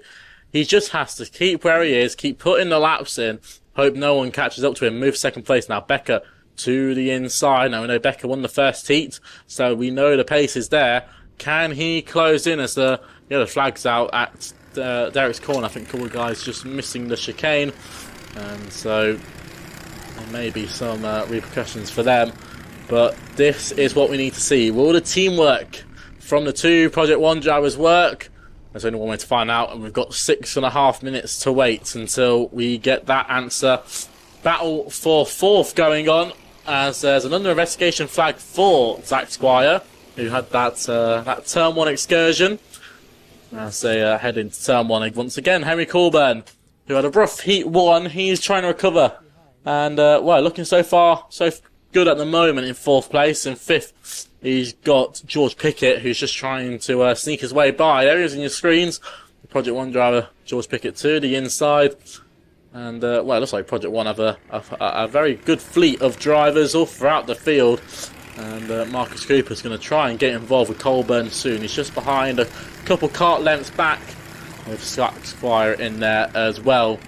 These drivers are still experimenting in the circuit, so they've got to try and find where their grip is. But for Colburn, it's looking decent so far into 4th place, and a great battle. Colburn's throwing hands to him, saying, come on, let's work together. But I don't think they're going to work together at all. Teamwork coming together as he head into turn 1.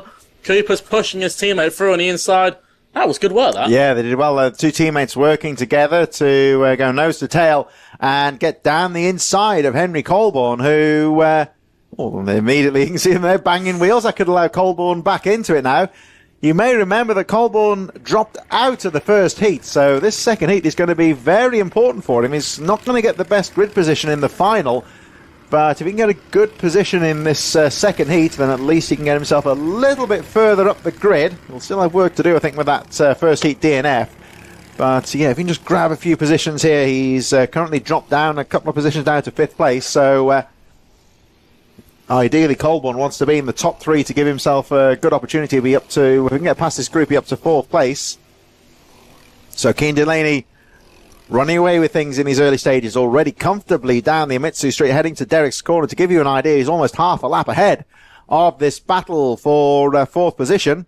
Mason Becker still in 2nd, fastest lap of the race for the number 52 in 2nd place. Harrison Maxwell in 3rd as Colborne fights back, goes down the inside of George Pickett and moves back into 5th place. So Colborne, like we say, desperately needs a good finish in this race to try and boost his position in the final later on today, so he can't afford to lose any positions now, and he sets off after the Project 1 teammate there, Marcus Cooper, who's the next car to head. Delaney leads, and the fastest lap of the race currently 49.8 from the 2nd place driver Mason Becker, as the leaders go over the line. 3:40 on the clock plus the 1 lap remaining, so Delaney leads quite comfortably at the moment as we watch the chasing pack making their way down in towards the first corner. Marcus Cooper then in 4th place, and the 75 Henry Colborne currently in 5th place, closely followed by the 72 George Pickett. Jesse Bailey, who started on pole position, currently in 7th place. Zach Squire, who's under investigation after the unfortunate course cutting. I don't think it was anything intentional, but whether they deemed he gained an advantage, I don't know. Ben Boers up to 9th, and Harry Grant rounding out the top 10. Super exciting stuff here in the Honda 200s. 3 minutes on the clock. So still a few laps left for these drivers to try and make up some ground. And the one driver's going to try and make up ground is George Pickett, who's there on your screens at the moment. He is going to try and close down Henry Colborne for 4th place. But yeah, again, it seems to be the top 4 here, all spread out. Just everyone having their own sort of little race, which can always be quite hard for yourself. You know, if you're working on your own, it's very easy to make more mistakes and sort of be on someone's tail chasing them down. So it'll be interesting to see who is quick away. I mean, the fastest driver out at the moment is Mason Becker, but as I say, the times are still really close. Only 2 tenths cover between Delaney and Becker on the times. So it's going to be interesting to see if any of the gap is lost or gained. But as time ticks down, there is the battle on your screens. And I say that, the gap is very slowly closing down. At the moment, it's 1.6 seconds. At the rate it's going, it would have to be a bit of a hard ask for Becker to close his gap up. But if he gets his head down, this could be a last-minute move. Gained half a second on Cian Delaney on the previous lap. So look at this driver here, number 52.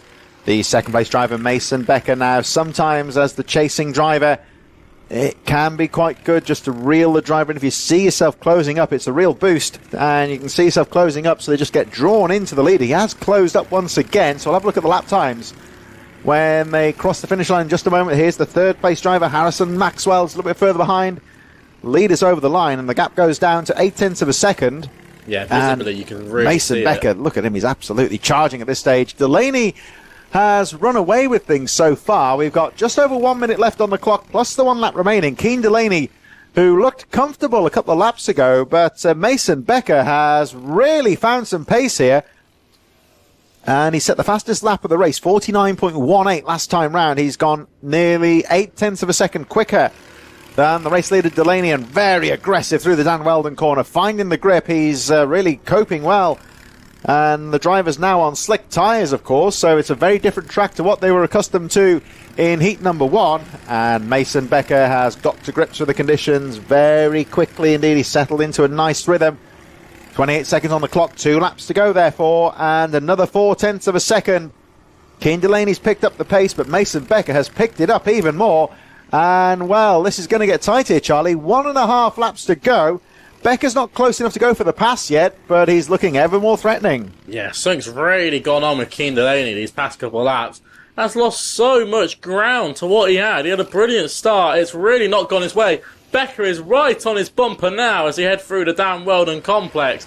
This is it. Delaney needs to sit on that defensive line now. He's only got one lap left to hold on, but Becker's very good into this final corner. Can he look for a move? He's going to go late. He's going to make to the inside, but Delaney's going to hold round the outside. Momentum now. It's a side-by-side, but Becker's got the inside line. One lap left to go. Who is going to do it here? Becker to the inside. Can Delaney carry the speed through? Onto the inside for turn 2. He's going to look, but it's not enough. Becker now into the lead of this race, but it's not over just yet. It's one thing to pass the driver. Now you've got to worry about defending from him. Becker jumping all over the curbs. There is a back marker in front. Hopefully it won't become into too much of an effect. Delaney now needs to pick up the pace. 2 corners left. Number 52. Can he hold on for 2 more corners? Through Kestrel Corner into the final corner of the circuit now, and he's captured to the back marker. This could be opportunity for Delaney. No, it isn't. And Becker holds on to take 2 out of 2 wins. This will put him on the pole spot for the final, and Delaney, a recovery drive from a poor Heat 1, will set him up quite nicely in the final yet again. Sawn's very excited with that 3rd place. That's Harrison Maxwell. Marcus Cooper finished up in 4th, and Henry Coulburn ran at your top 5 from George Pickett, Jesse Bailey, Ben Boas, Zach Squire, and Nicholas York, who ran at your top 10. And all the drivers finished the race, which is great to see. A proper battle to the end. But what on earth happened with Keen Delaney? There's something really went on with him. I just think he just seemed to not get to grips with it quite as well as Mason Becker did. Let's have a look at the lap times there. He didn't seem to drop the pace. It was a nice steady pace throughout the race, so I can only assume that it looks like he found some good lines there instead there. The race winner, Mason Becker, just seemed to find a bit of pace out there. So bodes well for the final for the number 52 later on today. So here we go with our final heat of the day, getting underway very shortly. Mini Inters, then we are right through to the finals, starting with the Senior Rotax final, of course.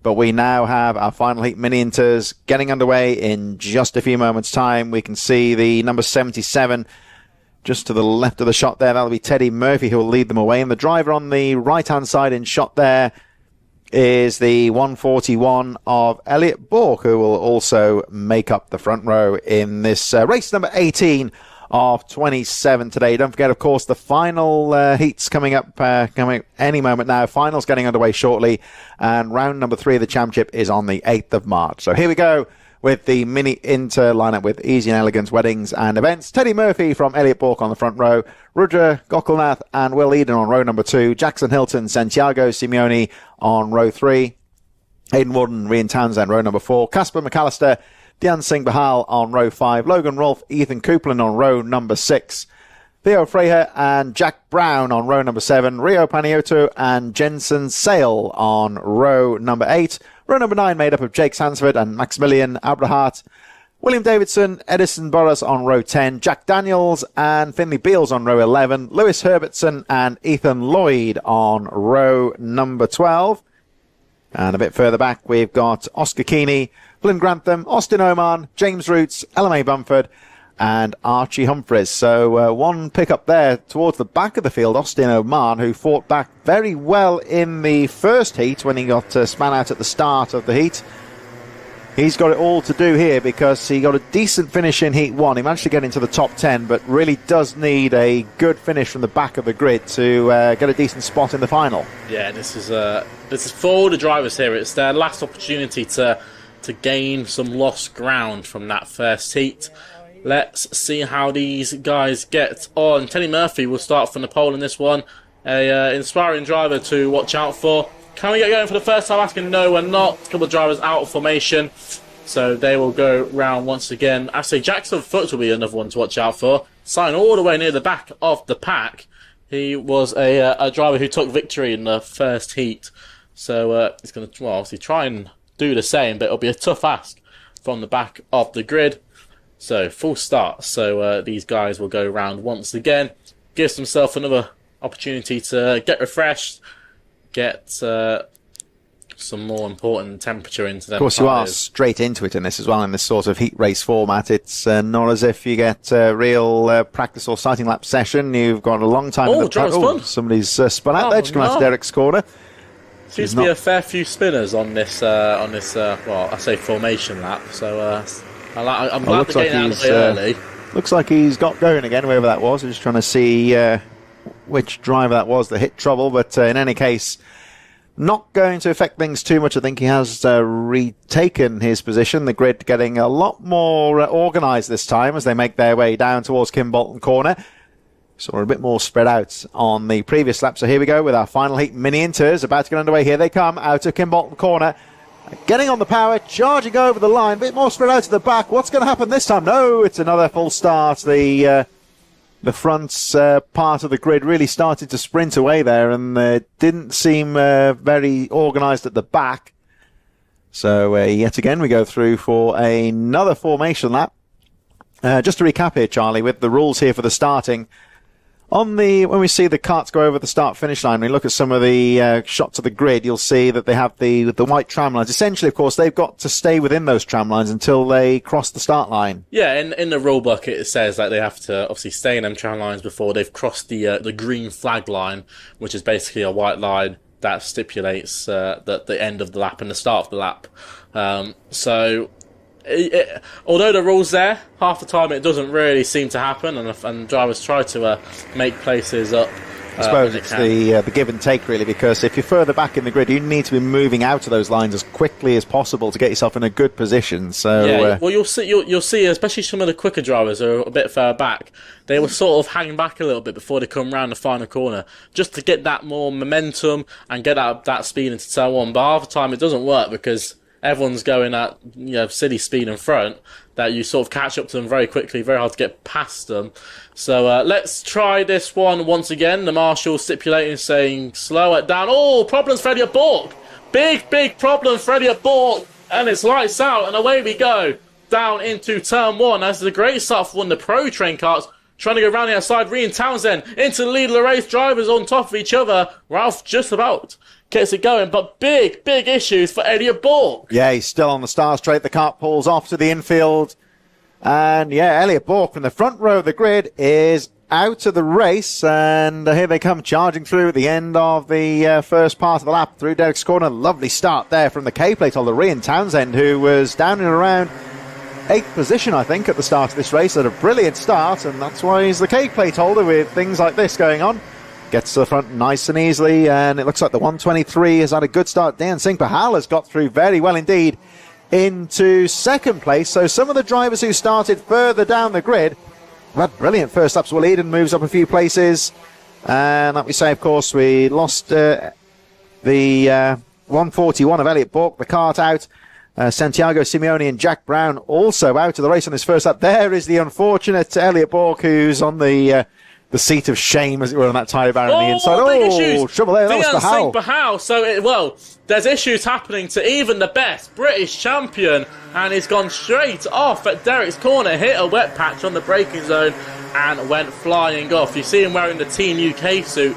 He represented the UK in the Rotax World Finals. But look at this, he's getting absolutely bullied by the train of karts, and a very big train and a lot of experience in this mini interfield. Of course, Micromax British champion Dian Singh Pahal, the first ever Sikh driver to win a British championship. The trouble with Pahal here, he's made that mistake on Derek's corner right in front of a whole group of drivers, got himself going again, but it's just about trying to find that momentum as quickly as possible. He looks like he's done it now, but he can't afford to. There we are, much better through Derek's corner for him this time, isn't it? But he's done well here, actually, Pahal. He just seems to have got his head down very quickly, shook it off, and get himself back into the race. Yeah, you always have to click the finger and just reset, forget it happened, and get back racing again. It's one of these sports where you can't mess around and you can't always be thinking about something that happened before. As a great move from that's Jackson Hilton, who made it down the inside. A switch of team as well for Dian Singh Pahal. to the Dan Holland Racing squad. He was with the RCE team when he took his championship, and now trying out for just noticed here, Charlie, as well, that Austin Oman, number 6, has had a brilliant start. He's made up 19 positions, but he is under investigation. So if it doesn't work in his favour, that could have some real repercussions for him going into the final later on today, as we look at Pahal trying to fight back on the number 45. Rian Townsend looking good at the front, leading by 2 seconds from Will Eden, Logan Rolfe, and then Jackson Hilton. The driver we're looking at the moment, leading this whole train of drivers. Pahal trying to find a way through at the moment, just biding his time. He's looking comfortable so far. Teddy Murphy, Rudra Golkanath, Austin Oman, of course, the driver investigation in 8th place. Maximilian Eberhardt in 9th. Jensen Sale, Casper McAllister, Oscar Keeney all a little bit further behind. Oscar Keeney, that was the driver with the Euro lean in heat number 1, of course. He's done very well so far. He's made up 13 places up to 12th. And James Roots making up 15 positions up to 13th. So somebody gets it all wrong there. That was Will Eden, one of the Pro Train drivers. He's there in 3rd place at the moment. He lost out to a second that lap before because of that driver in front, 32 Logan Rolfe, who's had a good start to this race. But big issues for Will Eden, and if he needs to sort out his driving very quickly, because look what's coming in. There's a big batch of drivers and karts, and they are ready to take that final podium spot. This is going to go down to the wire for this podium spot. We've got multiple drivers in this battle, of course, all the way from Jackson Hilton in there as well, Teddy Murphy, Austin Oman. So we've got different teams, different drivers, and Oman. That's Teddy Murphy going for a move on Dian Singh Pahal. And Omar just noticed at the back of this group, you'll recognise him when you see him. Oscar Keeney is still utilising that Euro lean. He's at the back of this group now, so one of the front runners in heat number 1 there. He is at the back of the little group. And when the camera pans out, you may well see his rather distinctive physical style. He's hanging out over the side of the kart, using all of his weight to get those cornering speeds dialed, and really worked out for him well in the first heat on a wet track. Of course, it's a bit drier this time, so the grip a little bit more prevalent for the other drivers. And this real gang of drivers here, we're looking at Will Eden, who made that mistake on the previous lap, and that's brought him into the attention of Jackson Hilton and Teddy Murphy. Logan Rolfe, 2nd place, setting the fastest lap of the race. It's starting to close upon the leader, Townsend. There he goes, just out of view. And there is the number 64 of Will Eden. It's a back marker just in front of them, so hopefully we'll consider. Oh, we're going to have to hold his line here, and everyone's going to try and filter their way through. That's the number 28, LMA Bumford, and she's done well there just to hold her line, let the faster drivers find their way through. That was good driving from Will Eden. He really he planned it 2 corners back where he was going to make that move to get past the back marker. But this is the battle for 3rd, and a great move as well. Who's come through there? Teddy Murphy into 4th, but into 3rd goes Jackson Hilton. It's one of them things, it's the 2 for the price of 1. The second someone goes to the inside, opens up more opportunities, but you just got to keep your foot in there, keep the battles on, because look at this. This is not going to end just now. I think Jackson Hilton here, number 45, has got to try and put a pretty strong lap together. But Teddy Murphy's still in the train, so he's going to have that slipstream effect. Will he be able to pull away? What will Hal do? Just off camera, I can tell you, just going into the first corner now, Logan Rolfe has taken the lead of this race. He's nipped through past Rian Townsend. So he's found some good pace. The leader's now just going through the willows. Here's this great battle for 3rd position. So Logan Rolfe, number 32, in the lead of the race. There they are, just at the top of the screen. And back to the leaders now. And Logan Rolfe, they are starting to close up on another tail ender. I think that might be Archie Humphries in front of them. But Logan Rolfe, out of nowhere, has found some pace and has stormed his way past Rian Townsend. Fastest lap of the race last time round for the number 32. 44.29. The pace is increasing here. He got a wheel on the grass there. I think he's got away with it, though. And Townsend hanging on in there in 2nd place. But at the moment, it looks like Rolfe has got the pace. And in the battle for 3rd, you should see them shortly. Jackson Hilton staying ahead of Pahal, who goes back into 4th place. Yeah, interesting to see what happened there with Townsend. He lost a lot of time. I know it was a couple of seconds clear. But, one of the back markers going straight onto the grass. And that, the 125, who is Archie Humphries, went straight off the circuit. Steam coming from the car. He's out of the race. Big shame for Archie Humphries. But, something really happened with Rian Townsend there. But as well as that, it's a mix of issues for Townsend. Ralph's just got some unbelievable pace in the latter stages of this race, and Jackson Hilton still holding on to third place, 20 seconds left on the clock. This is the penultimate lap of the race, so the K-Plate is still trying to chase down number 32. They are teammates, so they won't think too much about a harsh battle.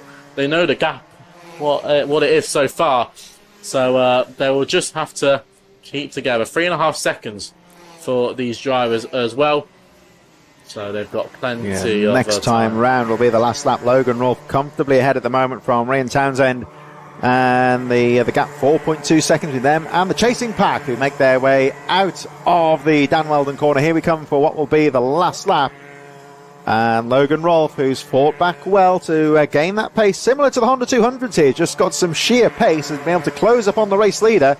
And you can really see the drivers starting to throw the carts about coming into the first corner here at Stoke, carrying a lot more speed, a lot more aggressive on the brakes, and look how fast they're going through the Willows. Now, you may remember in the early heat races, the drivers very gingerly making their way through that chicane section. It's nothing like that now. But as we have seen, if you look to the side of the circuit, you'll see those shiny, wet patches on the side of the track. And if a driver gets a slick tyre into those, then potentially could go off the circuit, so still a challenge here. But Logan Rolfe, one more corner to go for him. He's had a brilliant race. Yeah, perfect drive, absolute masterclass. It's the first heat win he'll win this year. Logan Rolfe, number 32, takes victory, and he is pretty happy about that one as he slides his way into Parc Fermé. Ryan Townsend, who will finish up in second place. Let's say Logan Rolfe as well, from 10th on the grid to first. Pretty good drive. Jackson Hilton into your top three. Teddy Murphy and Dean Sim-Powell. Maximilian Abrahart up 12 spots to 6th. Austin Oman from 27th to 7th. Very good drive from the number 6 plate. Casper McAllister, Oscar Kinney, James Roots from 28th. He got up to the top 10. There's Jensen Sale, Rudra Cockenolf, Will Eden, Lewis Herberson, Finley Beals rounding out your top 15. And in that race, obviously, we lost Archie Humphreys, Elliot Bork, who lost at the start of the race. We also lost Santiago Simeone, and Jack Brown didn't start the race. Very, very exciting stuff in the final heat of the day. Now, it's main event time. The first main event coming up, Senior Rotax. We're just going to have a couple carts being picked up, and then we can get to the action. Yeah, we'll get those carts off the track and back underway shortly. Poor old Archie Humphreys, who was in 27th place when he went off at the Willows. He's made his way back to the paddock, and he's got a bit of cleaning up to do. He went off at the Willows through all the wet patches, and quite frankly, looked like he'd been doing some motocross race in the state of him, because it's so wet off there. That's a pressure washer job, I think. I think it will be. So there's the unfortunate Elliot Bork's cart being pushed away back to the paddock. He's going to want to watch out for. Yeah, look out for him later on. One thing that came to my mind there, of course, Elliot Bork on the front row, not really his fault in this. We'll look at the Senior Rotax grid first. Harry Freeman, Mikey Walker, Jason Duchess, George Cole, Pearson Bullock Carter, Noosh Safa Leathers, Luke Bate and Deacon Russell making up the first 4 rows of the grid in the Senior Rotax final. A little bit further back, we've got the number 69 of Callum Sims on row 5 with Matthias Kellerup, Tom Pryor, Eva Morris on row 6, Charlie Gromit, Harvey Williams on row 7, Jake Fisher, Kieran Ives on row number 8. And then further back in the field, we've got the number 26 of Marcus King from Bailey Heath, Eli Singh Baden, Joshua Smith, Kai Hunter, Dejuan Bennett, Augusta Laka and Oliver White on row number 12. And then the rest of the field, we've got Miles Roby, Jacob Lee, Ethan Martin, Michael Morgan, Jacob Morris and Daniel Kehoff rounding up the 30-driver field. Just a touch before the race starts with Elliot Bork. The driver's not really his fault here, but they were going around very slowly on the formation laps, and these are highly strung 2-stroke race engines. They don't like burbling about very much. I wonder if it could be like a plug failure or something like that. Yeah, it would probably lead to something like that. Obviously, big shame, but let's get the main events underway. Harry Freeman, who is very strong, obviously came to Senior Rotax this year, who nearly became Junior Rotax World Champion, lost out just 2 corners before.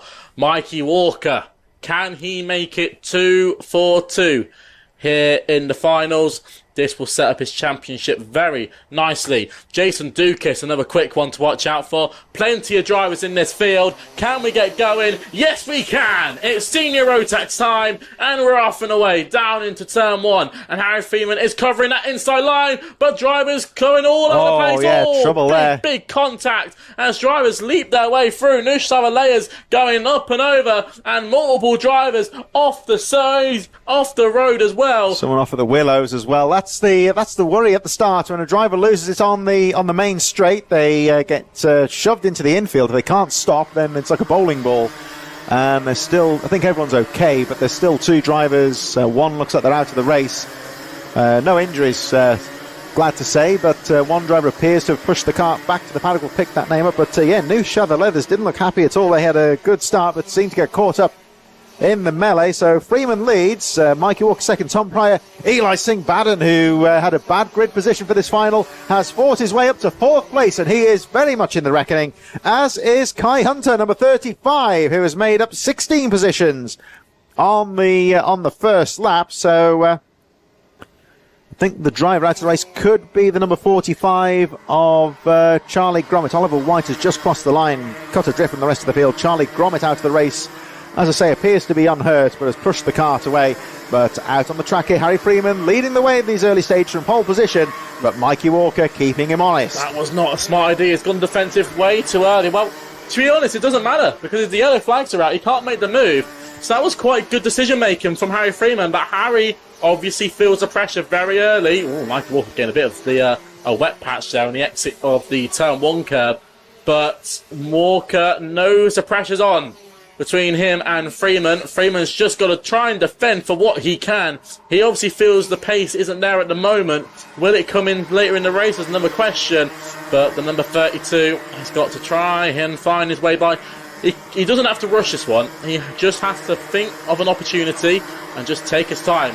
This could be a good opportunity on the cutback. Side by side now as he head down into turn 1. He hasn't got the speed just yet, but Freeman's going to sit on that white line, defending nice and early, and of course bringing in Eli Baden, Thomas Pryor, Kai Hunter in there as well. 6.5 minutes left on the clock. We've got plenty of time, but yellow flags are out into Derek's corner as a driver is off on the exit, and we'll try and work out who that might well be. That looks like maybe Michael Morgan I'm spotting. Yeah, Michael Morgan out of the race. Really unfortunate. Yeah, Michael Morgan not showing up on our lap charts here. Yeah, so that looks like the driver in the ditch right now. So this battle for the lead, Harry Freeman and Mikey Walker, they've traded the positions here a few times, and this has drawn in Eli Singh Baden, Tom Pryor and Kai Hunter. So just for point of reference, Hunter was 2 seconds behind the lead and now 9/10 of a second behind, so it's getting a lot closer. And Pearson, Bullock, Carter and George Cole look quick as well. They could yet get involved in this one. So 5.5, coming up to 5.5 minutes to go, plus the 1 lap remaining in this 9-minute plus 1 lap final. Still a long way to go in this one.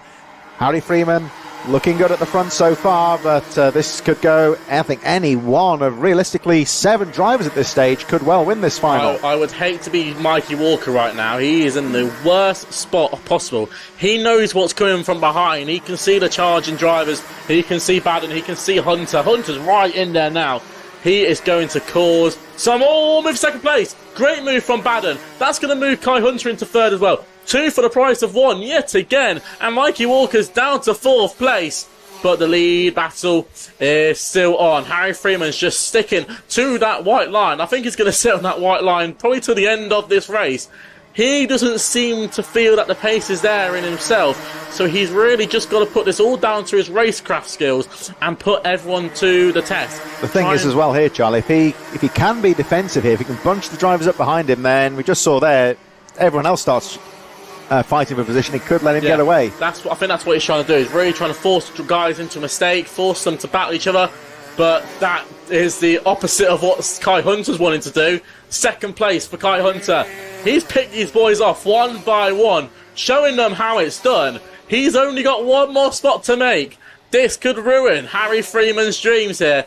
He's just got to pick a point, make sure he's in the green flag sector as well, because we seem to be those yellow flags. And look at Freeman really slowing it down. Freeman made a mistake there coming out of Derek's corner, got a wheel on the curb, but he's recovered well. Line.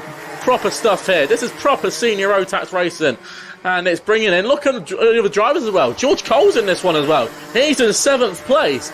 This is a 7-kart scrap for the lead of the race.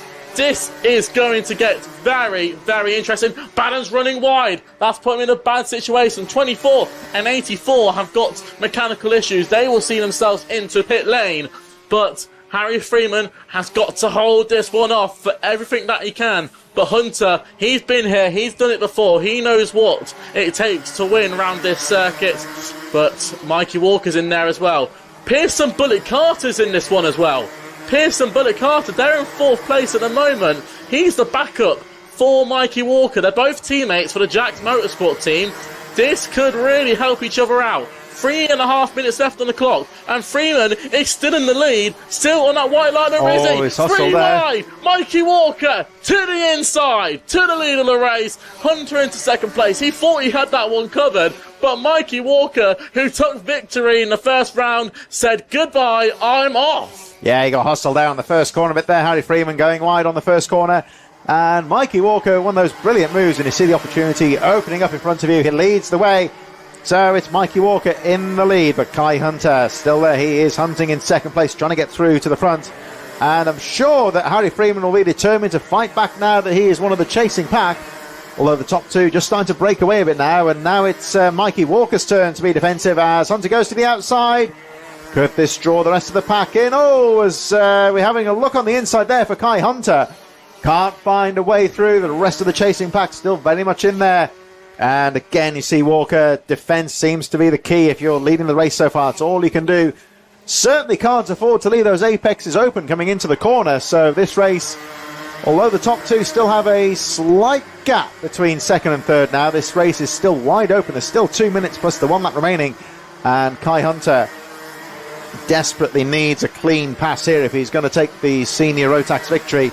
I'm sure that Mikey Walker will have other ideas. And again, extreme inside line here.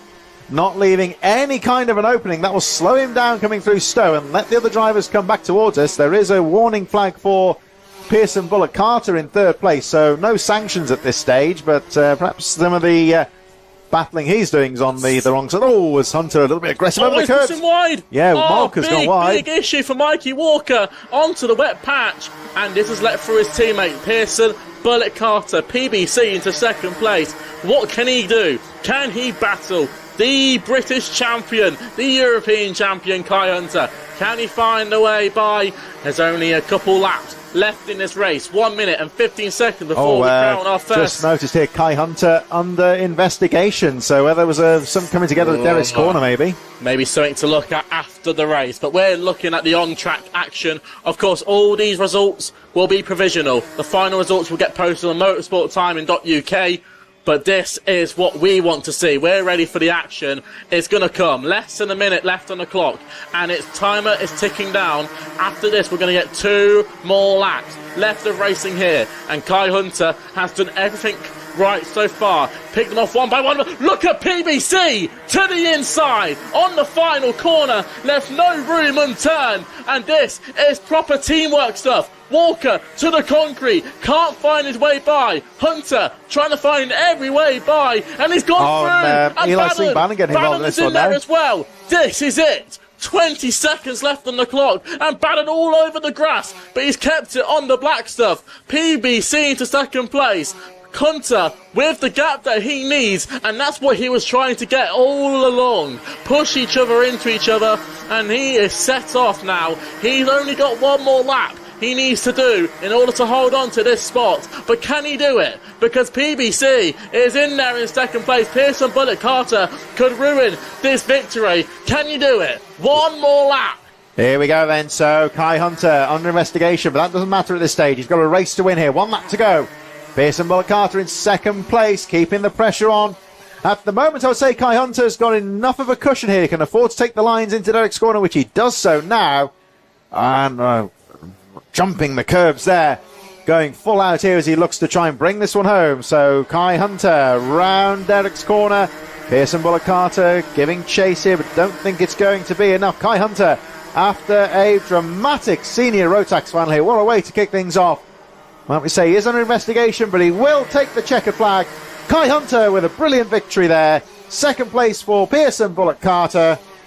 Mikey Walker in third, Tom Pryor, Eli Singh-Baden, George Cole, Harry Freeman, Ethan Martin, Deacon Russell and Callum Sims, who set the fastest lap of the race, rounding out the top 10.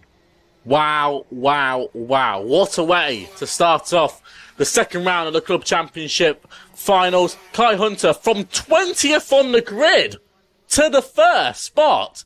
Superb stuff from the 35. Eli Baden inside the top 5. He went up 14 places. Ethan Martin made up 19 spots to 8th.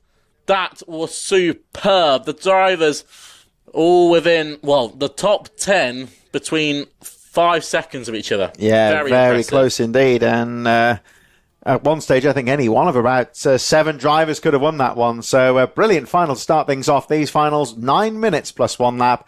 And in association with True Cut, we have race number 20 of the 27 race program. It's the Rotax 177s who will be getting things underway. Quite a few drivers have been on top form today in this category, and it would be any one of about 4 or 5 could potentially take victory. We'll have a look at how they line up in just a few moments' time. This will be followed by the first of the junior Rotax finals. We have the B final, which is always a very tense race because it is also a repechage for the A final. Top 4 going through to the A final later on today. So I think there is still a stricken cart out on the track. So there'll be a short delay before the Rotax 177s get underway as we head towards the final part of the program. Don't forget, of course, second Saturday, 10 months of the 12 every year here at Kimbolton. And the next round, round number 3, is on March the 8th, if you want to catch all the action on TNL Sports. But, of course, the finals kicking off in some style there for the senior Rotax. And this is how the Rotax 177s will line up. Ryan Taylor-Truman on pole position from Taylor Bellini. Liam Ferguson and Scott Klee on row 2. Scott Smith and David Mitchell on row number 3. Adriel Naguar and David German on row 4. Alex Jones, Oliver Moss on row 5. Steve Gilly and Ben Hitch on row number 6. Mark Gilly and Colin Walker on row number 7. Louis Judd and Daniel Walker on row number 8. Row number 9 is the number 99 of Mark Taylor from John Davis. Mark Cushley and Gary Bumford on row number 10. Johnny Kent and Jaskaran Noal on row number 11. Richard Ball and Sam Yaxley on row number 12. And the number 91 of Rob Simpson, who had some trouble earlier on today, will start 25th at the back of the field. So after a brilliant senior Rotax final, we turn our attentions to the Rotax 177s. Taylor Truman will lead them away from Bellini, Ferguson, Klee, Scott Smith, David Mitchell and Naguar. German a bit further behind. I think potentially this 177 could be wide open. Any one of about half a dozen drivers you would say would have a shot of victory here. Yeah, a driver who's really impressed me so far is the driver starting from second, Taylor Bellini. A driver who, I say a new face. We haven't heard him much in the time here at Kimbolton, but he has really, really shown up on the Evolution kart. Of course, from pole, Ryan Taylor-Truman, he's done everything right so far this weekend. He's not put a foot wrong. It's going to be all about if he can get this one done. It's all good winning the heats, but if you can't win the final, then you've pretty much lost out on the weekend. I think it's exciting as well to see Liam Ferguson and Scott Klee on the second row of the grid. 2 drivers who know this Kimbolton circuit like the back of their hand. And they know where all the overtaking spots are as well, but they have got a little bit, they got a bit of work to do here, so we'll see how they get on as well. The start, I think, will be vitally important as the 177s get themselves into formation as they make their way through Kestrel Corner. And Ryan Taylor-Truman, Taylor Bellini bringing the pace right down to little more than jogging pace here as they make their way around Kimbolton Corner. And 9 minutes plus 1 lap. The final for Rotax 177, our second final of the day, is about to get underway. The grid looks nice here as they make their way out to Kimbolton Corner. They get underway. 1 or 2 drivers struggling for pace down the start strip, but here they come charging into the first corner. Good start for Taylor Truman. Makes the first corner. Oh, Ferguson up to second place. Brilliant start for the 165. And there's a bit of trouble towards the back of the field as they make their way. You see in the back the flags going up in the willows. 1 or 2 drivers in trouble there. But Ryan Taylor-Truman has got away very well Liam Ferguson up to second place, and the pressure on in these early stages. Scott Smith's in there as well. Watch out for Scott Smith. He's there in third place at the moment. He's had a very quiet weekend so far, but he is here when it means business. Now, what is going to happen here? Ferguson needs to put these laps in now. The opening couple of laps. We saw Ryan Taylor-Truman in Heat 1. When he gets that lead advantage, he can just pull away, but he's not going to. Look at Ferguson on the inside, and he's messed up. He's gone too deep, and Scott Smith into the lead of the race. Perfect move from Scott Smith, and the gap has already been created for Smith. He's just got to keep putting in the laps now. Looks like Bellini's up into third as well. This is not the start Taylor-Truman wanted. He was hoping for a nice clear getaway, and it's the exact opposite. Yeah, it was brilliant stuff there for Scott Smith. Exactly the sort of opportunity that you want when you saw the leader and Liam Ferguson just touching ever so slightly, forcing each other wide. So that's given Scott Smith a brilliant opportunity here. But Liam Ferguson has shaken things off quite well in second place now, getting back up there with the leader. We just saw Scott Smith affording himself a little look over the shoulder. He sees he can take the apex and not risk outbraking maneuver there.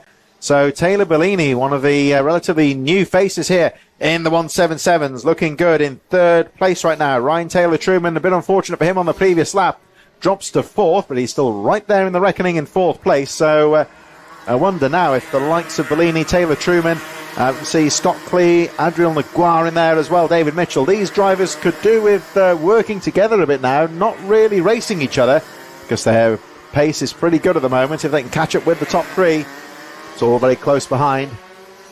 And they are just starting to spread out a bit now. The race just starting to settle down momentarily. Scott Smith setting the fastest lap of the race, 41.88. Almost identical pace, though, is Liam Ferguson in second place. Taylor Bellini just about hanging on in third with the pace of the leaders. They're covered by 1.2 seconds. So with 6.5 minutes to go, plus the one lap, the race just settling down in these early stages. But it's still... I think this second part of the race could see some action. Yeah, this is. I think at this point it's going to be. I'd like to call it the boring phase, where drivers are just going to get into their own rhythm, just put in these consistent laps, and then we're going to start to see who has really got the pace. Ferguson is following Scott Smith's lines, just seeing where he might be a bit quicker, and then. Maybe later on in the race could be an opportunity for a move, but we'll just have to wait and see. But yeah, again, that all unfolded over one overtake, just gave Scott Smith the gap that he needed, and he's already managed to pull a nice, smooth gap at the moment. It's currently at half a second, which doesn't sound like a lot in karting, but when you can see it on your screens, there's quite a few kart lengths, which is what you need. It's just enough to stop an outbraking maneuver, isn't it, essentially? Yeah, that crucial half second, you would say. Yeah, 100%. So it's just what you need, but it's interesting because the gap's not gaining, but it's also not losing.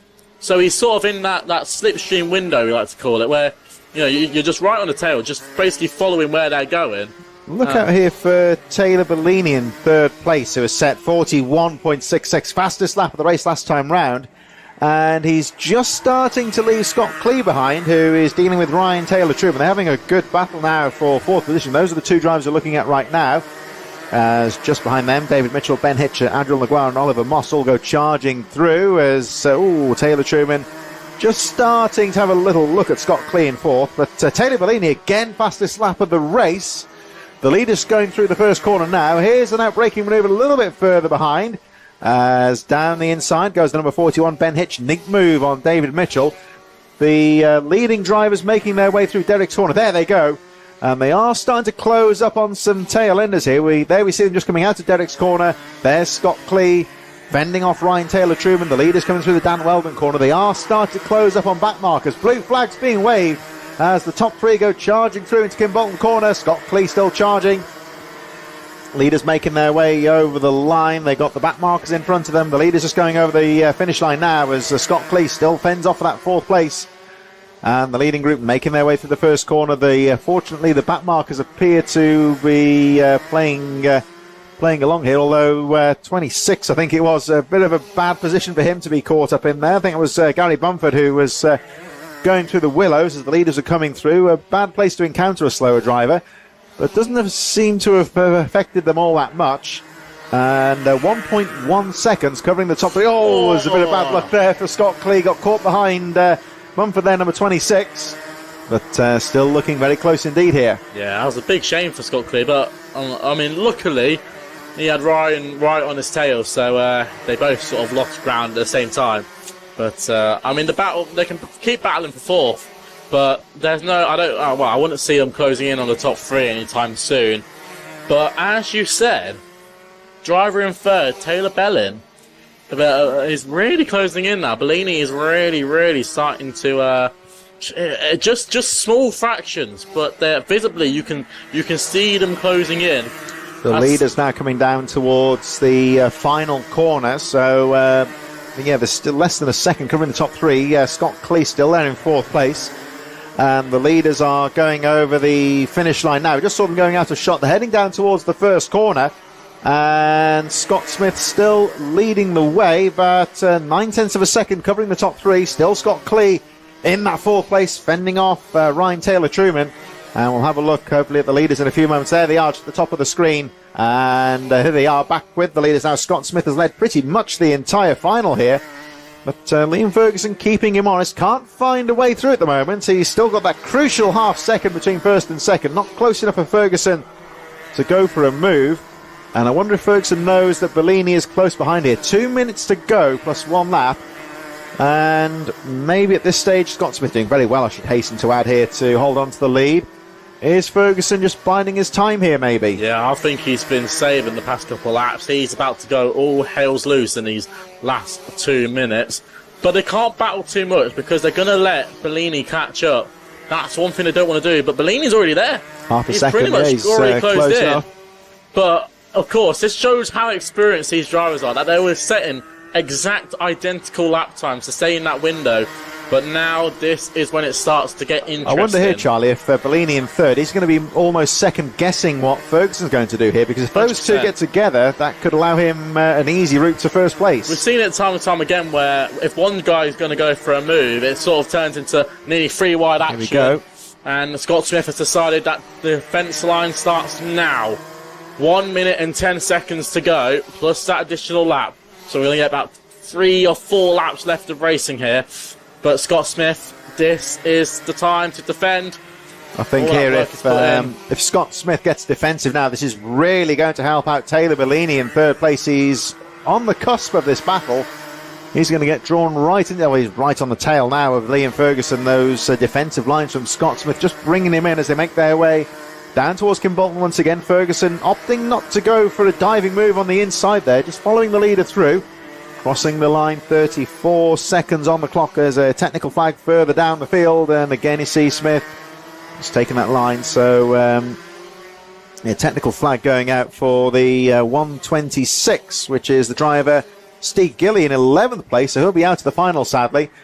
So next time round, Charlie, 1 lap to go. There is a back marker there. Hopefully they'll be able to let the leaders get through cleanly. And this one, I think any one of these 3 drivers could still win it. Yeah, we are in for a proper race here. Penultimate lap of the race. Hopefully they'll get past this back marker nice and cleanly. We can only hope. Yes, they do. Perfect. One last lap then. Here we go then. 177s. It's coming down to the wire. The veterans, Scott Smith, Liam Ferguson, the new boy on the block. Bellini. What can Bellini do? Is he going to look for second place? Not just yet.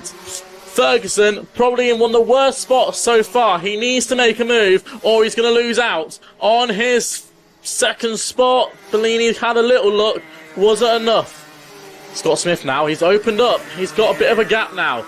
Only a couple more corners left to go then for the number 38. No more back markers in front of him to worry about. He's just got to hold on for one more corner.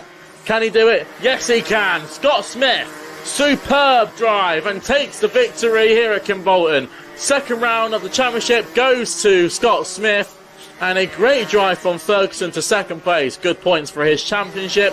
And the new boy on the block, Taylor Bellini, with a third place. Very, very solid drive from Scott Clee in fourth. Ryan Taylor-Truman, what could have been for the number 65? He finishes inside the top 5. Ben Hitch from David Mitchell, Adriel Ungwa and Oliver Moss. Alex Jones found out your top 10 from Steve Gilly, David German. Louis Judd and Rob Simpson from last on the grid up to 14th. Proper drive from the number 91. Mark Giddy rounding out your top 15. And of course, in that race, we lost Gary Bumpford, we lost Johnny Kent as well. But that just came right down to the wire. That's what we love to see. Great stuff there from the 177 squad. It was, brilliant racing there from Scott Smith, who came under a lot of pressure from Liam Ferguson, but was able to keep it nice and smooth at the front. There wasn't much racing at the front. It was all closely poised, and some very precise driving from Scott Smith to take the victory. Unfortunately, Steve Gilly, who was in 11th place, did pick up a black flag through missing the technical black flag, so he will be excluded from the results a little bit further down. But Scott Smith with a very closely fought and hard-earned Rotax 177 victory. So now we move on to our third final of the day. We move to the Junior Rotax, and this is the B final. Always a very closely fought race. Not only is this a final, but also a repechage as well. Don't forget, the top 4 drivers from this race will proceed to the A final. We've seen a couple of times in the past that drivers who've maybe had a bad heat race, found themselves cut off in the B final, they've got through in those top 4 positions and go on to put in a decent result in the A final. Now, we'll have a look at the grid in just a few moments, but there's 1 or 2 notable names here. Starting from pole position, Charlie Wolfett from Joseph Berkery, Alex Shepherd, Archie Ray Watson on row number 2, Bo Winslade, Sam Kohler on row 3, Samir Paul, Aidan Hammond on row number 4. And in row number 5, 23, Max Douthwaite from Lomond Wilcox, Jack Beasley, Noah Moulton, Harry Friel, Jack Bowie, Lucian Smith and Jensen Hookey on row number 8 in 16th position.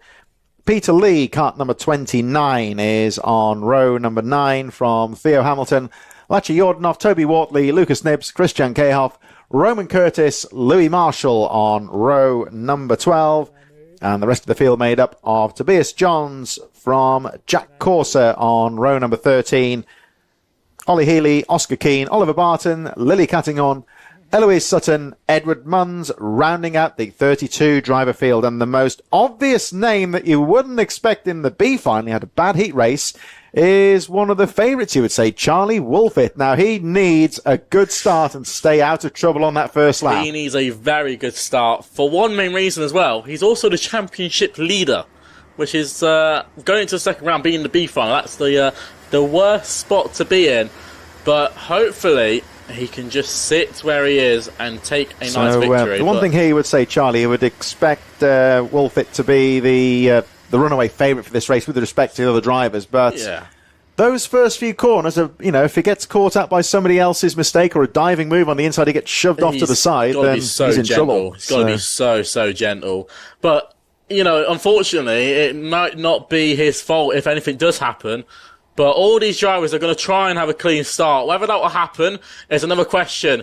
Junior Rotax, 62 drivers and only 34 can go into the main final. We're off and away down into turn 1. And Wolfett, nice and steady. Look how gentle they are into turn 1. A couple of drivers going straight off into the middle of the circuit. And it's all hell's loose as they head into the first couple of corners. Noah Moulton's trying to get involved in the middle of the pack. But look at Wolfett so far. The gap is starting to grow already. There's a couple of drivers taking to Derek's corner and taking it through the chicane.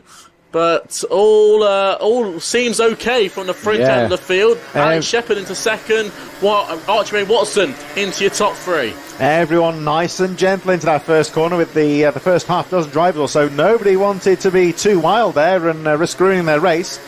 So Charlie Wolfett, he jumped the field there at the start. He timed his start to perfection. That's exactly what he needed. And the good news here for Alex Shepherd in second place, he's managed to get a pull now from Wolfett. Pulls away.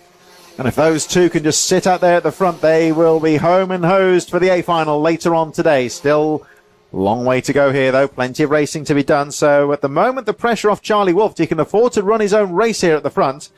Alex Shepherd, he just needs to try and tag on to Charlie Wolfett, get a pull here and move away from the chasing pack. But all of the attention here is going to be on this driver here, number 195, Archie Ray Watson in third place, Joseph Berkery in fourth. It's all getting a bit tasty behind there, though, as they come charging down to Kimbolton Corner. So the driver with the white helmet there, number 73, Joseph Berkery, is sitting on the bubble at the moment as they go charging. Well, it's actually Samir Paul into 4th place. My apologies. Oh, and it's getting tight into the corner here. So Samir Paul, 2:13, is the driver who is sitting on the bubble here. The final qualification place for the A final. And he has got Joseph Berkery, Lomond Wilcox, Max Douthwaite, Aidan Hammond, all very close behind. Yeah, this is going to be interesting. Yellow flags into Derek's corner as there's a driver off just on the exit. But for Archie Watson here, he needs to cover off as hard as humanly possible. Closing in now on 2nd place, actually. So Alex Shepherd had a bit of issues on that lap. He is going to be closed in, and he needs to be very careful because he can be eaten up. Look at the squad of karts as they come through and down into turn 1. There are multiple drivers in this field, and Watson's messed up. He's gone to the outside line. Can he hold it round the outside? No, he can't. He's onto the wet patches. He's lost out, but nothing big to worry about. He can make those places back. Alex Shepherd just seems to have lost that toe from Charlie Wolford that he had on the first lap. He's getting pulled away as there's some banging and buffing here as they all dispute the final position. Onto the grass. This is all for the final spot here, and this is great news for Alex Shepherd, who gets to pull away once again. So Shepherd, it's getting tight here. So Charlie Wolford leading, Alex Shepherd second. It's all getting very dicey indeed as they battle it out for the final spots in the A final. Wolford is well clear now. Alex Shepherd gets a reprieve, pulls away now in 2nd place, and who's it going to be in 3rd? So it's Max Douthwaite up to 3rd position after all the melee. Archie Ray Watson started in 4th and now stays in 4th for the time being. Aidan Hammond, Lucian Smith, Bo Winslade, Theo Hamilton's made up 10 positions. Could he get involved as well? So a bit of a reprieve here for the number 85, Alex Shepherd in 2nd place. He was being closed on by the chasing pack. It all got a bit dicey here on the Dan Weldon corner last time round. So there is the 144, Lucian Smith, 6th place. That would be his day over if he stays there, but we've got 4.5 minutes to go. Charlie Wolford well clear, 43.48. Last time round, he's already crossed the line. Let's have a look at the gap. The gap nearly 5 seconds. Watson. What's for Watson? He's losing out on his 4th spot. What has happened to Watson? He had engine issues in the 2nd heat, and it seems like he's all going wrong once again. Now he's done a cutback manoeuvre back into P5, but he's got some straight line issues. Something's really gone on with that air kart. Something has definitely gone a bit of mishap in the worst time, because he was destined for a spot in the A final. It's losing out big time now. He's down to 6th place. That won't be enough to take him into the A final. The last driver in the A final at the moment is Lucian Smith, who's the KR Sport driver, the purple and the black car. He is number 144, purple and white, shall I say. So he's going to be closing in on the driver in 3rd. That's the guy Cunnington Kart of Max Douthwaite. So these two, okay, they're going to have a battle, but they need to be a bit careful about how they play things out. But at the moment, Alex Shepherd still with a bit of a gap in 2nd place, as the rest of the pack comes flying through. And they're going to be closing on the back markers yet again. Another opportunity. They need to be nice and gentle, not make any silly moves, always plan 2 corners ahead.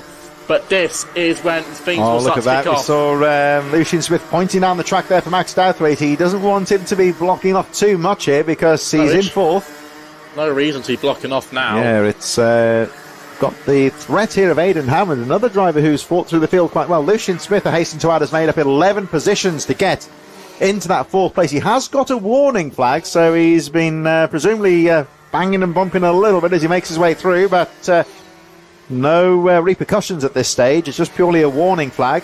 So Charlie Wolford now well clear. The gap 5.6 seconds. He is gone away. Oh, was one of the back markers went wide there. Nothing to worry about. Just somebody conceding position.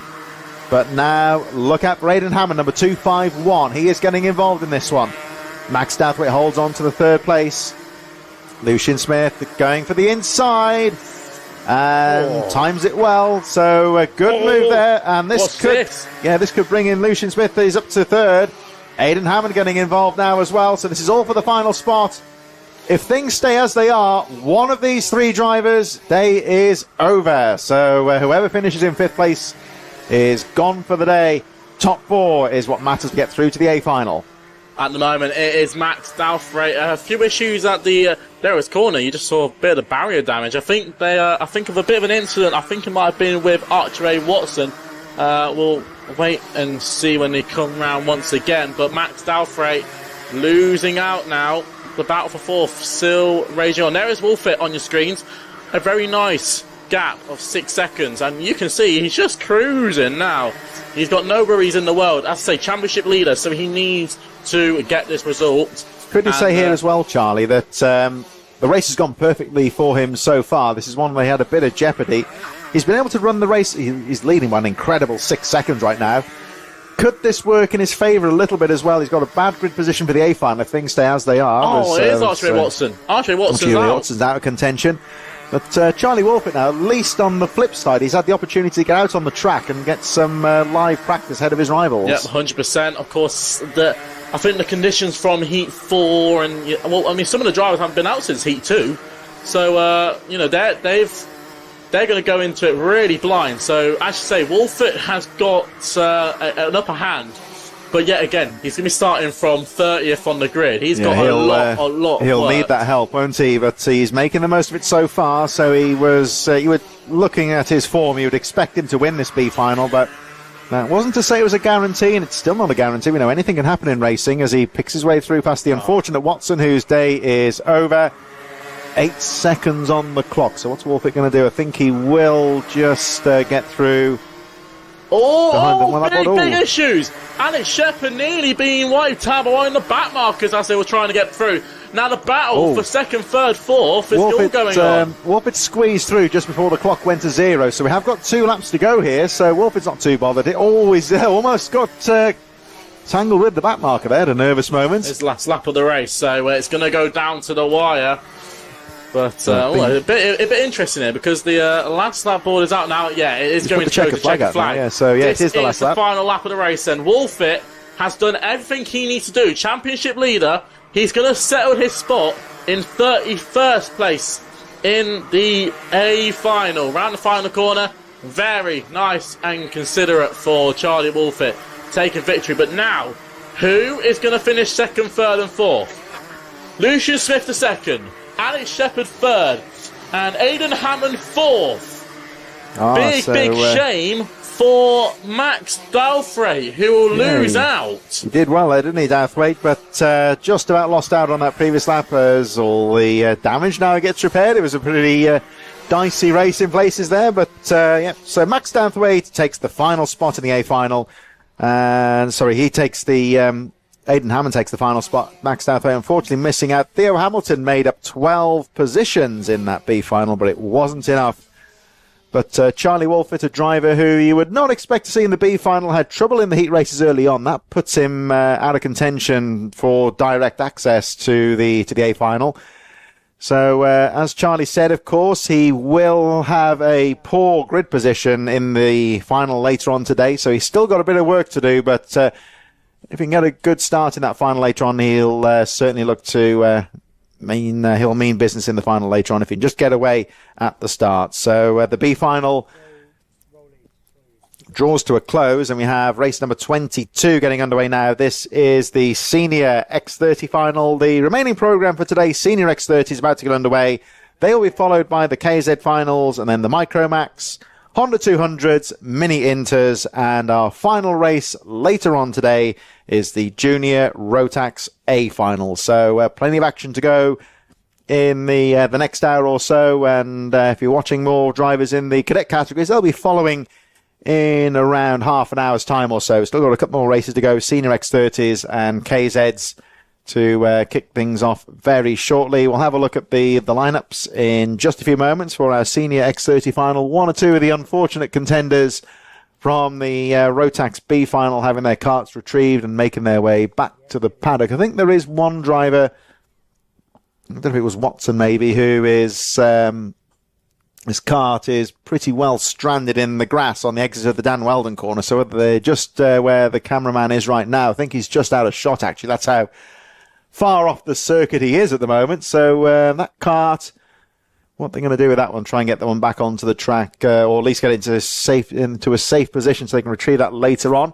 Tristan Powell will lead the X30s away from Alexander De Benedictis, Max Anderson, Max Wright on row 2, Jack Stewart, Jack Owen Drawbridge on row number 3, James Reynolds, Josh Jones, Rhys Barber, Chris Douglas, Valentino Alessi and Bradley Heath rounding out the 12-driver field. So Powell and De Benedictis was looking good in the second heat as well, but look out for the likes of Josh Jones, for example, who had bad luck in the heat. Tristan Powell spinning on the formation. Tristan Powell is spinning out. Hopefully he'll be able to rejoin that one. Or to keep his composure, but the people like Josh Jones didn't get a good heat race, could still be a factor. Yeah, it's going to be an interesting one. I think if I was to favour someone, it would have to be Tristan Powell. The pace so far today has been pretty impressive. But as you say, we've got plenty of boys in this field, boys and girls, who all have an equal chance. As I say, Alexander De Benedictis, he has been a rocket ship in that second heat, as you were saying. But Tristan Powell getting them really slowed down as they came round the final corner. But I think we might just have to go around once again, because a couple of drivers weren't in formation. So they'll have to go around once again. Max Wright was very competitive in the first round, so he'll be another driver to watch out for as well. As I say, it was a very exciting battle. Durovic taking the first victory at the first round, so it will be interesting to see how they all get on. I say Josh Jones as well, another strong driver who should be in contention at least to be at the front end. James Reynolds as well has had a pretty good drive so far, so he'll be another one to watch out for.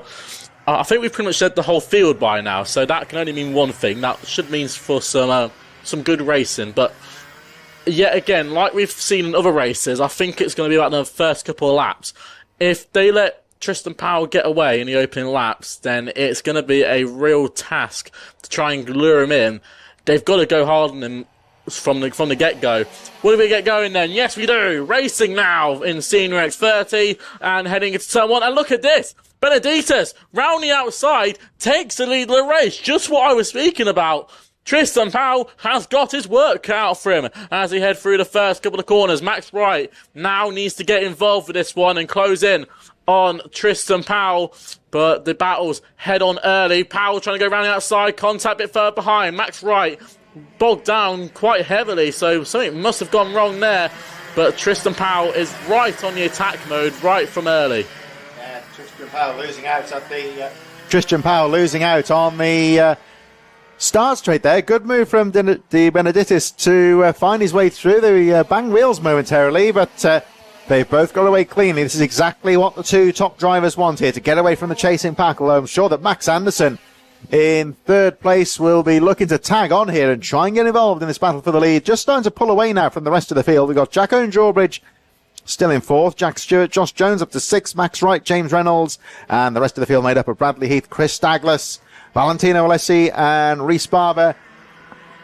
But the Benedictis leading the way. He ran so well in the second heat, but Tristan Powell, who started on pole, is right in there. The top two just starting to pull away. Just as they come through Kestrel Corner, we'll look at that next time round. Look at the rain clouds. There's one or two angry clouds in the air. Don't forget, of course, we have got the risk of some rain showers, so that could yet throw a curveball into the finals here as well. But I'm sure that the leaders out here, or anybody on the track at the moment, will not want that to happen. So De Benedictis leads them through. Powell just trying to shave a few inches off the track there, just looking for the smoother line through the corners, trying to do anything he can to keep with the race leader. They're both running a very quick pace right now, both lapping around the 42-second marker. De Benedictis leading the way, 41.97, fastest lap of the race. Here they come. And again, just look at those angry clouds in the air. So that risk is still there that we could have a little bit of slippery track conditions if the forecast proved to be correct. There is a technical flag a bit further down for Valentino Alessi. He's not had the best of days on number 64, and he is going to be black flagged due to a technical fault. So I can only assume there's some kind of issue with the car. I think the back end is, one of the bumpers on the back is looking a bit disjointed possibly. But he's going to be out of the race. But the race goes on at the front here, and the leaders making their way through Derek's corner, pulling away now from Max Anderson. And with 6.5 minutes to go here, Charlie, this race is still finely poised. Yeah, this is proper impressive from Benedettis. Of course, we saw him last year in the Junior X30 category. Move up to Senior X30. He has really been put under pressure. I think he'll be contesting for the British Championships this year. So this is all needed practice as well during these winter times. But Tristan Powell, can he find a way through? He's got plenty of time. And I think he knows that. I think he's sort of thinking, you know what, I've got the time to get by. I'll just, keep my tyres in a nice window, just let everything come to play. But I think Tristan knows it's in him. He's got the capabilities of getting the move done, getting by. But it's all one thing to catch someone. To get by someone is another question.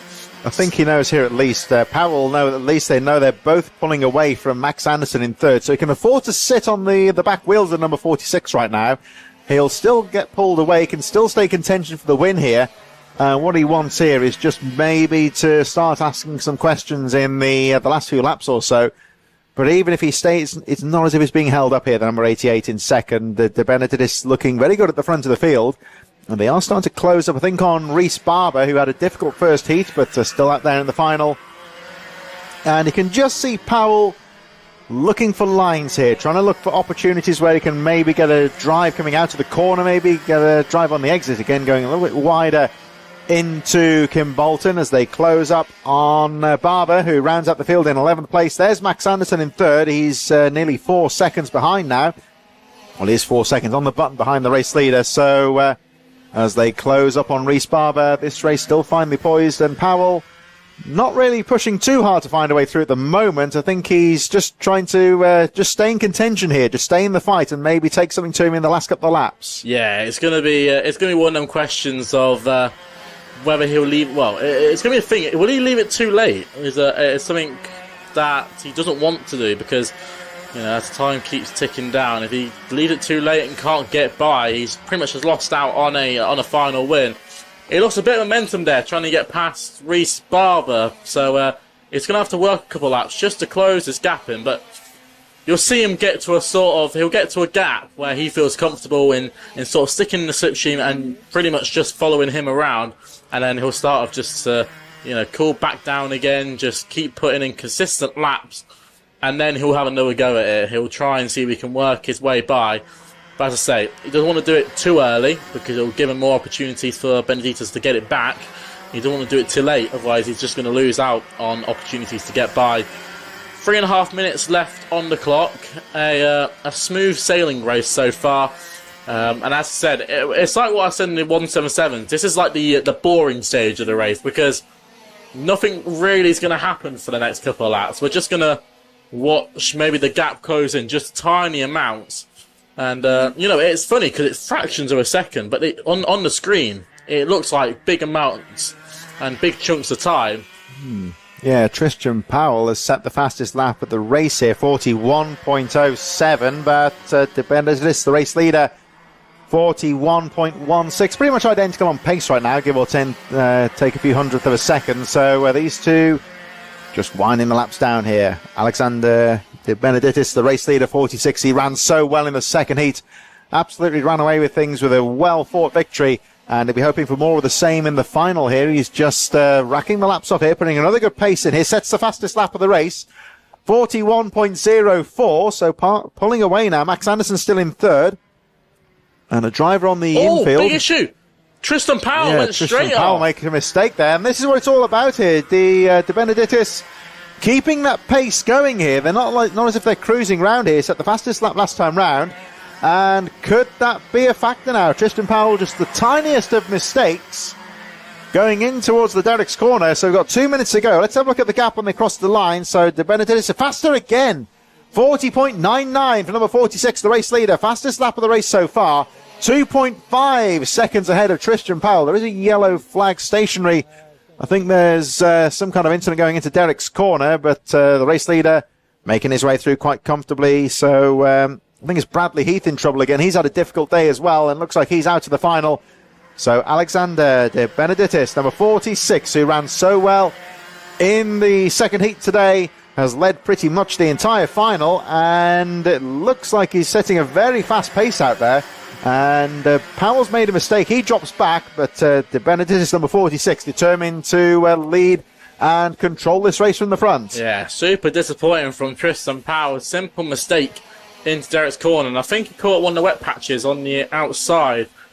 So, you know, it catches the best out of drivers, and a big issue. He was right on the tail of Benedictis, but that one mistake has really lost all his chances. It could happen, he could close it back, but it'll be a very, very tough ask. And the way that Benedictis going, setting the fastest lap that last time around, the times are just coming down. He has put the power down. I think he sort of knew when he made that mistake, he sort of looked behind and thought, you know what, let's just get the laps in now, just get that gap, and then it's smooth sailing till the end. So a very consistent race from Benedictis. He's not really had to do much, really. Yeah, he's sort of, when he got into the lead at the start of the race, it was sort of just smooth sail from there. A bit of defence work had to be done against Tristan Powell in the first couple of laps, but then once that mistake was made, it's just smooth sail to victory now. Yeah, he's run very well so far. He's got 12 seconds on the clock, so I think next time round he will get the last lap board. It's going to be tight. Oh, we just said hello to the grass there with the rear wheel. Shouldn't have slowed him down too much, and he's timed that pretty much to perfection. The clock goes to 0 just as he approaches the finish line, so he will get the last lap board, and he can wrap this race up nice and early. If he'd have been a few seconds quicker, they'd have been going through for another lap, so this will certainly work in De Benedictis' favour as he makes his way down towards Derek's corner for the final time. He leads the race by 2.5 seconds. He can afford to run his own race, use his own lines. He is still lapping very quickly and very consistently, only within half a second of his best lap time. Affords himself a quick glance over the shoulder, and he knows he's just got to get this last corner nice and smooth, and he's got this race wrapped up here. So the most comfortable final win of the day so far for the number 46, Alexander De Benedictis. He looks pleased with that one, and who can blame him, because that was a brilliant drive to the checkered flag. Celebrates to the camera there. He is delighted with that race victory. Tristan Powell will rue that tiniest of mistakes at Derek's corner, which means he has to settle for second place. Max Anderson brings it home in a quiet but solid third place from Jack Owen Drawbridge, Jack Stewart, Josh Jones fighting through to sixth place. Max Wright, James Reynolds, Reese Barber and Chris Douglas rounding out the top 10. We lost Bradley Heath and Valentino Alessi, but recapping that senior X30 race, what a brilliant drive there from Alexander De Benedictis. Very, very, very good drive from Benedictis, who has just managed to hold on to victory. Tristan Powell put everything against him, made one mistake, and just put himself offline onto the grass. And from then on, Benedictis just had to bring it home to victory. Now time for the big boys. It's the KZ time. And it's going to be an interesting one. The veteran versus the young gun. It's going to be Derek Morgan, who will start from pole. Blanford alongside Leah Robinson and Jessica Edgar, who had a brilliant reheat too. Yeah, she ran very well. That could be one to look out for in the final. We may remember that Isaac Smith was looking good. He hit trouble in the heat and he DNF'd, so he'll be looking to make his way through. This is how they'll line up. Derek Morgan from Lucas Blanford, Leo Robinson, Jessica Edgar in fourth, Jensen Pugh, Jonathan Railton in sixth, Amy Jurger and Harry Walsh on row number 4, and the rest of the field made up of Isaac Smith, Hannah Lang, Oliver Harris, George Robinson, Rob Turner and Darren Denovelis rounding out the field in 14th position. So the way he's been driving today, you would put Derek Morgan, I would say, as the favourite in this race. Lucas Blanford's been there or thereabout all day as well. Could be a factor. Leo Robinson, always a threat as well. And Jessica Edgar, if she can get a good start like she did in the first heat, once she got to the front, she was lapping very consistently. She was matching and beating Derek Morgan for pace. So she could be a factor as well. And look out for Isaac Smith, who had a lightning start in the second heat, but hit trouble and dropped out of contention. That's why he's starting a bit further back in the field. So yeah, I'm looking forward to this race here, Charlie. I think I would put that driver at the front there, Derek Morgan, as the slight favourite by virtue of his sheer pace around here at Kimbolton. always a proven quick driver here at Kimbolton, but any one of about 5 or 6 drivers could quite feasibly take the victory here. Well, he finished 5th in the British Championships for a reason. He's a very quick driver in these KZ karts. But the new man on the block, Lucas Blanford, took victory last time out with a very, very big gap. It was about 5 seconds. So can you do the same? Leah Robinson's trying to fight back after what was a tough round 1. Jessica Edgar struggled in round 1. Something has come alight for her recently. Let's see if she can put that to a final victory. Anyone inside the top 10 here have a great chance. I have to say, Jessica Edgar, she got the lead. It was a little bit of fortune came her way, but once she got the opportunity, she grabbed the opportunity with both hands. Do you think that victory in matching an experienced driver like Morgan for pace, that could be a real good thing psychologically one day? 100%. Anyone has a good opportunity here. Final here in KZ. 4 lights are on. It's lights out, and away we go. Derek Morgan with a superb start. Blanford to the inside, but as you said, watch out for Jessica Edgar, trying to fight it round the outside. She slots into 3rd place. Blanford there in 2nd place. Isaac Smith trying to get involved. Robinson's into 4th. Robinson's got a great run on Jessica Edgar. Good PM move for 3rd place as they head into Dan Weldon for the first time. Everyone taking it nice and easy, but Derek Morgan has already pulled a bit of a gap.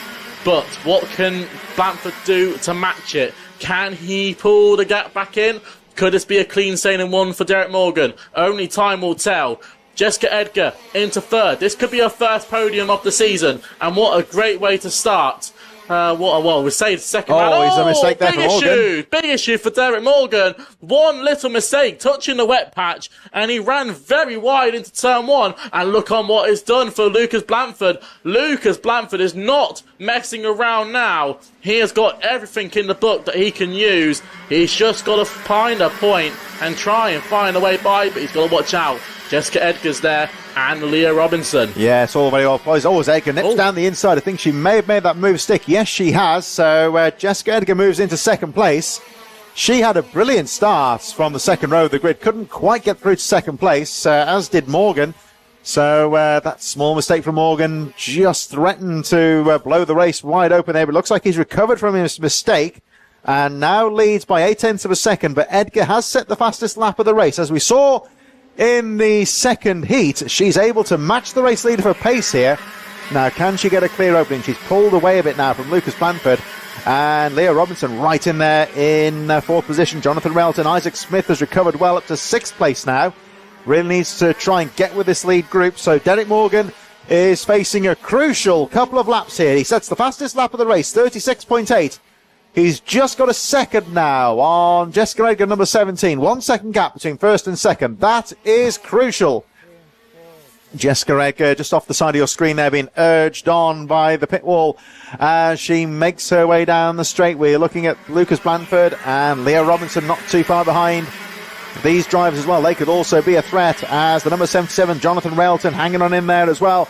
Isaac Smith not too far behind. The top 2 making their way out to the final corner now. So let's have a look at the gap. Morgan not able to shake off Jessica Edgar entirely here. Fastest lap of the race again for Derek Morgan.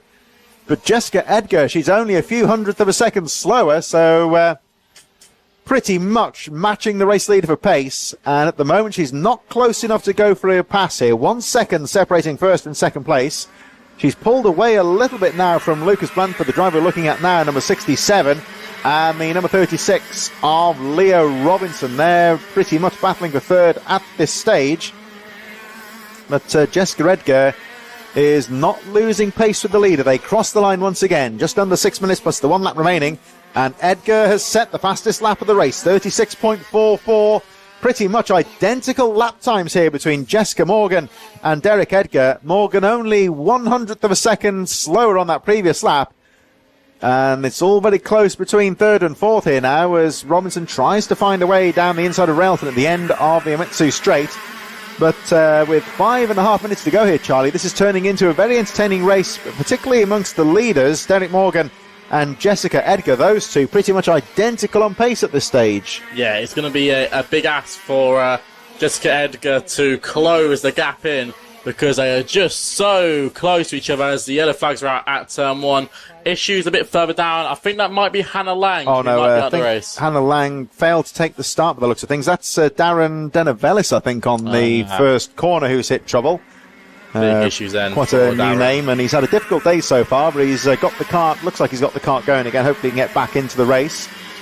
And Leah Robinson still keeping the pressure on Lucas Blanford here. At the moment, it looks like it's going to be a fight between Derek Morgan and Jessica Edgar for the victory.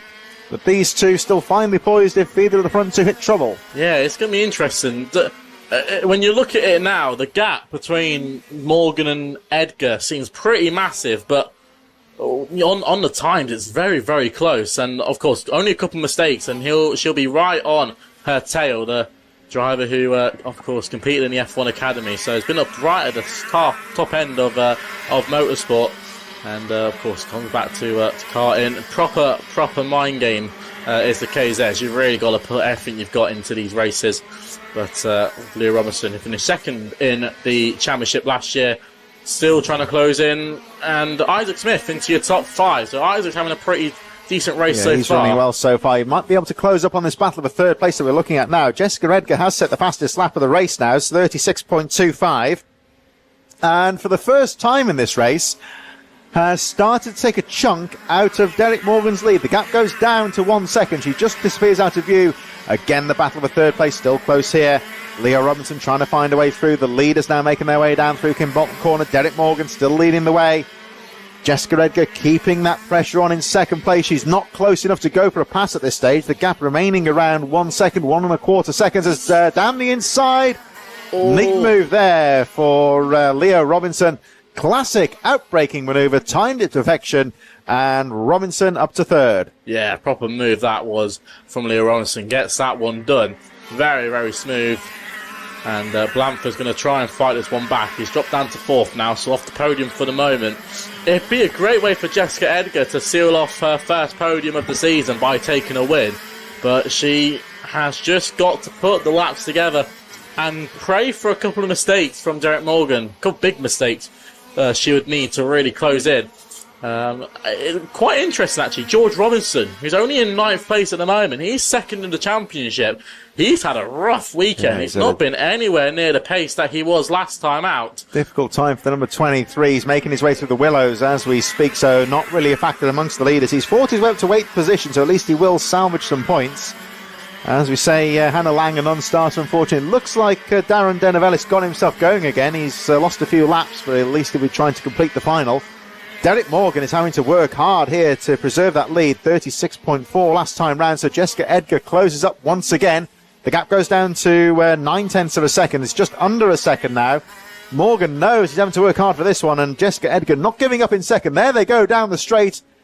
You can see the Daigle helmet of Derek Morgan leading the way as we look at Leah Robinson in third place now. Somewhat clear in third. He's got a little bit of advantage from Lucas Blanford in fourth. As we got just over 1.5 minutes on the clock, the race leader makes his way over the finish line, heading down towards the first corner. Derek Morgan is leading the race so far. Jessica Edgar still charging in second. The gap remaining around 1 second. Lucas Blanford, 36, still in third place.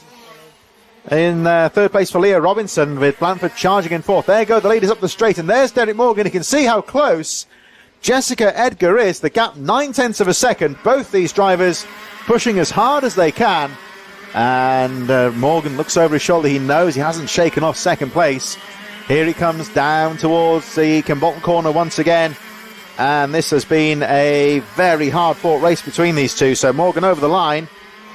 And Edgar still matching identical pace here. So there's been no real wheeled... I wouldn't say any wheel-to-wheel racing here, but these two have been pushing each other very strongly indeed.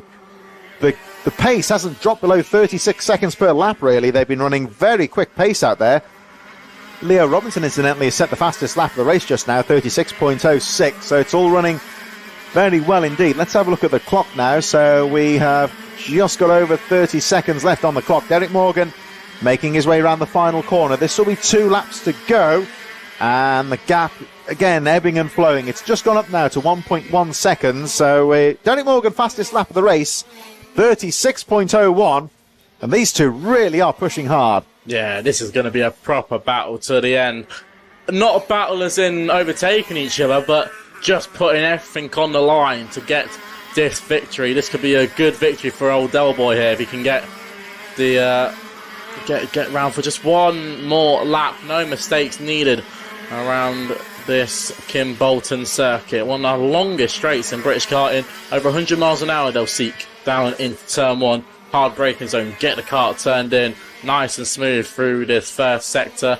Just going up the gears now as they head on to the back straight, and the driver being let through. I think it's actually a mechanical fault. Big issues for one of the drivers a bit further behind, but that won't matter to Derek Morgan. What a race he's had, and what a weekend. Pure dominance in this final. Round the final corner, Jessica Edgar threw everything at the old Del Boy, but Del Boy Dingo, he's still back on top, and Derek Morgan takes victory in fine fashion. Jessica Edgar with her first podium of the season, got so close, but second place is still a great result for her. Leah Robinson rounding out your top three from Lucas Blanford and Isaac Smith. It was Jensen Pugh from Jonathan Roughton, George Robinson and Amy Jurger. Harry Walsh round out your top 10 from Oliver Harris, and we lost Rob Turner. Of course, we lost Darren Devanellis, and Hannah Lang didn't start the race. That got very close at the end there. Jessica Edgar put everything she could into that. Still secured her first podium of the season, but what could have been? Yeah, it was brilliant driving there. Derek Morgan shaking off that little mistake at the start of the final in quite some fashion, and setting the fastest lap of the race as well, 35.97. Really fast pace in that one, and he couldn't afford to let off there because Jessica Edgar didn't really fall much behind a second off the leader. Any kind of a mistake and she'd have been right in there as well. And Leo Robinson with a late charge as well, just a little bit too late for him, but he gets himself on the podium, and a good comeback for the number 36 as well. So we move on to some of our cadet action now. We've got 4 more races to go. Race number 24 of 27 is about to get underway. It's the Micromax Final.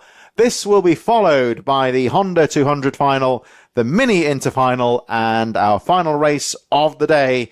One that's going to be pretty hotly anticipated when you look at the B result is the Junior Rotax A Final. So round number 2 of the HKRC Championships here at Kimbolton, drawing to its closing stages, but there is still a lot of racing and a lot of action to go in the last hour or so. And as we wait for the Micromax to get underway, this one is, again, I think going to be quite closely fought here. Felix Tandy will lead them away from J.M. Prakash, Caden Handley and Lenny Barton on row 2, Tommy Lovejoy and Kai Suri on row number 3, Heath Smith and Ralph Ewer on row number 4. Row 5 is the 21 of Logan Edwards from Rudra Pratap Singh Shekhawat on row number 5. Ellis Holt, Jonah Allen, Jensen Darlow and Harry Riley on row 7.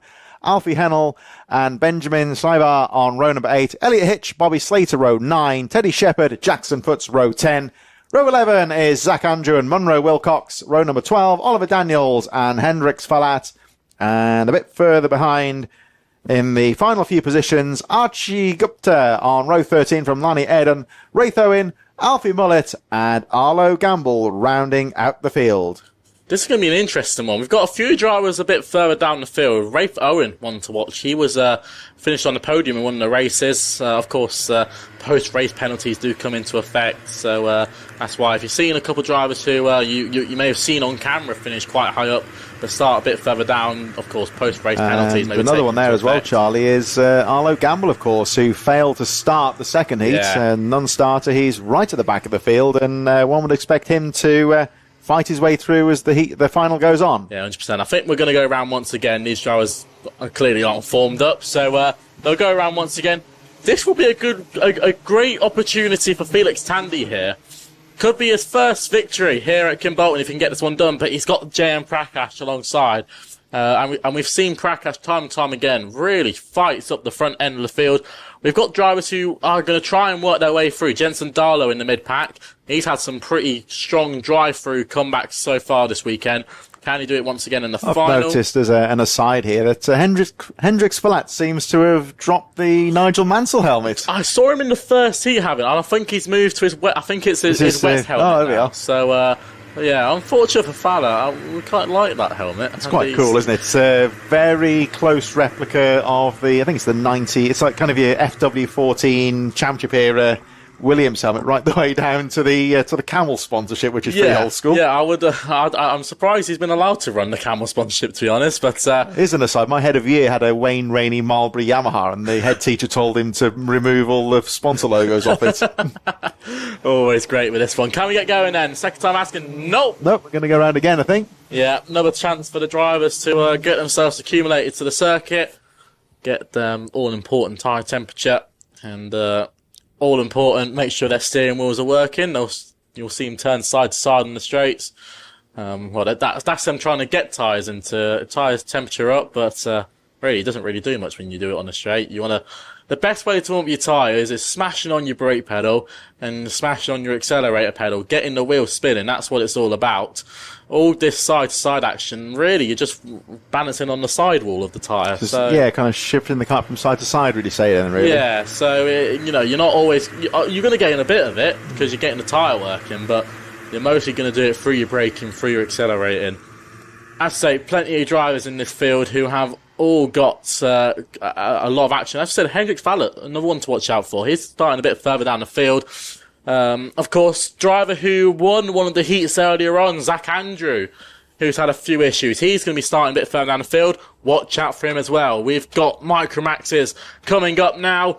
Can we get going then? For the third time asking, yes we do, and we're off and away. And Tandy's going to hold on to the inside line, but look at the Sam Pollitt train as they come into turn one. Can Prakash find a way through? There's a couple of drivers spinning a bit further back, and that involves Rafe Owen, who was trying to find his way through. He's going to have to work from the very back of the grid. Look at the gaps. Oh, who's this into the lead of the race? Could that be that's one of the RCE carts? That might be, I'm just having a little look now, maybe Tommy Lovejoy into the lead of the race. Just having another look. Don't coming out just yet. Lenny Barton's there in third place. Prakash into second place. But who is this up at the front end of the field? It's a first timer. It might be Caden Hanley, I think. Yeah, Caden Hanley. We'll watch as they come through the final corner. But whoever this is has had a great start, and for the first time this weekend is leading a race. We're just having a little watch now. Who is it? It is Caden Hanley. Caden Hanley into the lead of the race now with yellow flags into turn one. Oh, it's poor Arlo Gamble. You might see him on the infield here. Oh, what a week. Exactly the same thing's happened again. The cart has expired, and he had a bit of a Damon Hill at Silverstone moment where he punched the cart in despair.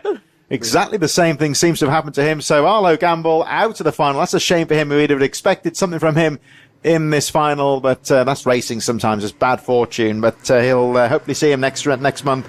As Caden Hanley's had a brilliant first lap here, leads the way, but Jayan Prakash is on the case here as well, and the number 47 up to second place now, Lenny Barton. Prakash right in there in third place, but Lenny Barton just starting to ask some questions here of the race leaders.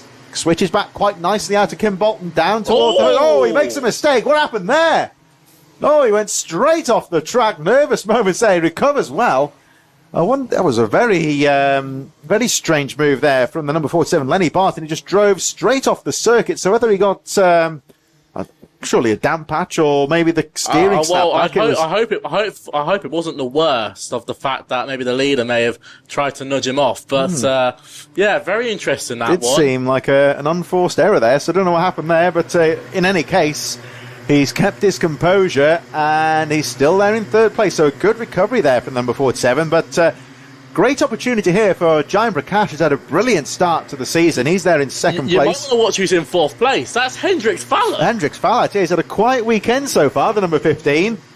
Currently in fourth place, up 20 spots. He started in 24th place. Watch out for that green car, just there in fourth place. And he's currently trying to battle for the podium after starting all the way down in 24th place. It's brilliant. Well, maybe he's just struggled in the wet conditions, I don't know. But it's by Hendrik Fowler's recent standards, he's had a fairly anonymous day so far.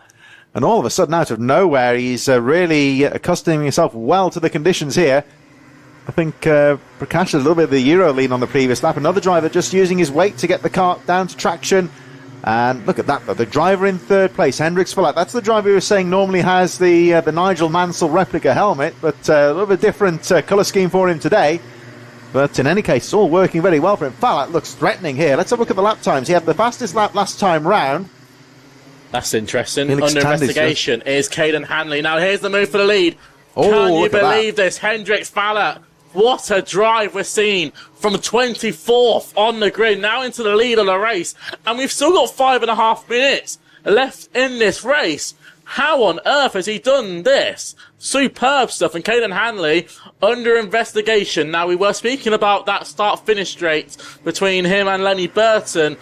Maybe some bit of contact was involved. Changing lines or something. Yeah, we just saw the end of that incident there. All we saw was Lenny Barton going straight off the circuit. So if he's under investigation, that would perhaps suggest that there was a bit of a late line change or a rather aggressive move from the 69.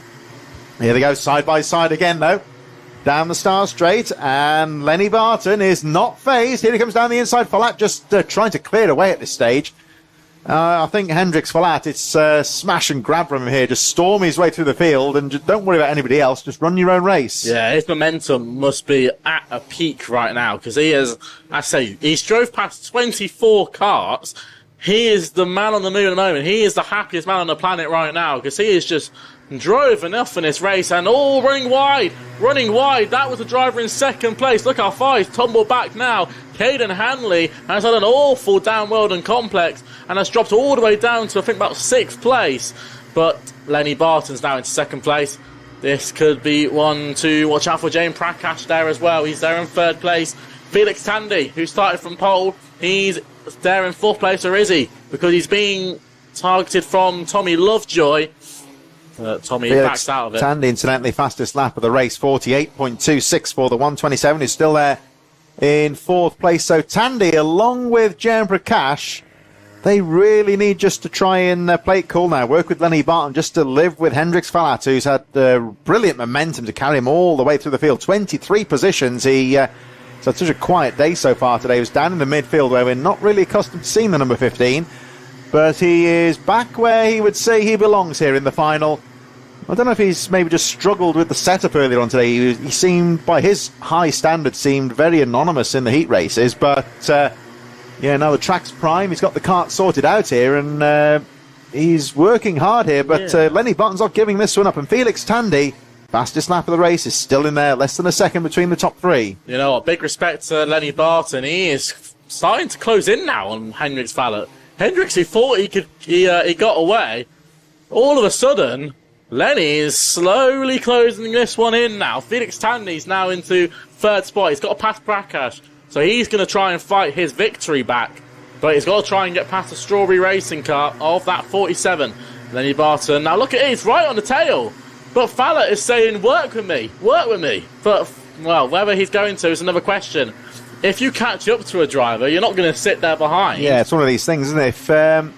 It's not like Lenny Barton's on his own here in 2nd place. If these two were maybe 1.5 seconds down the road, then you'd perhaps say that Lenny Barton might just want to sit on him for a couple of laps here. But look at this, though. Felix Tandy, fastest lap of the race a couple of laps ago, set another fastest lap of the race here, 48.23. Here we go. Yep. Always have a look down the inside. And a lead change. Made it stick. Yes, he has. So Lenny Barton back into the lead. Falat drops to 2nd place after that brilliant storm through the field. But the driver to look out for in these closing stages is Felix Tandy, who looks threatening in 3rd place, 127. And the son of a famous father here, Felix Tandy, is making his own inroads in this final here as he looks to try and challenge with the leaders now. Putting Falat, and Falat finds a line on the inside out of nowhere as they cross the line. 1.5 minutes to go. Barton trying to fight back. And this could invite Tandy into the battle here now. Hendrix Falat very neatly down the inside. But Barton holds on just about to hold on to the lead. And Felix Tandy in 3rd place will be relishing this one because he is right in there as well. And I don't think he can write off Jan Prakash either. He's still there in 4th position. If these three really start to get together, then Prakash will be right involved in this one. But Caden Hanley fighting back. He was under investigation, so whether he will retain that position, we'll have to wait and see once the final results have been made. But in any case here, the battle at the moment between the top 3. This is where Tandy was threatening last time round, and Falat. So Lenny Barton, the race leader, with a bit of work to do. And again, you see Falat with that nice move coming out of Kim Bolton corner. Back marker moves to one side, number 18. That's Alfie Mullet. Here they come down to the first corner. This, I think, they might squeeze through in time with one more lap to go, but this one's going to go down to the wire. And the driver's down to 6th place, also involved in this one as well, Charlie. Yeah, I think it looks like Fallett's starting to struggle here. Of course, he started quite far back, so they may have set the pressures, maybe set the setup, so the first few laps he was properly on it, so he can make them moves up. And now he's just got to try and defend for what he can. But look in front, Lenny Barton is slowly starting to pull away here. This could be what he needs, because Tandy they've all got the same bit of gap to each other. It's going to be interesting here. Can Felix close it in? But look at Fallett. He's had a mega drive at the final corner. If he can tick it into that slipstream, last lap board is out. So we've got one more lap of racing here. Here we go, Micromax then. Barton versus Saul Fallow, who's going to look to the inside. He can't get it done. If he'd have made that one work, that would have been brilliant. That would have been very close. But Felix Tandy, he's waiting. If anyone's in a great position, it is Tandy. Because if these two come together, Tandy can take all the blows. But Fallat, they're in 2nd place. We're going to watch them come through in just a moment. Watch them come through now. Your leader, there he is, Barton. Fallet just a bit far behind, but look at Tandy, right on the rear bumper. He's gone defensive. That can only mean one thing for Barton. He's created the gap. The move for 2nd place. Look at that. Felix Tandy to 2nd, but up at the front, victorious is Lenny Barton. Mega stuff from Lenny Barton, who takes the crown. In Micromax, Felix Tandy, who got so close to victory in 2nd place, and Hendrix Fallett from 24th on the grid, rounds out your top 3. A very, very good drive from the number 15. It was Caden Handley with a great start from Jensen Darlow, J.M. Prakash from Tommy Lovejoy, Kai Suri and Heath Smith from Zach Andrew, who rounded out your top 10. Plenty of drivers who were battling all the way through that. Alfie Hennell and Arlo Gamble, the only drivers we lost in that. That was a battle to the very end, and Lenny Barton really showed up then. He's been up at the front end all weekend long, but when he matters, he's on top. Yeah, he did very well then, did Lenny Barton. He had that scary moment when he went off the track in the early part of the final, remember, but kept his composure, got the car back on the track and stayed in contention. It looked like Hendrix Fallad had stormed his way through and was going to sail off with the victory, but full credit to Lenny Barton for fighting back and for Felix Tandy with... whether that will be the overtake of the day, I don't know, because that Luca Holmes-Ballack move in the first heat will take some doing, I think. But nonetheless, a very impressive move from Felix Tandy to snatch 2nd place right on the final corner. Hendrix Fallat, Caden Hamley under investigation, finishes in 4th place. Jensen Darlow fighting back to round out the top 5, making up 8 positions, and a good comeback a bit further down there for Zach Andrew to break into the top 10 as well. So 3 more heats to go, and we now have the Honda 200, which looks set to be another closely fought final, quite potentially here, with, I would say, at least 5 drivers in contention for this one. The track is now clear. We should be expecting the finalists out onto the track. This is how they will line up. Marcus Cooper from Mason Becker on row number 1, Keen Delaney, Harrison Maxwell on row number 2, Ben Bors and Phoebe Shelton on row number 3, Jesse Bailey and George Pickett on row number 4. Row number 5 is James Murphy from Harry Grant, Henry Colborne on row 6, Nicholas York, Zach Squire, Austin Dowell, Alfie Stokes and Jacob Thurlow rounding out the field. So it has been the battle between Marcus Cooper and Mason Becker today. Keen Delaney, also another one who's had some race-winning pace as well. Look out for the likes of Maxwell, Bors and Shelton. And a bit further back, Henry Colborne, who should be starting higher up the grid, I would say, but he had that difficult first race, so if he can get a good start as well, I think Henry Colborne could be a factor at the sharp end as well. Yeah, I wouldn't factor out anyone inside the top 10, but the Project One duo up at the front, they've got everything to lose. Well, we've got 3 Project Ones inside the top 4. This is all going to go to blow. Can he go? Yes! Now down into turn 1 in the Honda 200s. Becker's trying to slot in. He really can't. Marcus Cooper's there. Ben Bowers fighting against all of them as they came through the first couple of corners. Ben Bowers now into third. Be hunted as Cooper files through the Derek's Corner for the first time asking. It was Harry Grant who took the first victory. If Phoebe Shelton has a few troubles, she took the first podium last month, but can she try and do it again? She's got a lot of work to do. But Ben Bowers, up into third at the moment, could be one to watch out for here as he tries to close down the top two here. But Delaney right on the tail of Cooper as they finish the first lap of the race. Yeah, Ben Bowers, brilliant start for the third place driver there. He had to be brave going into the first corner and look big, get that kart down the inside, and he's broken away now and charging after the leaders here. We've got Marcus Cooper, Keane Delaney dueling it out in these early stages of the race. Ben Bowers just trying to get involved in this one in third place after that strong start from him. Mason Becker, not the best of starts for the number 52, dropping to fourth place. James Murphy in fifth. Henry Colborne, the driver who had a difficult first heat race, he's had a good start up to sixth position right now. And Harry Grant's made up a couple of positions now, moving into eighth position as they charge through. So Marcus Cooper just at the moment playing it cool so far. Keane Delaney just watching in second place, looking for an opportunity here. So I think the race might just settle down for a few moments here in these early stages as the top three just look to try and break away from the charging pack. As Henry Colborne's on the move again. He's moved up to fifth place now, number 75. He's had a brilliant start so far. He's already made up 6 places. Colborne had to get that first lap nailed, and he's right in there now. He's just starting to pick his way through the top 5. He's starting to pressure the number 52, Mason Becker, right now. So still plenty of potential in this race, but I'm sure that Marcus Cooper and Keane Delaney will want to duel this out between themselves. Just looking how far behind Ben Bowers is. Well, he's only 0.6 of a second behind in third, so he's still very much a factor here as well.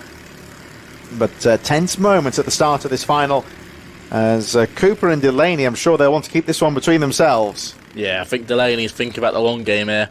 Just going to stick behind Cooper for all he can. But he'll be managing the gap behind, watching what Bowers do. If Bowers starts to close in, he might have to make him... Oh, he's going for a move now. Delaney to the inside of Marcus Cooper. Marcus Cooper's going to fight this one back. And if Bowers needs to pick up the pace, it's going to be now. Because whilst these two are battling, it could really open up, well, not just for third place, but for fourth, for fifth as well. It's going to be interesting here. Delaney can really control this race here. Henry Colburn is the last person in this lead pack. So if these drivers start to battle, well, if Delaney starts to defend, it'll bring these guys in. If Delaney starts to just lock in and get the laps done, he's going to have to trust the process with Marcus Cooper behind and just see if they'll work together. I think Delaney had to be confident there. That was a pass that he was going to make stick because it's a very nervous moment to make that move. So Delaney getting to the front here, but it's all finally poised here. 1.5 seconds was covering the top 5. And that has gone down to 0.8 of a second. So those top 5, any one of these could be a feasible winner. And James Murphy, Harrison Maxwell, they haven't given up either. So Delaney holds on to the lead here. But look how close they are. Here they come in towards Dan Weldon corner. Delaney a little bit defensive there going into the corner, which will again bunch the drivers up a bit. There they are. Look how close they are. Nose to tail with the top 5. 5 minutes to go plus 1 lap. And what are these drivers going to do here? They are running so closely here. Is somebody going to go for a pass? Oh, nice move out of the corner there from Cooper. Gets a good run. And they are all nose to tail into the first corner. What's going to happen here? Will anybody go for the move? Having a peek. Oh, look at that down the inside. And Mason Becker finds his way through. Colborne trying to get past Bowers, but they just need to stick together here. Still 4.5 minutes to go. That was super control from Mason Becker. He just knew he had to stick his 2 wheels on the inside, just get his braking point sorted, and that was very smooth sailing. Keane Delaney there, Marcus Cooper, both running very wide as about the force are going on. Tiniest of mistakes there coming out of Derek's corner for Delaney. Just a little bit hot out of the corner, the back end stepping out slightly, controlled it very well, but again, it keeps everybody nice and close together. Down the inside again, bravely getting those wheels down the inside there. Mason Becker with a solid, aggressive move into second place. And now Delaney has a new charger, and still less than a second covering the top 5. Yeah, the second that Becker got past, he straight away threw the hands to Cooper. Said, come on, let's just work together now. Just follow me. Because obviously, if he's closed in, he's got the move done. He knows the pace is there in his go-kart. So he's just got to put the laps in now. And look at it, he's already behind Delaney already. Delaney just needs to control this race. When would he need to defend? When would he not need to defend? He's just going to try and force the guys behind into a mistake, either into battling each other, and that will give him the perfect opportunity. We've seen that throughout the day, really, in multiple occasions, where it's just one little mistake, and that can give you that little gap that you just need to take victory. Anyone in these top 5 can take victory. Don't count out drivers in 6th and 7th either. Yeah, if there's Harrison Maxwell in there as well. He's going to be one to watch out for a lead change. Maxwell is going to have a look. That was very good for Mason Becker, who got to the inside line. Delaney, I got very close between Delaney and Henry Colborne. Yeah, tried to keep it in. So just for the time being, looks like Mason Becker and Marcus Cooper out at the front once again, with Becker leading the way. Delaney trying to fight back round the outside of Colborne. Those two going wheel to wheel for Thorne up to 3rd, the number 75. So the unfortunate Keane Delaney drops to 4th place through no real fault of his own, you would say, just outraced on those 2 corners. So Delaney in the lead as they make their way down to the Kim Bolton corner. They are starting to close up on some of the tail enders, but I don't think he'll be a factor in this race. So you've still got Harrison Maxwell, James Murphy, Harry Grant in 8th place, Phoebe Shelton 9th, George Pickett, Jesse Bailey rounding up that lead group of drivers as the fight for 3rd and 4th still raging away. But for the time being, at least, it looks like Mason Becker and Marcus Cooper have this race all to themselves. And I think especially amongst teammates, they'll be looking to try and work together over the next couple of laps just to try and maintain that advantage at the front, because Colborne's still a threat in 3rd. Don't forget, of course, he's made up 8 positions. He had a difficult heat race, and he has kept his composure here, fought back very well into 3rd place. But over the balance of the 2 heat races, Becker and Cooper have been the best drivers, and they're fighting it out for the win here. Yeah, exciting stuff here. Down start-finish straight once again. 1.5 minutes left on the clock, so we've got a couple of laps left of racing here. The battle for the final spot on the podium still goes on. Delaney going on the inside of Colburn. Gets that one done, or does he? Because Colburn's going to try and fight it back side by side round Willow section. Gets that one completed. Does Delaney. Now straight away, head down. He has his eyes on victory. So he's going to try and fight this one back. Look at Colburn and Bowers going side by side. Colburn's really battling it up against everybody, not leaving any room to spare. But a great race so far for Mason Becker, who leads at the front. The 2 teammates, Becker and Cooper, I think for a lap they're just going to work together now. Just keep pulling that gap, and then they've got a couple of seconds just to have a little battle, see what they can do. The gap just keeps increasing. They're working together brilliantly. Been a very good race here for Mason Becker and Marcus Cooper. For the youngest drivers on the grid today, they're driving very maturely here. Not really, they're racing nose to tail here, but they're not really going for position here. We just saw Keane Delaney and Henry Colborne fighting for position, and that's just set them back. Was a little bit of a move there, just a bit further back, but here with the 2 leaders again. Again, look how almost like formation racing here. Whether Marcus Cooper will fancy it on the final lap of the race, I don't know, but back to 3rd now is Ben Bors after all that shuffling around just behind the 2 leaders. I'm just looking to keep a close eye on the clock here. I think it will go down to 0 just in time before the leaders go through. So 1 lap to go in the Honda 200 final.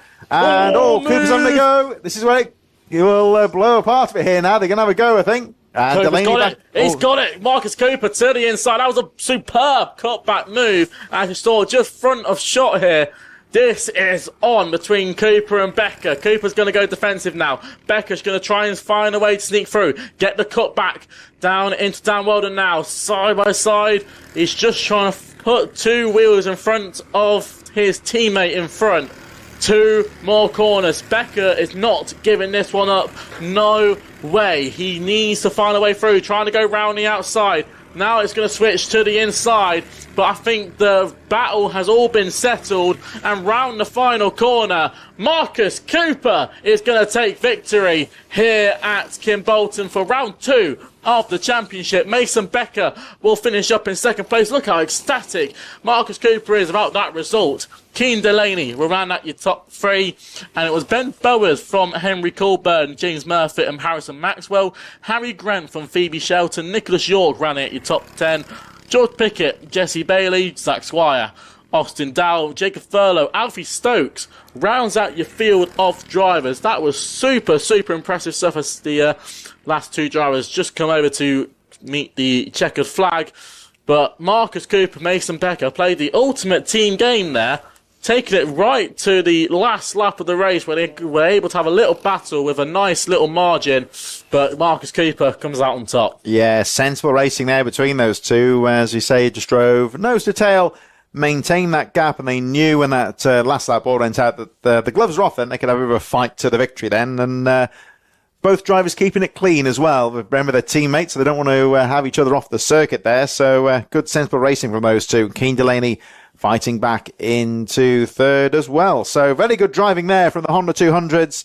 And now our penultimate race of the day. It's the Mini Inter Final, which is about to get underway. Race number 26 out of 27 as our final couple of races get underway. Logan Rolfe then from James Roots, Ryan Townsend and Oscar Keeney rounding out the first two rows on the grid. Jensen Sale and Teddy Murphy on row number 3. Jackson Hilton and Ethan Lloyd on row number 4.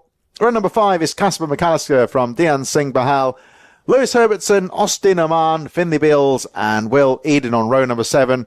Rudra Gokulnath and Maximilian Abrahart on row number 8. Row number 9 is the 157 of Theo Freiher from 129 Rio Panagiotto. Santiago Simeone and Jack Daniels on row 10. Hayden Wardell, Ethan Copeland on row 11. Flynn Grantham and Elliot Bork on row number 12. He's another one with a bit of work to do as well. And the rest of the field made up of William Davidson, Edison Burrows, Jake Hansford, Archie Humphries and Ella May Bumford. So an intriguing Mini Inter final here. Of course, the drive to look out for Logan Rolfe, James Roots have been looking very good indeed. But the likes of Austin Oman starting further down than you'd expect possibly as well. And Dian Singh Bahal had some trouble earlier on. He's starting further down than expected as well. And the likes of, you may remember, of course, there was quite a few drivers here looking in the grid who's had trouble in the heat races. So if they can get a good start, then this one could still potentially be fairly open. Yeah, definitely watch out for Elliot Bork, who's starting a bit further back. But can we get this one underway? Two very strong drivers on the front row of this grid. And we're going to go around once again. Logan Rolfe starting from the pole spot. He's had a pretty tasty weekend so far, trying to steal his first victory of the season. Can he get this one done? We'll have to wait and see. The drivers getting told to slow down once again as they use this lap to, of course, just do the normal bits and bobs, get them tyres warmed up again. Just take it nice and steady, get another time to learn the track. Of course, plenty of drivers in this field to watch out for. Ethan Lloyd in there as well. Dian Singh Pahal, he'll be another one to watch out for. And of course, K-Plate winner Ryan Townsend. Jensen Sales behind him as well. He's another driver who has good potential. Teddy Murphy in there as well. He's another driver who has got what it takes. Really getting these carts slowed down is Logan Rolfe. Very, very good.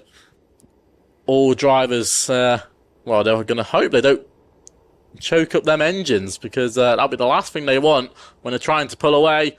Let's see if we can get going then. The Euro Lean driver as well, Oscar Kenny, there as well. It's lights out and away we go down to turn 1 then. And look at Rolfe on the inside line. Gets a better start onto the braking zone then for turn 1. Can we all make it through cleanly? It looks pretty smooth so far. Very good from the drivers. Very, very good. And Rolfe into the lead of the race. Very nice gap so far. Townsend there in second place, trying to cover off from Teddy Murphy, and Austin Oman trying to go round the outside, and he's done a great job of that.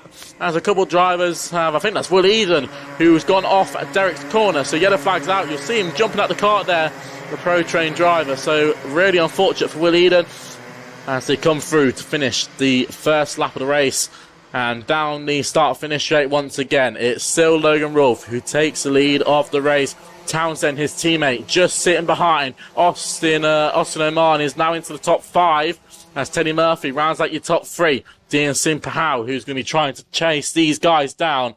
But yellow flag in this sector. You'll see the driver trying to get the car going again, but it doesn't seem like it will. So no overtaking. But look what it's done to Ryan Townsend. Townsend has managed to take advantage and close in and Townsend right on the tail now of Logan Rolfe, but they are teammates. They have got to be patient. They are stipulating to each other, saying, come on, let's work together here, push on the bumper, and we'll get going. So they're going to come round the final corner once again.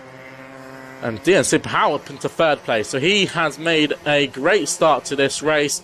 And they are going to take it into turn one once again. Battles going on. Two Sam Pollitt drivers swapping places. That puts Teddy Murphy behind Austin Oman. Oman with some great pace at the start of this one. Could be one to watch out for as Rolfe sitting on the defensive line. We've seen it two different perspectives in the races today. Somewhere drivers just want to get away from that first lap, just get the momentum down, and somewhere the drivers, whoever's leading, has just defended the whole race and has brought everyone with him.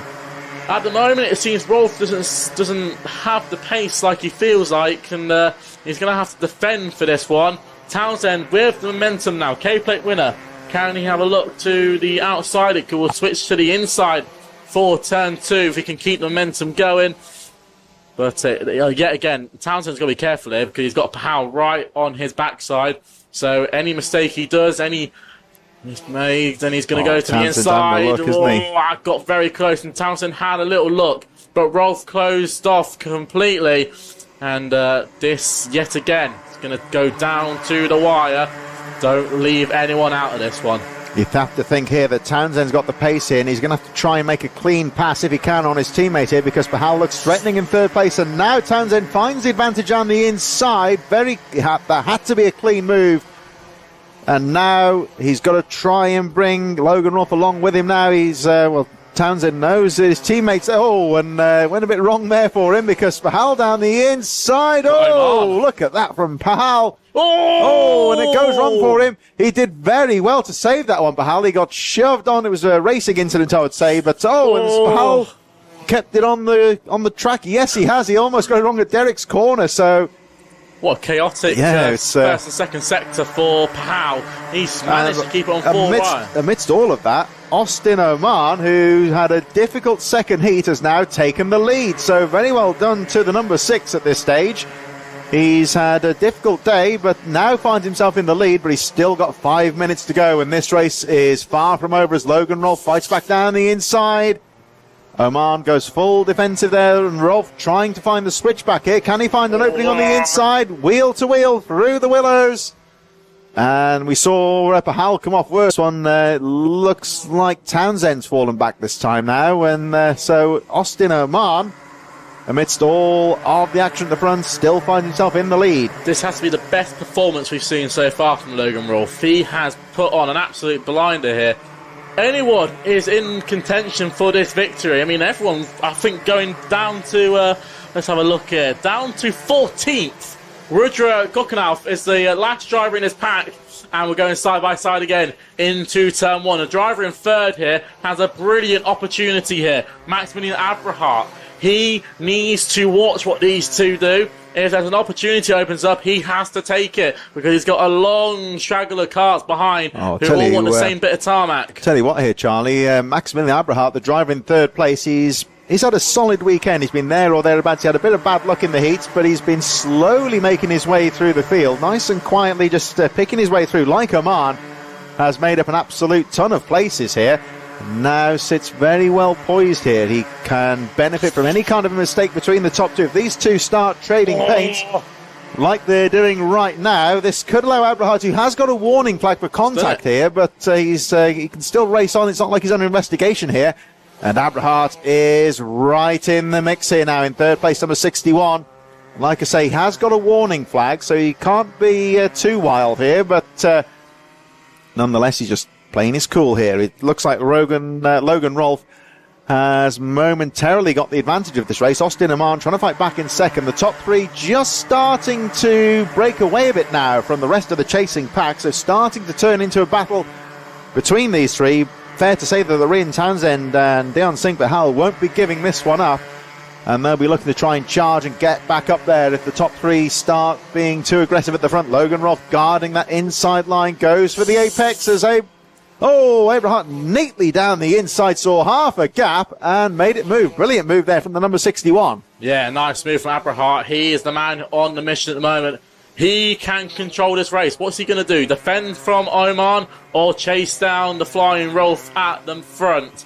Rolf had a brilliant move on the inside of turn 1 to get back into the lead of the race. Austin Oman just couldn't fight it back, but still 2.5 minutes left. He's got plenty of opportunities, but it all depends on what Abrahart does. Will he sit there? Will he try and pounce and attack? Oman's going to be wanting an attack, and the battle for 4th is still going on, but all depends on Rolf. If he defends, he's going to lure the top 4, well, the top 2 and 3 back in. Might even bring the top 4 and the rest of the pack back in, because they are all together in one train and they're all chasing down the top 3 here. This is going to get interesting. Logan Rolf, can he hold on to this one? It's going to be, well, 1 minute and 50 seconds left on the clock. If Abrahart can close in, he'll have to put on a defensive line. But at the moment, it seems to be pretty good as the driver off in the middle of the circuit. Multiple drivers going off, actually. Could this be a bit... Oh, it's calling onto the circuit. Call on the circuit. So here just we go. have to... Let's see what happens here as the leaders make their way through. Logan Rolf over the line, but there is trouble up at the Dan Weldon corner. And quite a few drivers off the track. So there'll be, fair to say, there'll be Wade Yellows in a moment as Logan Rolf continues to lead the way. And still Abrahart charging in second, Austin Oman in third, and Wade there. You can see the carnage up by the Dan Weldon corner between Derek's corner and Dan Weldon. Yeah. So looking like there is coolant on the track. You may see the marshal. They're all hitting it there. Oh, big issues for the leaders. Oh, this is not good to see. Well, and Logan Rolf's kept it going. Oman's there as well. Abrahart's coming on as well, but this is not good. We're on we've got the slowboards out here now. So Logan Rolf, I think, has held on to the lead despite a red flag has been displayed. The race has been stopped. Coolant on the track. We saw a rather sketchy moment there, you might say, when they all went off and drivers having to dive for cover. That's all been done. So well, very interesting end to the final there for the mini inters. Coolant on the circuit as they exited. So I believe that will be a provisional race victory for the number 32 Logan Ruffin. I believe that's going to go on the cutback, and they can see. Look at all the all the confusion, all the mud on the front of the number 61. They all had a hairy moment there. So trouble edge coming off Derek's corner. There's quite a big shunt coming off Derek's corner. Quite a few drivers caught up in that. Coolant left on the track. Here we go. It's it looks like the remnants of one of the banger races at Hensford Raceway here. All these stricken vehicles and drivers wandering about. Don't think anybody's injured though. That's always the important thing. Very, very lucky that all them boys are all okay. But going to be interesting. It did look like though when they came out of Derek's corner, they came through the left. Of course, that's flat out. You really lean on the kart then, and when there's a bit of coolant or something down, you're going straight off. So really unfortunate there for all the drivers in that one.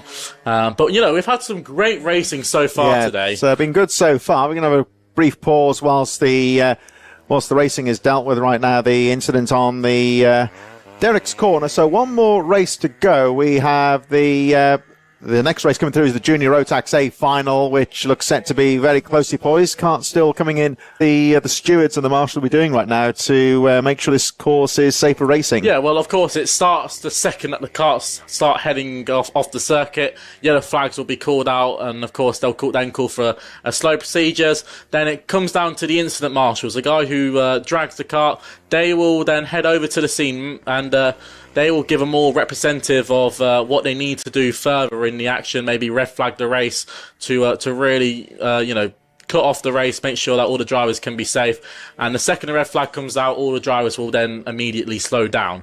So from then on, it's then, officials, they need to work out what the situation is, because it's never going to be the same situation. So they've got to work out what that is. And then, over time, they'll sort things off one by one, So it's one of them things where no situation is the same, but these guys are professionally trained, so they are ready for any incident. Yeah, well, we'll trust for the marshals to get that sorted out in just a few moments before the final race of the day gets underway here at Kimbolton. Round number 3 taking place on March the 8th, of course. I'll be here on TNL Sports. And we move on now to our final race of the day, the Junior Rotax A Final, where we saw Charlie Wolfett put through a very good performance to snatch the B Final victory. And, he won the B Final, but he'll be starting way down the field. The driver who dominated things earlier on in the season at the first round of the championship. But just looking out onto the track off camera, it looks like they've just about sorted out the incident out on the circuit. So we'll be hoping to get the final race of the day underway with the A Final in just a few moments' time. So looks like they've been able to sort out that issue with the coolant on the circuit as the A Final drivers line up on the grid. Race number 27 is getting underway in just a few moments' time. We'll have a look at the grid positions very shortly once that's all been sorted out. But looking at this A Final, of course, you have got the added dynamic there of Charlie Wolfett, one of the people you might say is the pre-event favourite, starting way down the field as well. So he's going to have some work to do on the opening lap, and perhaps talk us through some of the drivers who we could be looking out for in this final. We've got the likes of Luca Holmes-Ballack, and still I think he is the contender for overtake of the day with his first heat win this morning with a brilliant double pass on the final corner, and he's just behind the entrance gate there starting. I believe he's on pole position, isn't he? I think looking at the provisional lineups, Blake Southam, Aidan Clark, who ran very well as well, kart number 291. You can just see him.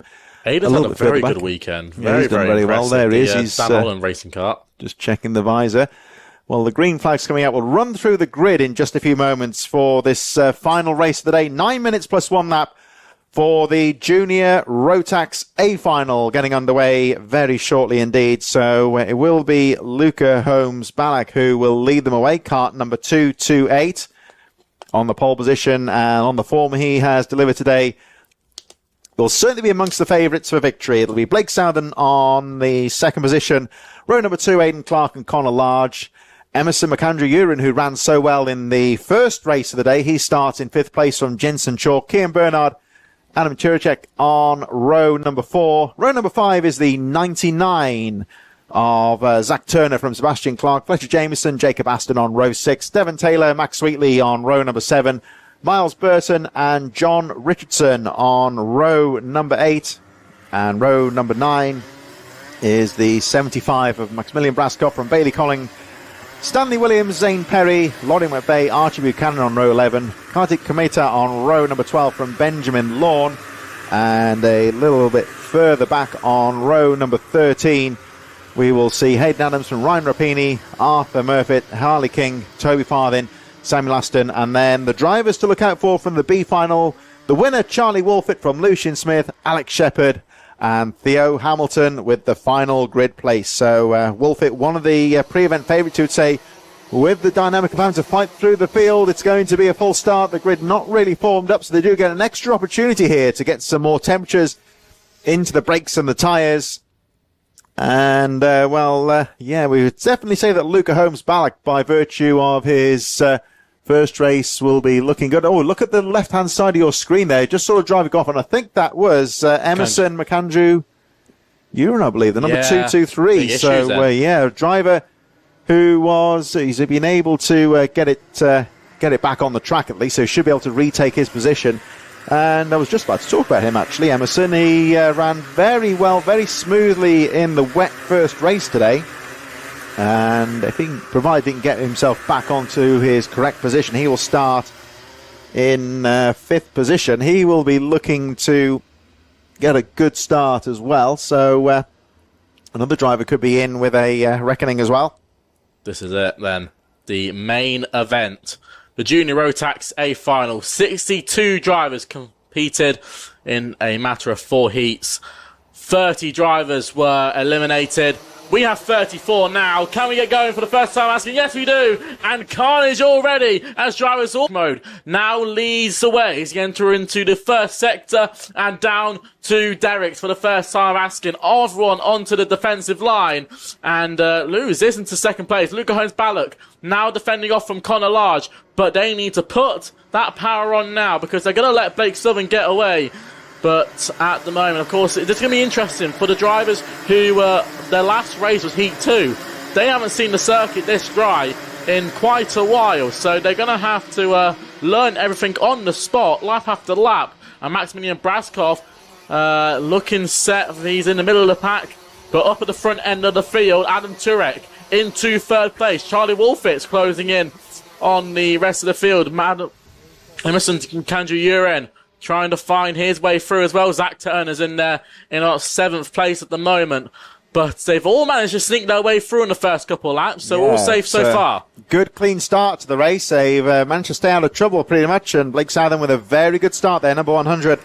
Speaking of Charlie Wolfett, making up 3 places, as did Alex Shepard on the first lap, but they are still outside of the top 25, and Wolfett in particular will really need to try and get some overtakes done in this next lap. He's going to be a factor in this race because already Blake Southern just started to pull away in these early stages. And Luca Holmes-Ballock trying to clear away in third. Chirac in third position, Connor Large and Emerson McAndrew-Uren, who had the trouble on the formation lap, span off the circuit at the Willows. And there he is, number 223. Fair to say that he has regained his composure and has got away quite neatly in that 5th position. Cian Bernard, Zach Turner, and Fletcher Jameson making moves in the early part of the race as well. But Aidan Clark, nightmare on the first corner. He drops down out of the top 10, currently down in 15th place. And a driver who perhaps had hopes of challenging for the podium has got a lot of work to do here as we get towards the 6.5 minute marker, plus the 1 lap remaining. Over the line they go. Southern leads the way. Holmes-Ballock in 2nd place, Chiracek in 3rd, Connor Large, Emerson McAndrew-Uren, as you were really amongst the top 2 drivers. And so they're running well. There's trouble off the camera just going in towards Kimbolton Corner. A couple of drivers getting together. The race goes on. You'll see the yellow flags at the top of your screen. Another driver in trouble at the Dan Weldon corner. So, and there's been a technical flag for the number 185 down in the midfield, Benjamin Lawn, who's currently in 24th position, but some kind of issue with the kart, and he will be out of the race. Wade yellow flags here as we've got a driver in the barriers. Looks like they've cleared that one up. There's the stricken karts on the infield, so hopefully we will have a clear track next time round, just making sure the drivers are walked off to safety. There is a bit of a loose barrier there just on the inside of the Kimbolton corner, so hopefully they'll be able to sort that one out, and we'll just try and see who it was. Tip trouble, I think Max Wheatley. And what a shame for Aidan Clark, who started well in this one. He went down to the midfield and is out of the race. Real shame for the number 291. What was potentially a good final here has gone south for him, good and proper, as we look at the number 223 of Eamon McAndrew, fighting well here, just on the edge of the top 5, but Blake Southern working well here, 42.92. That's a late. Very late there. Bit too late for Zach Turner. Contact made, but they all keep going as they head down into turn 1. This race is exhilarating so far. Adam Turek now feeling the pressure from Connor Large. Now, this is for the final spot on the podium.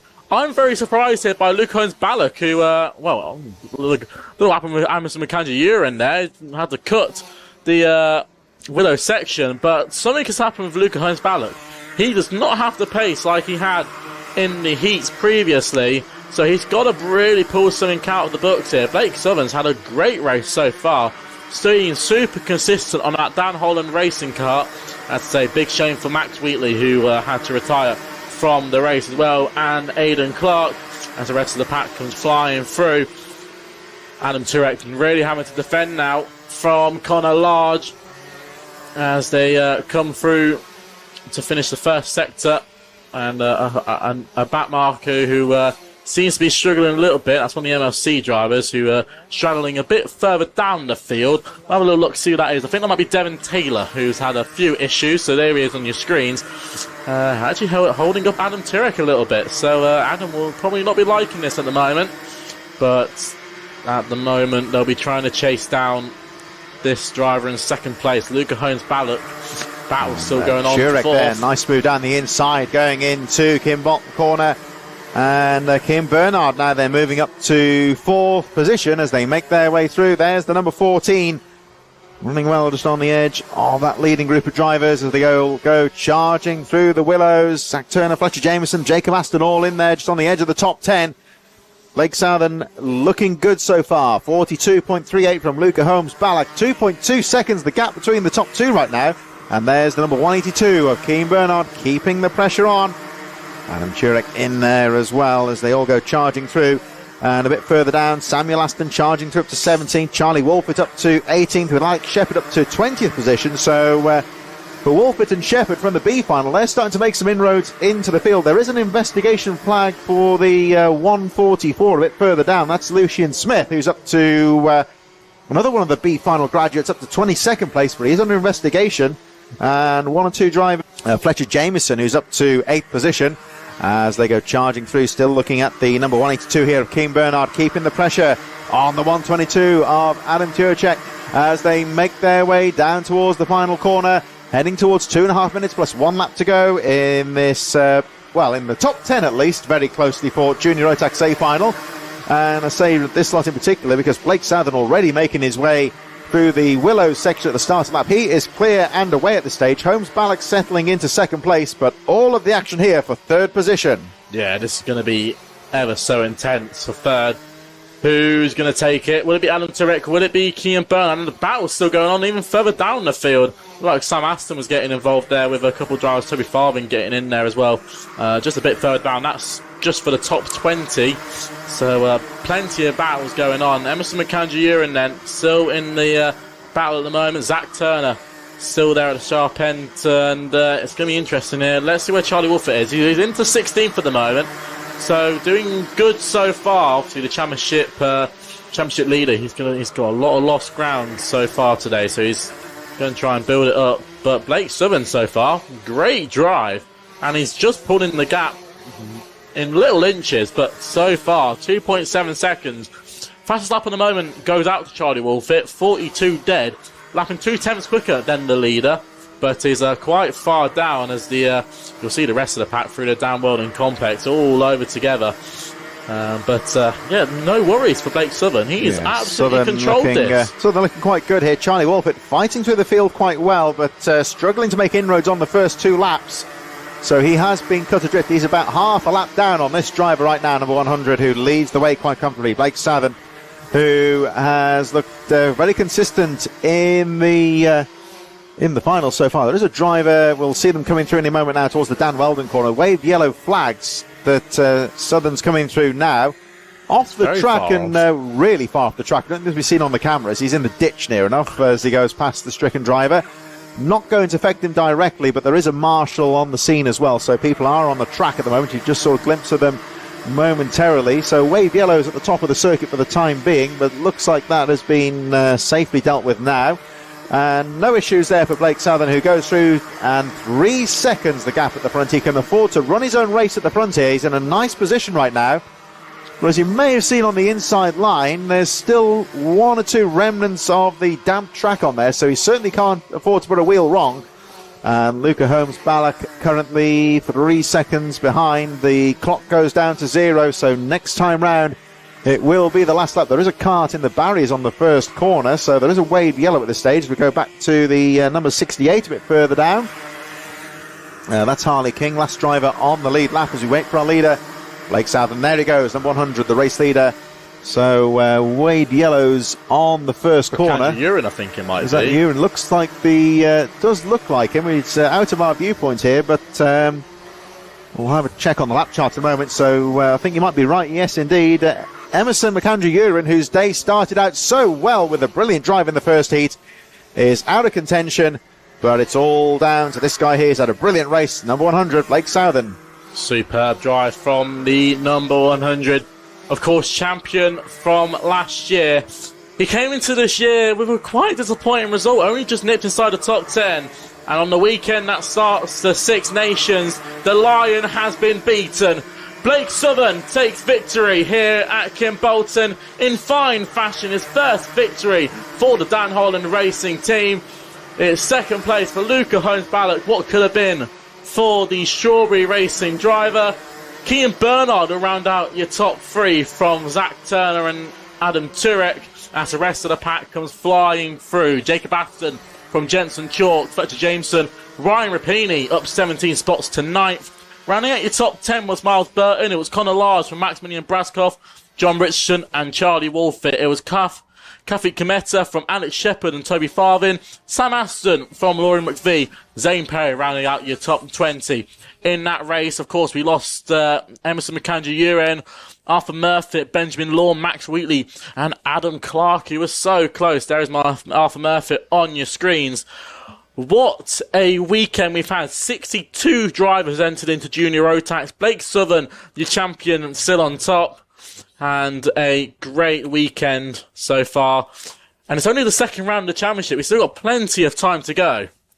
Yeah, well, that's brought to a close. A brilliant bit of action here. Round number 2 of the HKRC Championships here at Kimbolton. Once again, a big thank you to all of the HKRC officials, to TNL Sports, the marshals, medics, and all of the officials behind the scenes here at HKRC for all of their hard work today. What's been a brilliant second round of the championship. Difficult weather conditions, and thank you, of course, to everybody for heeding the requests from the organisers to unfortunately stay away today. It was a no spectator meeting because of the heavy rain leading up to the event here. The paddock area absolutely waterlogged, so hence why it's been only really the team officials and people involved with the drivers that have been allowed to watch today. So if you're hoping to come along today and you've had to watch us on the live broadcast instead, we hope you've enjoyed it, and we hope to see you here in person in March. But and the finals running very fast and very furious indeed. And Charlie,